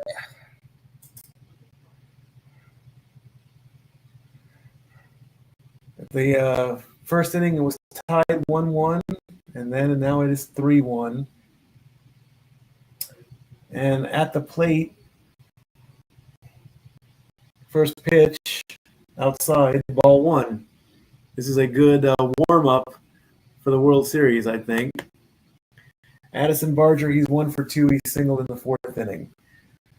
Next pitch. That's going to go foul back. Make the count 1-1. There's some action in the bullpen right now.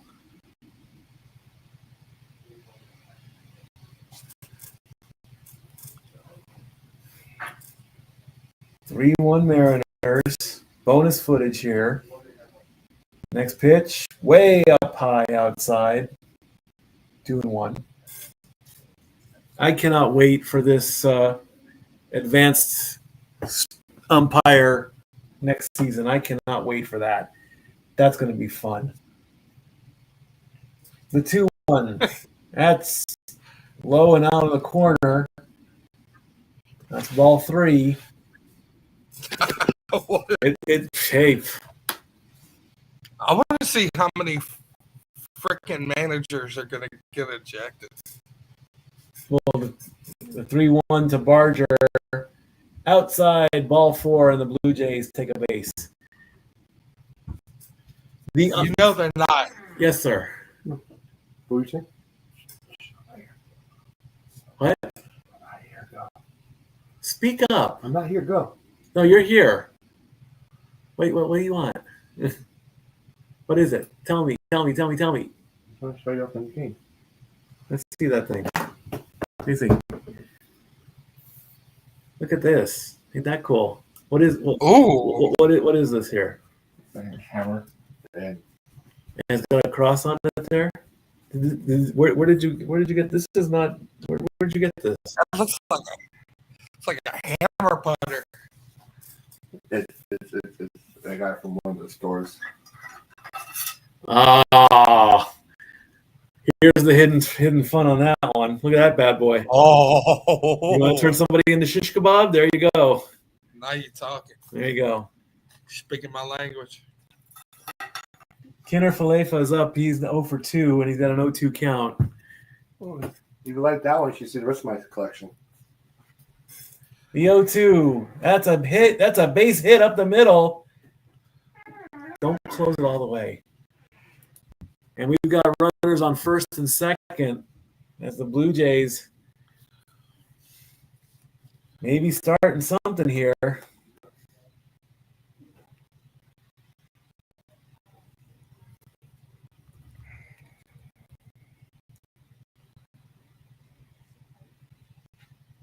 Right up the middle in the center field. Now Blue Jays have runners on first and second. And it looks like we might have a pitching change. Get dangerous.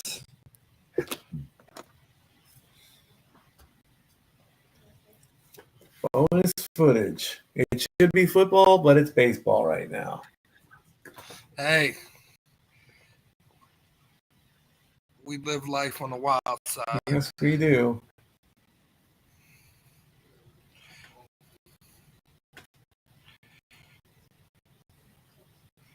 So do we have a pitching change or no? Hard to tell. Could have been bonus coverage of Monday Night Raw.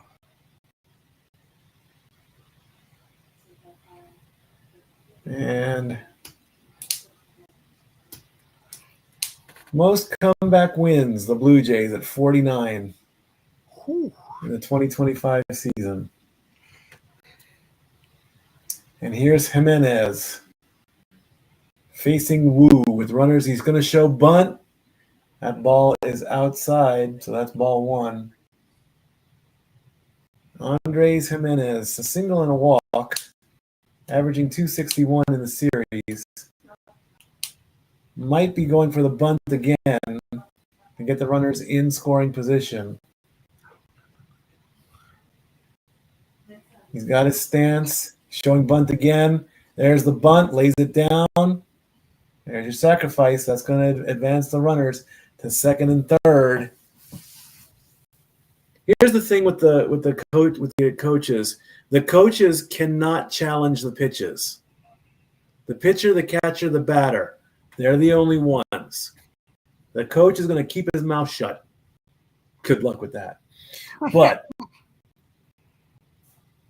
now I don't know if there's a rule where the coach can order the pitcher or order anybody to tap the hat and challenge. And we are going to have a pitching change at this point. So game is going to go to a pitching change on that. But as far as I know, I don't think there is a rule that's going to say that the coach can tell. I think they have to stay quiet on that one. They'll still. I think it's also going to lessen the attempts to have a yelling coach.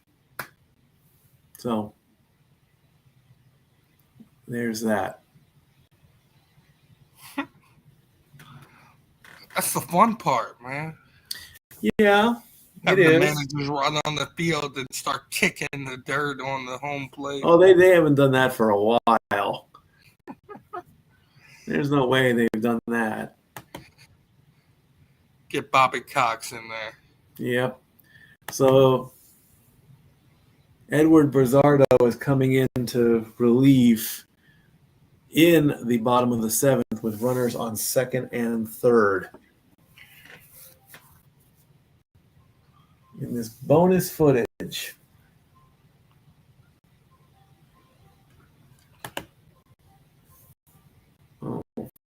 We already did the final stats on that, pretty much. And the Seahawks are up 7-0. Yes, they are.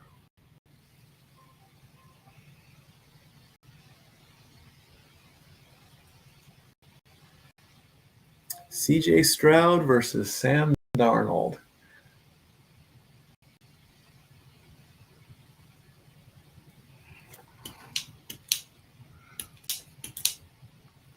I still can't believe that I just totally forgot that the Ducks were coming to town, even if it is 3 hours away. But it happens. The Toronto Blue Jays have 17 wins when trailing after 6 innings. Well, there it is, folks. That's it right there. Another stat, courtesy of ESPN. It's Edward Bazardo. First pitch coming up. Oh, shit. First pitch way outside. That's ball 1. George Springer, he's 0 for 2. He walked in the first. Scored the run that gave the Blue Jays a tie. Next pitch. He takes a swing and goodbye. A 3-run homer from George Springer, and the Blue Jays take the lead 4-3. See? It needed us to step in so we could get some excitement.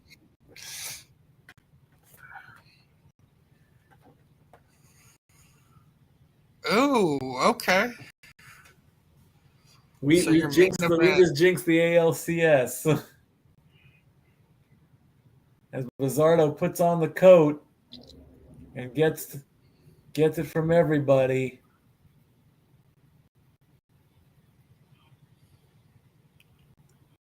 Swing and a home run. Look at that coat. Look at that coat. That's a nice coat.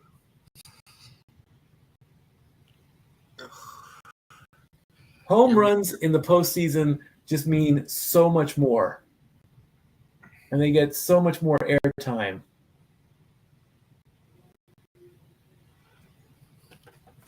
The fans applaud a little bit more.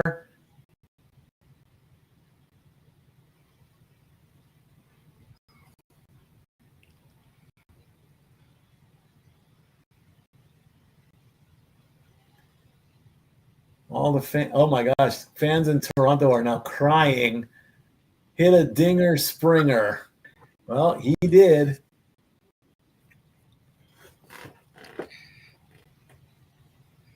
Your main event for Saturday night's main event is set. What's it going to be? Go ahead. CM Punk versus Jey Uso. Interesting. Luke's hits one foul. He's 0 for 3 tonight. So now, can the Mariners get out of this inning? That ball's way too high. That's going to make it 1-1. Ready? Can the Mariners get out of this one down by 1? Can they survive? That one's going to be fouled off. And make it 1-2. Nathan Lukes 0 for 3. Fly out, strike out, and grounded into a double play. He's down 1-2 right now. Well, 1-2.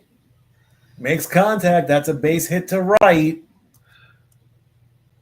And the Blue Jays have another man on base. As we get the ump cam, as we take a look at that home run. That ball is going to be worth a fortune if the Blue Jays pull this one off. Oh, yeah. Stop it. I've gone this far. I got to keep going. That's a $75,000 ball. Vladdy, fly out to left on his first swing. That's going to make 2 outs. Oh, come on, Vladdy.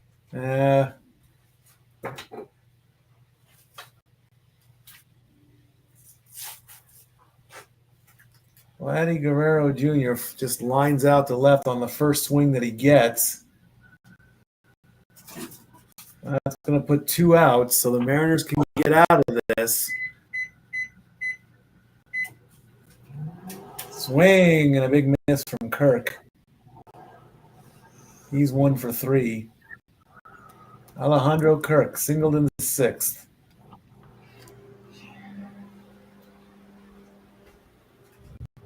Next pitch coming. That's in there for a strike, up in the upper corner. All right, one pitch to go. Can Kirk get out of this and send it to the 8th inning? That's low and outside. Kirk didn't even move at that one. It's going to make a count 1-2.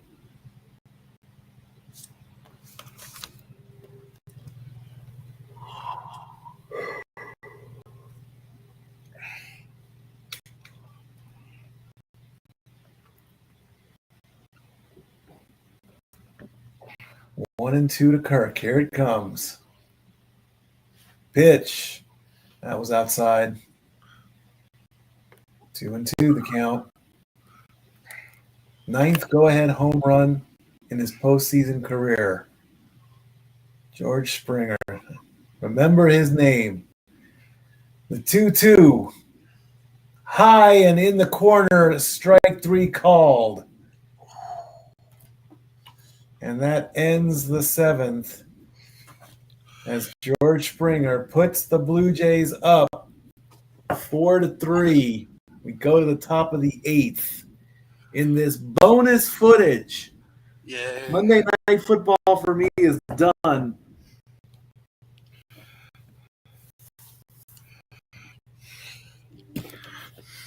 At 10, they should be done by 11:15, and I'll be asleep by midnight and out the door by 9 a.m. Hey, it's Questlove, one of the coolest drummers in music. Love Questlove. I love Questlove, man. Fallon knew what he was doing when he brought in the Roots on the Tonight Show. If you don't know who the Roots are, there's something highly wrong with you. It is amazing how they just, it's like they know every song. And then they can, you can like just, you can name anything and they'll play it. I mean, Yeah. when the last time Dolly went on, or one of the times Dolly went on there, she started doing with her fingernails like that, and she's like, "Do you guys know 9 to 5?" And there's a dun, dun, dun, dun, dun, dun, dun, dun, you know, doing 9 to 5 and all that, you know. Stumble out the bed. No, don't. No, we're not gonna do Dolly karaoke on Stat Boy Sports Bar.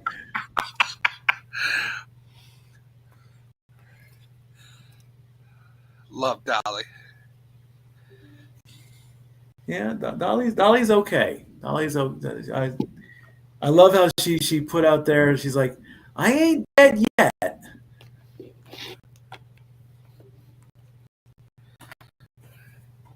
I mean, she's a woman of faith, you know, and that's a beautiful thing. But I mean, hey, man, she's okay. I think she'll be okay for a while.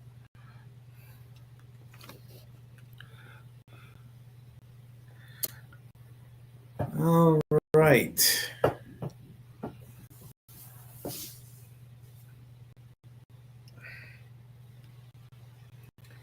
Big noon Saturday as Indiana takes on UCLA. Bruins and the Hoosiers. Boy, is that interesting. Can the dragon slay another?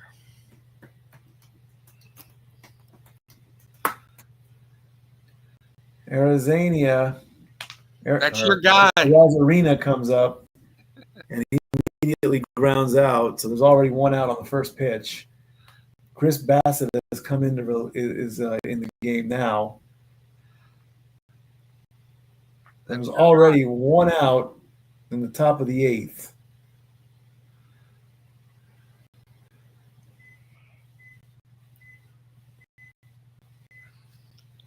Brother Nico. First pitch to Suarez, right down the middle.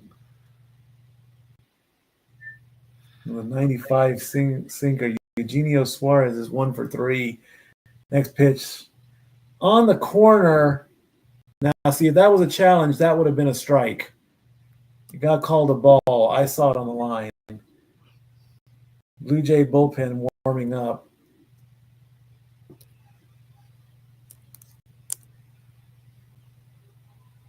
One and one to Suarez. That's clearly outside. It's going to make it 2-1.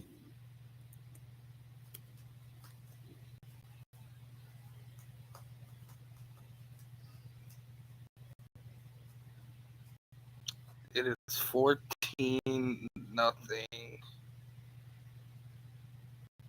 Seahawks up 14-0. Yes, sir. That was a strike. That makes the count 2-2 to Suarez.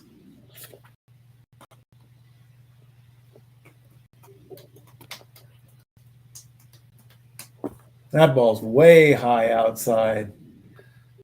That's going to make it a full count.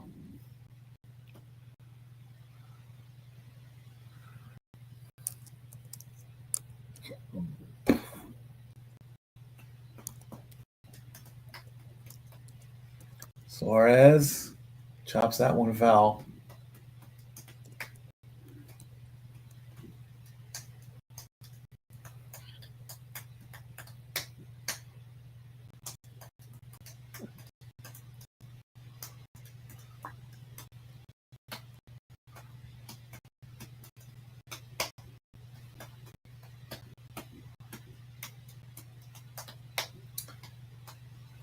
Bassett trying to finish this one up. The payoff on the side, and Suarez is not and he got in the ump's face on that one. He was praying. I saw it hit the line. Let's take another good look. Yep, that's on the line. That is definitely on the line. That should have definitely. No, the ump actually got that one right. The ump got that one right. That's a strikeout.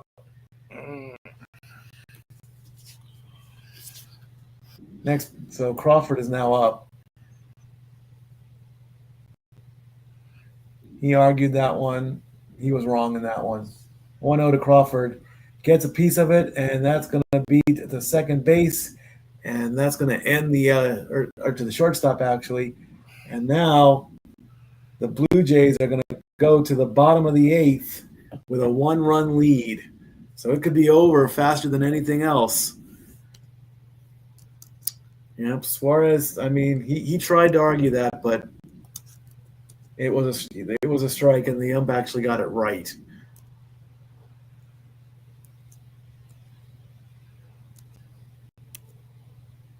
But yeah, this assisted umpire thing it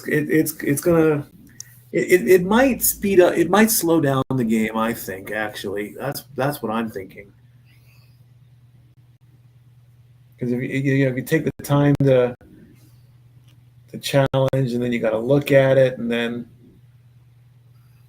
all this other stuff. True.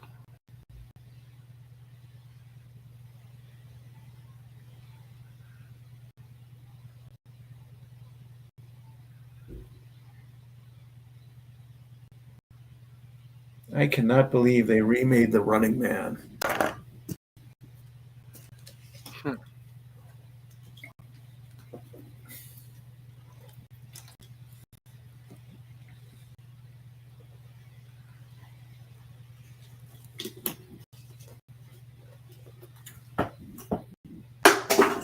Oops.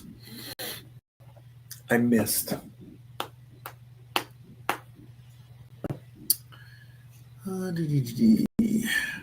Things happen.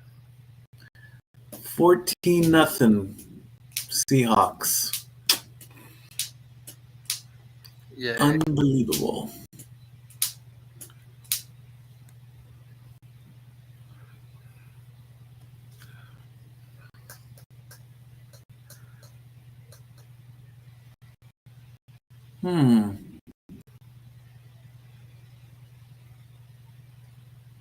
According to Bob Nightingale, the Angels have also informed Torrey Hunter that he is no longer in the running for their vacant managerial job. Are we going with 2000s players?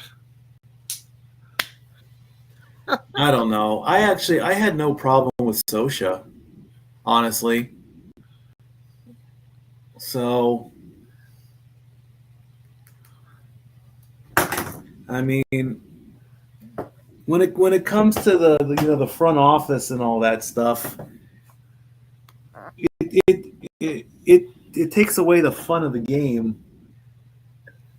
Right.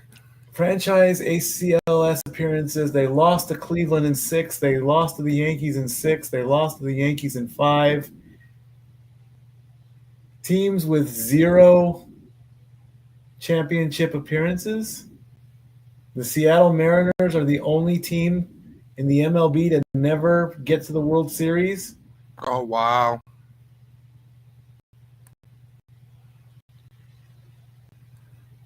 Really? I think if I read that right, let me see if I can confirm this. Seattle Mariners only team to never go to World Series. Yep. The Seattle Mariners are the only team in Major League Baseball to have never played in a World Series. Damn. They're the last team left. As Ernie Clement tried to show a bunt.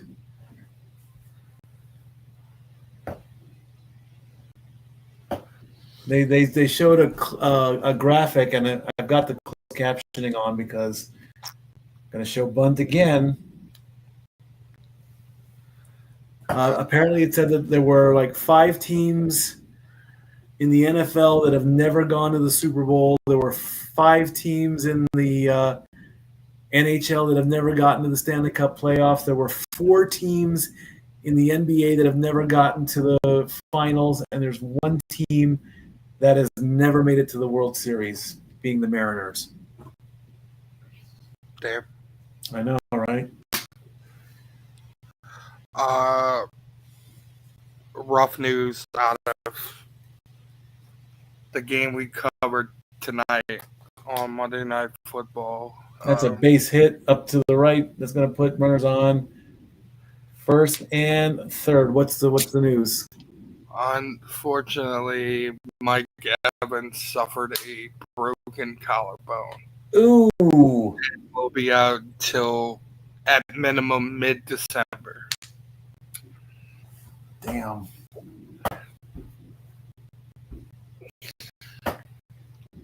So runners on second and third or first and third? First and third. Bottom of the 8th.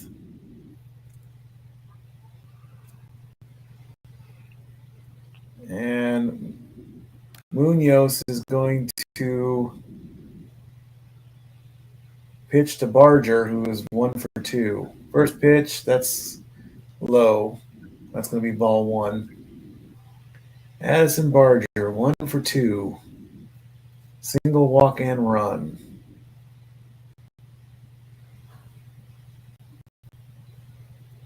Next pitch, that's up. That's a strike. A little bit above the center of the strike zone on that one.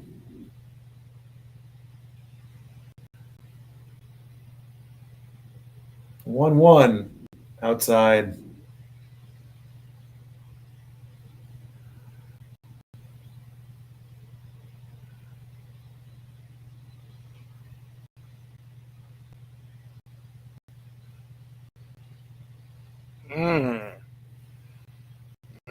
That goes right to the first baseman.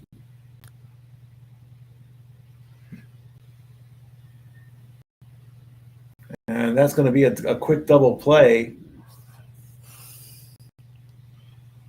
There's The catch and the tag right to the first baseman, and then he turns around and tags up. Well, that's going to be a 2 quick outs for Seattle.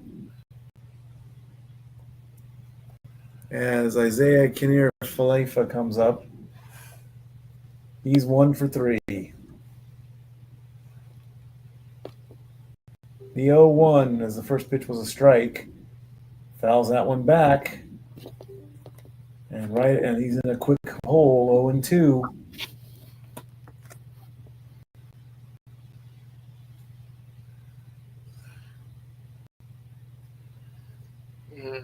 This Doug Martin situation is getting more details.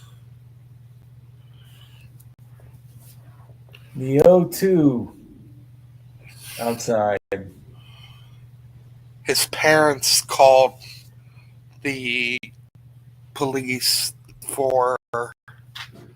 to get him evaluated because he was suffering from mental health issues, and he ran off and went to the neighbor's house, and that's where they found him, and then that's where they stopped giving information. Foul away on the next pitch. So 1-2 coming up. Up the middle. And that is a ground out. So we go to the 9th. This is the last chance, as it's going to be Rivas, Robles, and Rodriguez. Could be the last 3. Rivas, Robles, and Rodriguez. Rodriguez is 2 for 4.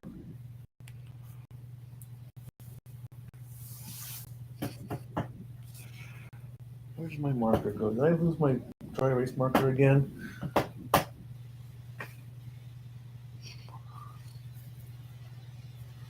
We're going to hit the 5-hour mark in a minute. 5 hours? Yeah. Oh, my goodness. 7 minutes away. And there is still 24 of you still watching. And I greatly appreciate all that. I greatly appreciate all 24 of you watching. Again, don't forget, November 9th, I joined the After the Slam podcast. I will put that picture out there. That's in 2 weeks. Hello, Stat Girl. And I will post it on my socials as well. Go Wild. Go Wild? What's happening with the Wild? Game's over. The game's over? 3-1. 3-1 against the Rangers? And the Ducks come to Nashville tomorrow, and I didn't even know about it? You have to work. It's not like we could go to Nashville. I know. Well, they come back in April. Okay. So yeah, road trip to Nashville in April 2026. Okay. Go Wild. Go. Well, the Mariners need some positivity right here because they're down 4-3 now. Ooh. Yeah. Come on, Mariners. George, what was his name?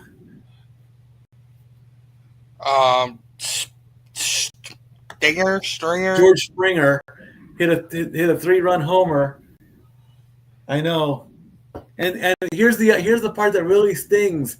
The Mariners are the only team left in the major leagues to not go to the World Series. Oh, come on, Mariners. 29 out of 30 teams have gone to the World Series, and the Mariners are the only ones left that haven't. Come on, Seattle. There you go. At least the Vikings did go to the Super Bowl. 4 times. Thank you. 3 times. 4 times. 12 times. Last time was in 78. Oh, what are we talking about? Football. Oh, the one you kick or the one you throw? Both.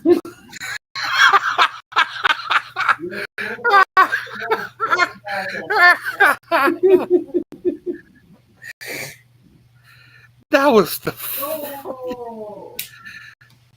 Jeff Hoffman coming in for the Blue Jays to finish this series out and send the Blue Jays to the World Series to face the Dodgers. First up for the Mariners, it's Rivas. He's 0 for 3. First pitch, showing bunt, and it goes foul. Why would you bunt with nobody on? That makes no sense. That's... Are you trying to give the game away? I mean, I understand you need base runners, but that's like throwing a Hail Mary with everybody there. Next pitch to Rivas. That's ball. That's ball. That's low. 1-1 to count.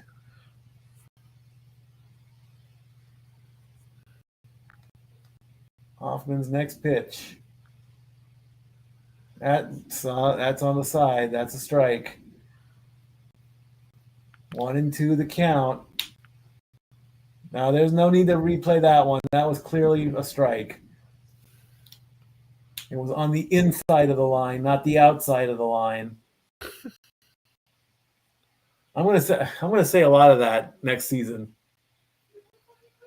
1-2 to Rivas. That's low. That's 2-2. Heck, why not do Sunday Night Baseball next season? Why not? Why not? Wow, one Blue Jay fan praying. 2-2, low and in the dirt. I was going to bring up a full count. Full count. Oh, we forgot to sing "Take Me Out to the Ball Game." I'm not gonna sing "Take Me Out to the Ball Game." No, thank you.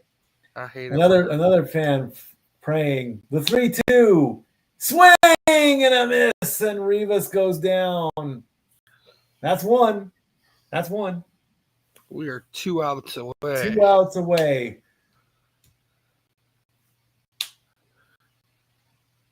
It looked like if that would have connected, that would have been beautiful. This guy's going to be made into a meme, I swear. All right, here comes Canzone. First pitch, outside.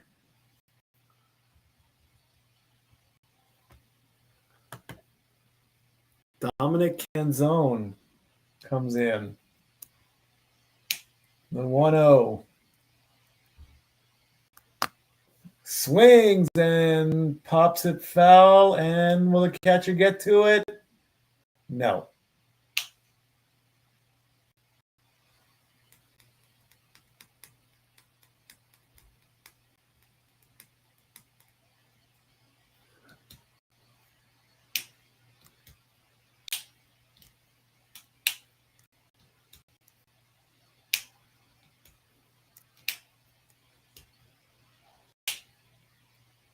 The 1-1 after the foul ball.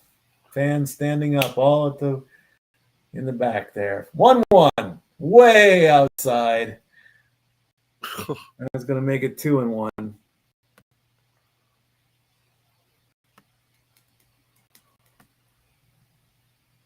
Rodriguez is 2 for 4. He's on deck. That ball should have been against the net. That is a strike. Swing right down the middle. 2-2. Dancing in the crowds. The Blue Jays are getting closer and closer with each pitch. That looked like Steve from Blue's Clues. It did. It looked like Steve from Blue's Clues. I'm sorry. The 2-2. Swing and a miss. And down goes Canzone.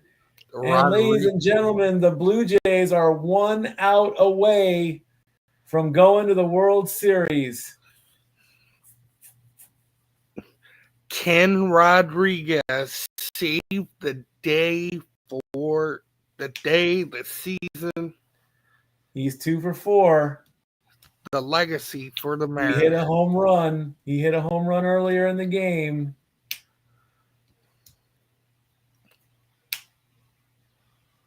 If anybody can do it to save the season, it's this guy. First pitch is high. That's a ball.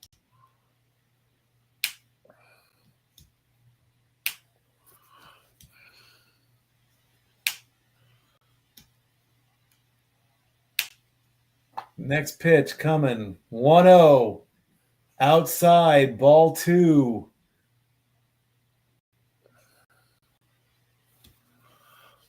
He's got a pitch that he can save. Rally is on deck. He's 1 for 3. The 2-0 coming. Swing on a low one. That ball was low. He should have held off. He got him swinging on that one. 2-1. Should be 3-0. Should have been 3-0. But he swung on that one. Had a pitch to waste, and that was it. The 2-1, foul back, and they are down to their last strike. Down to the final strike. The 2-2. Is he going to go down swinging? Is he going to save the day? Here it comes. The 2-2 in the dirt. Full count to Rodriguez. He would have been on base if he didn't swing on that other pitch. Here's your scenario. 9th inning, full count, 2 outs, nobody on.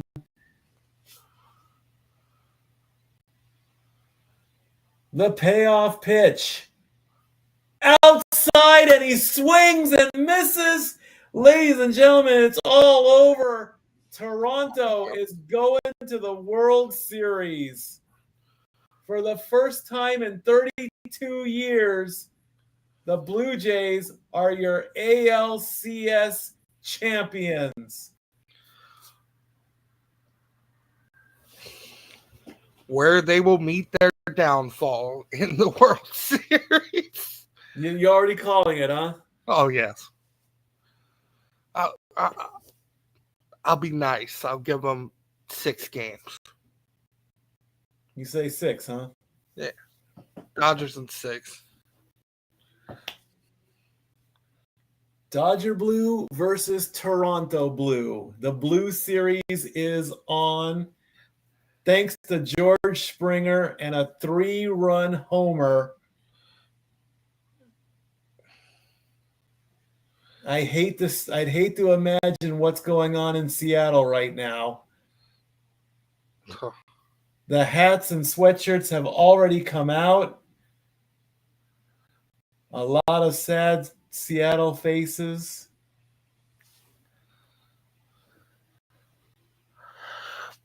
That's a tough break. It is. Yeah. The Blue Jays have not been to the World Series since 1993. The year I was born? Oh, I was 16. I was 16 when the Blue Jays last made it to the World Series. I was 9 months. Yep. All that work for the Mariners, and they are still now the only team to not ever get to the World Series. That ball was low. That ball was outside. And he got him swinging. And that's going to do it. So on Friday, game 1, blue versus blue.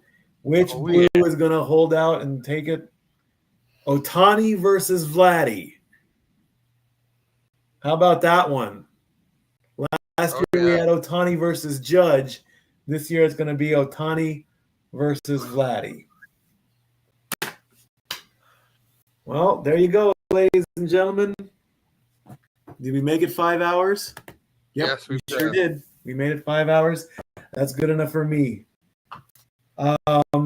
Potentially join us tomorrow. Potentially, yes. If Mr. Reliable decides to go, and if I get off work in time, then we'll be here. If not, enjoy the NBA tip-off. But for certain, in 72 hours, in three and a quarter days or so, maybe even 4, the Dodger Blue versus the Toronto Blue in Game 1 of the World Series. It is official. Okay, Mr. Pierce. Exactly. If you want to come in, hey, why not? We'll have all 3 of us here. I don't care. Anybody and all is welcome. I love you all. Definitely, I'll see you on Friday. Good night. Peace. Stat Boy out.